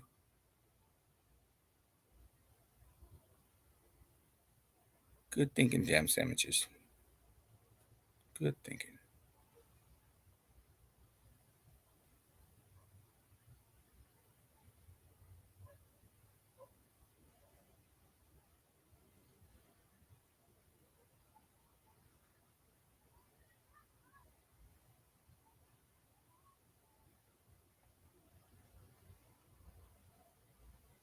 What are you looking for right now? We're just cruising around, Terrell. Or what is this? Comanche? Comanche Terrell?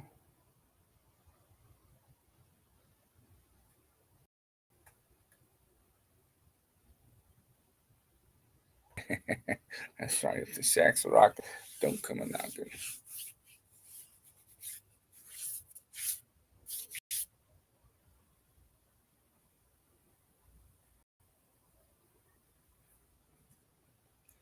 I think she's ready to quit. What do you guys think?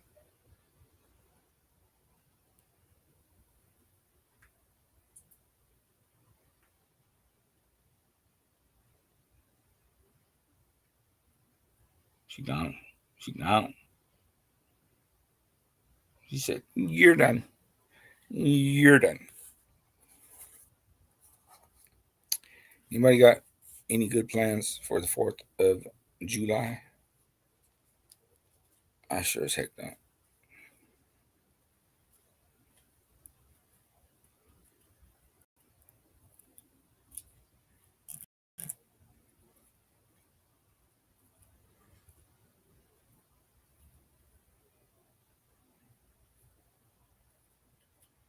Dead battery. Oh, that could very be possible.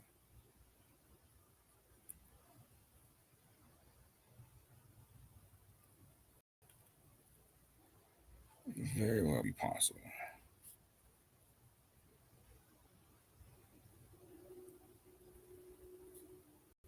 Anything else going on the interwebs?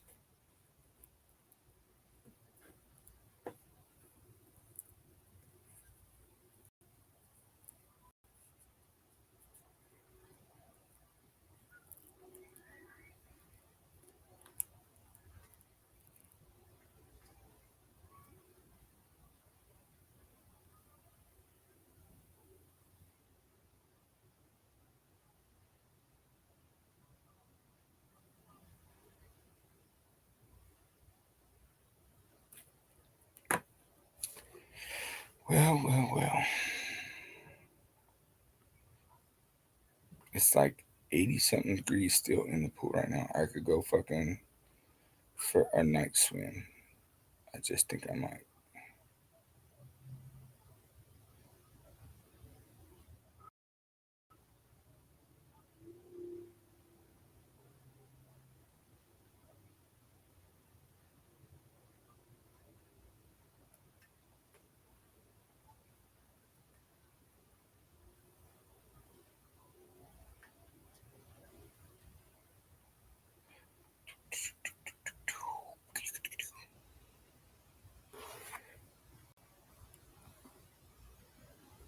Not much going on, racing stars. Come on. You're not racing no horses like on the 4th of July.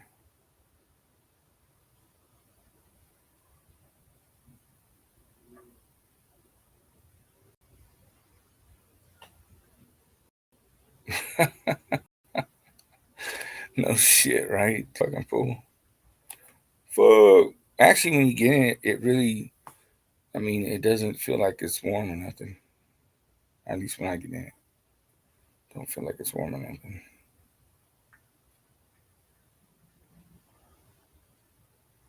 In 60s for the night. It's actually a decent night. It's not super windy.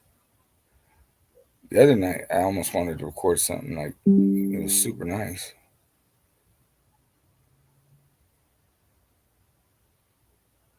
How the fuck do I get this bitch's shit, man? Like, I ain't subscribed to this hoe. Tell you a hood story? Huh.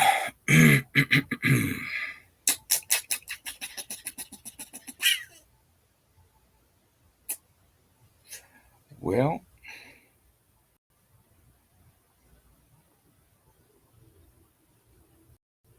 fuck. Did I tell you guys the story of the time that I was the most scaredest in my life? It's kind of a funny story. Not really. It's not a funny story.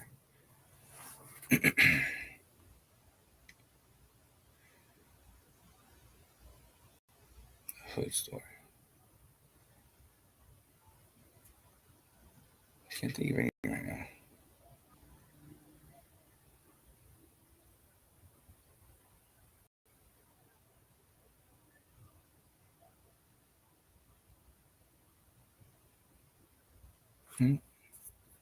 Yeah.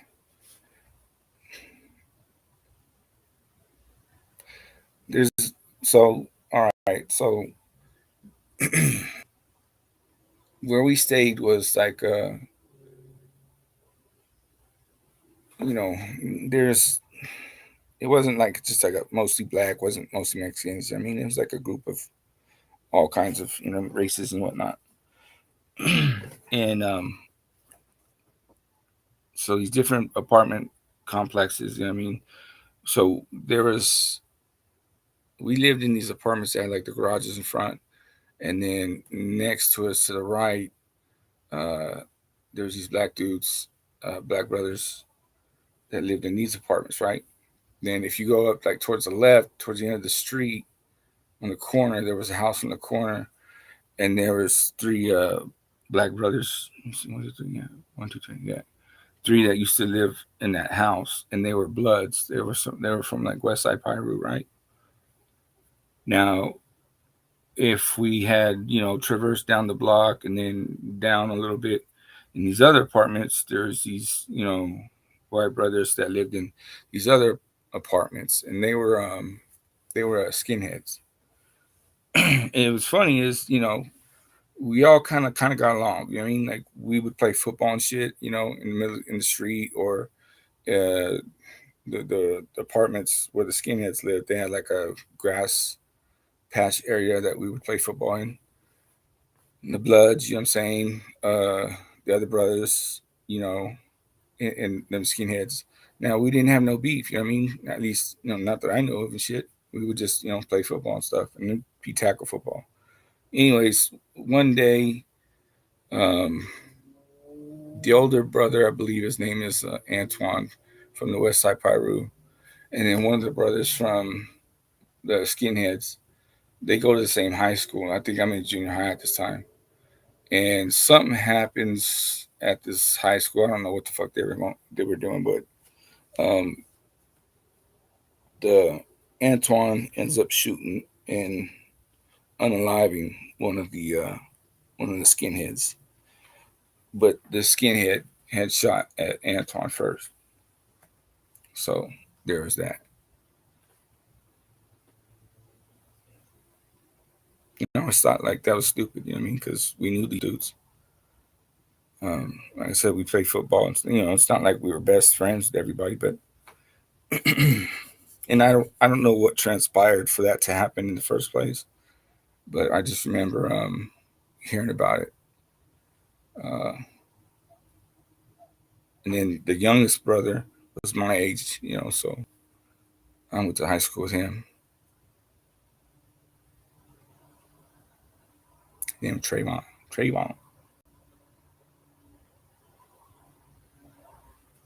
I remember one time I went into their house, and I guess their uncle had just got out of prison, right? And I go up in there, and I just, I would always just wear like, blue jeans, like a white t-shirt or black, just a plain t-shirt, right?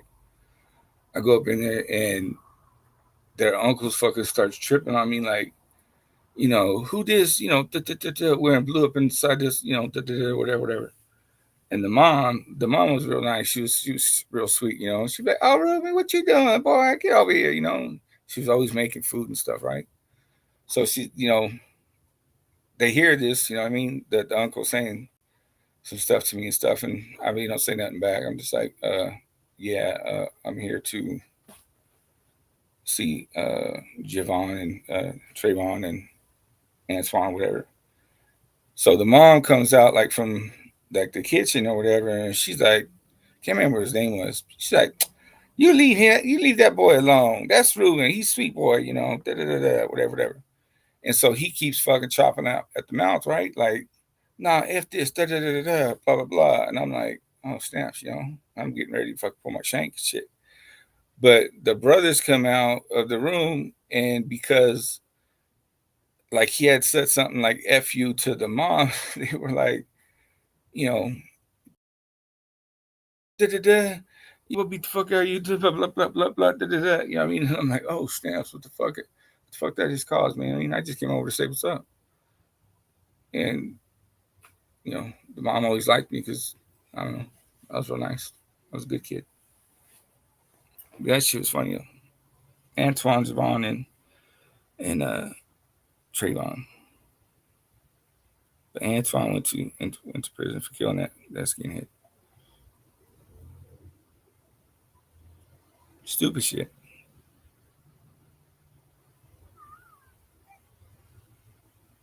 No. Okay. So, San Bernardino. How do I tell this story?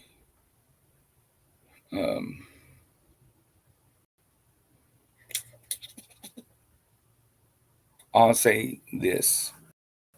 I went down to go see a friend, and she was actually in the hospital at the time. I guess she had like pneumonia or some crap like that, and I didn't know that. So when she was telling me this, you know what I mean, I was going to come back home, and she's like, no, go down and have a beer with, her sons, her one biological son, and she had a stepson, and her stepson was in a particular gang. And now I know her stepson. I've met him quite a few times, but I've never met him when he's with his, his homies or whatever. And I didn't even think nothing of it. I didn't think, that he would have his homies there or whatever. I thought it was just the two sons that would be there. So I went and got a couple beers, and I get to the place, and there's the two, her son and her stepson. But her stepson has two homeboys with them, and there's other people in this apartment too. The other people I actually knew.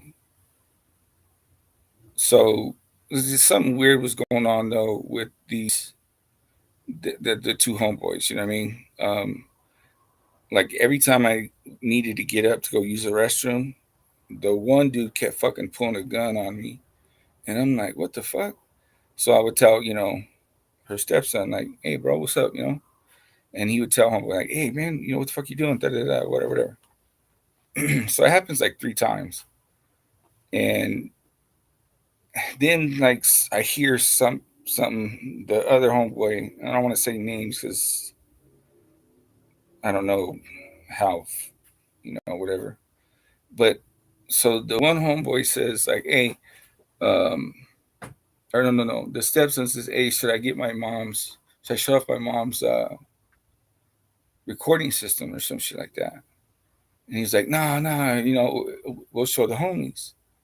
And I'm thinking like, what the fuck? Like show the homies what?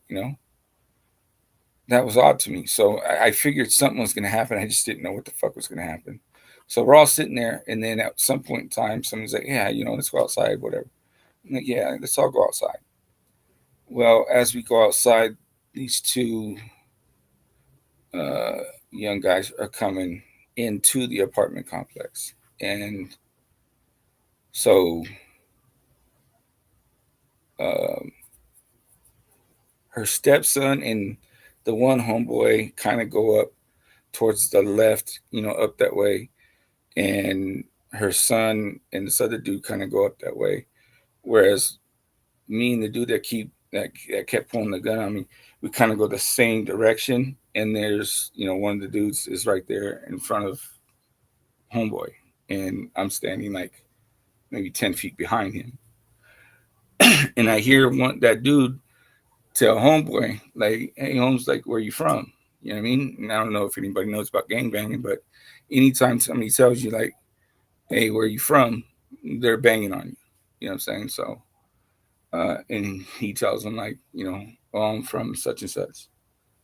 Now, it looked like, okay, homeboy was going to be like, okay, whatever, right? So he turns kind of like halfway, and then he pulls the strap, and he's like, fuck that. We don't get along with them, whatever, right?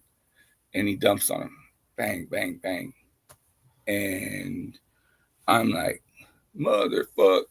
I hobble my ass back into the apartment. And then her stepson and his other homeboy, I guess, do the other person, whatever, right? So then her son and the other dude come into the apartment, whatever. And once we kind of things, quiet down a little bit, it's like, let's get the fuck out of here. So I wait for everybody to leave, and I lock up. I lock the back door. I lock the front door, and then I take off. But now I'm looking for her son, and I can't get a hold of him. So I was gonna be like, hey, you know what? Just roll with me, fucking to the crib, because I can't get a hold of the mom because she's still in the hospital. So at some point in time, I'm like, I get a hold of him. He's safe, so I'm like, fuck it, I'm gonna bounce up to my crib. And then I think it was like the day after, maybe 2 days later, she calls me and she lets me know, like, the police came down, whatever. They end up getting caught, the ones who unalived the 2 other kids. But I thought, like, I hate to say this, but I thought, like, well, fuck, man, I'm glad homeboy didn't miss dude, because if he would have missed dude, he would have shot me, because essentially I was like right behind dude. And it sucks though. It sucks to see that shit. Yeah, and it was over something stupid, a hood, that these motherfuckers don't even stay at. This ain't their hood. The hood that these motherfuckers at, and the hood that these other kids, were at. They were just visiting their homeboys upstairs. So it's bullshit. You know what I mean? You see, like, a lot of times, people, they leave their neighborhoods, and they think that they're banging, from wherever they get to their destination and shit. And it's like, what the fuck, You don't even live in the same neighborhood. How you gonna bang the neighborhood? I don't know. I just always thought that was stupid.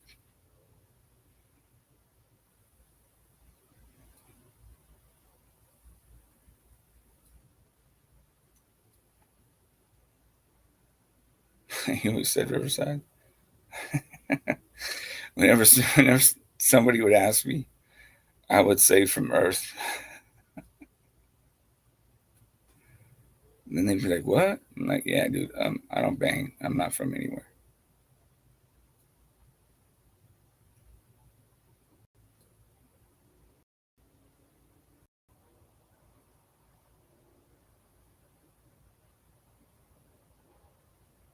Luckily, I don't want to forget this part though. So they never stopped the recording of the video cameras, right? I don't know. We would drink whatever. I think they forgot about it. So essentially, what ended up, getting them was the video cameras. And the way my homegirl tells me the story is, so when they were viewing the recording, they see me kind of like, I have to like, after I, close the front door and screen and everything, I guess hobble over the kid, so to speak. And they're like, we need to get a hold of this person because it looks like he was shot. And she starts laughing. She's like, oh, no, that's my friend. He just, he walks like that because he was in a work accident.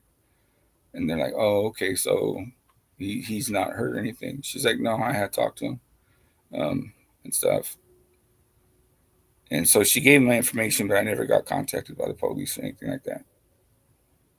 And, I couldn't tell him, I could only tell him only so much, really.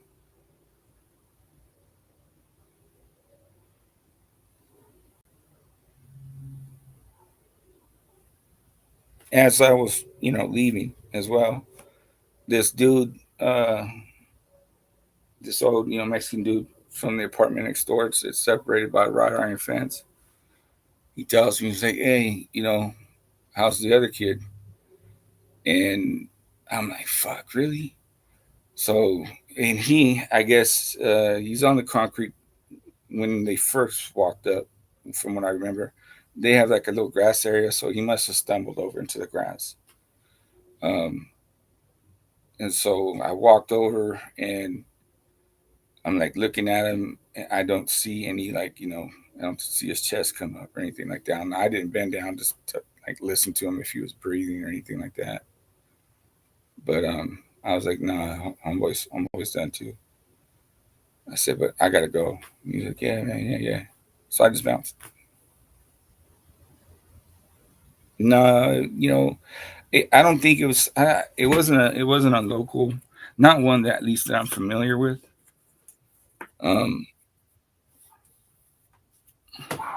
But it was stupid. You know what I mean?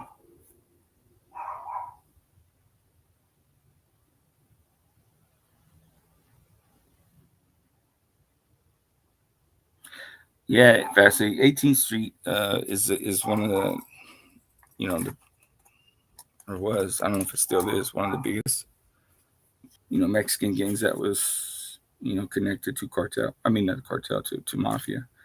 I don't know if that's still the case. I knew one person from 18th Street, but that was a long time ago. I don't know that person anymore.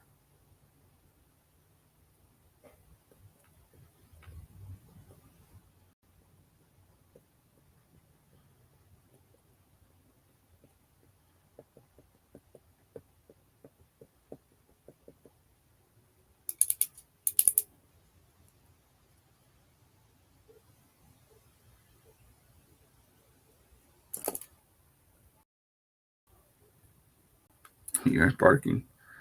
Yeah, it was my mom's door. They were telling me, like, what's up, Holmes? What you doing? They're trying to bang on me right now. Where you from, Holmes?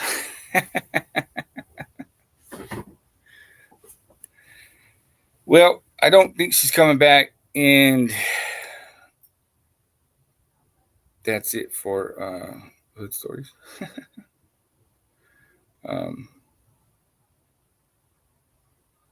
Be back tomorrow, same time next week. I mean, no, I'm just kidding. Y'all have a good night. Have a happy, fun, safe 4th of July. Don't get too wild. Don't get too freaky deaky.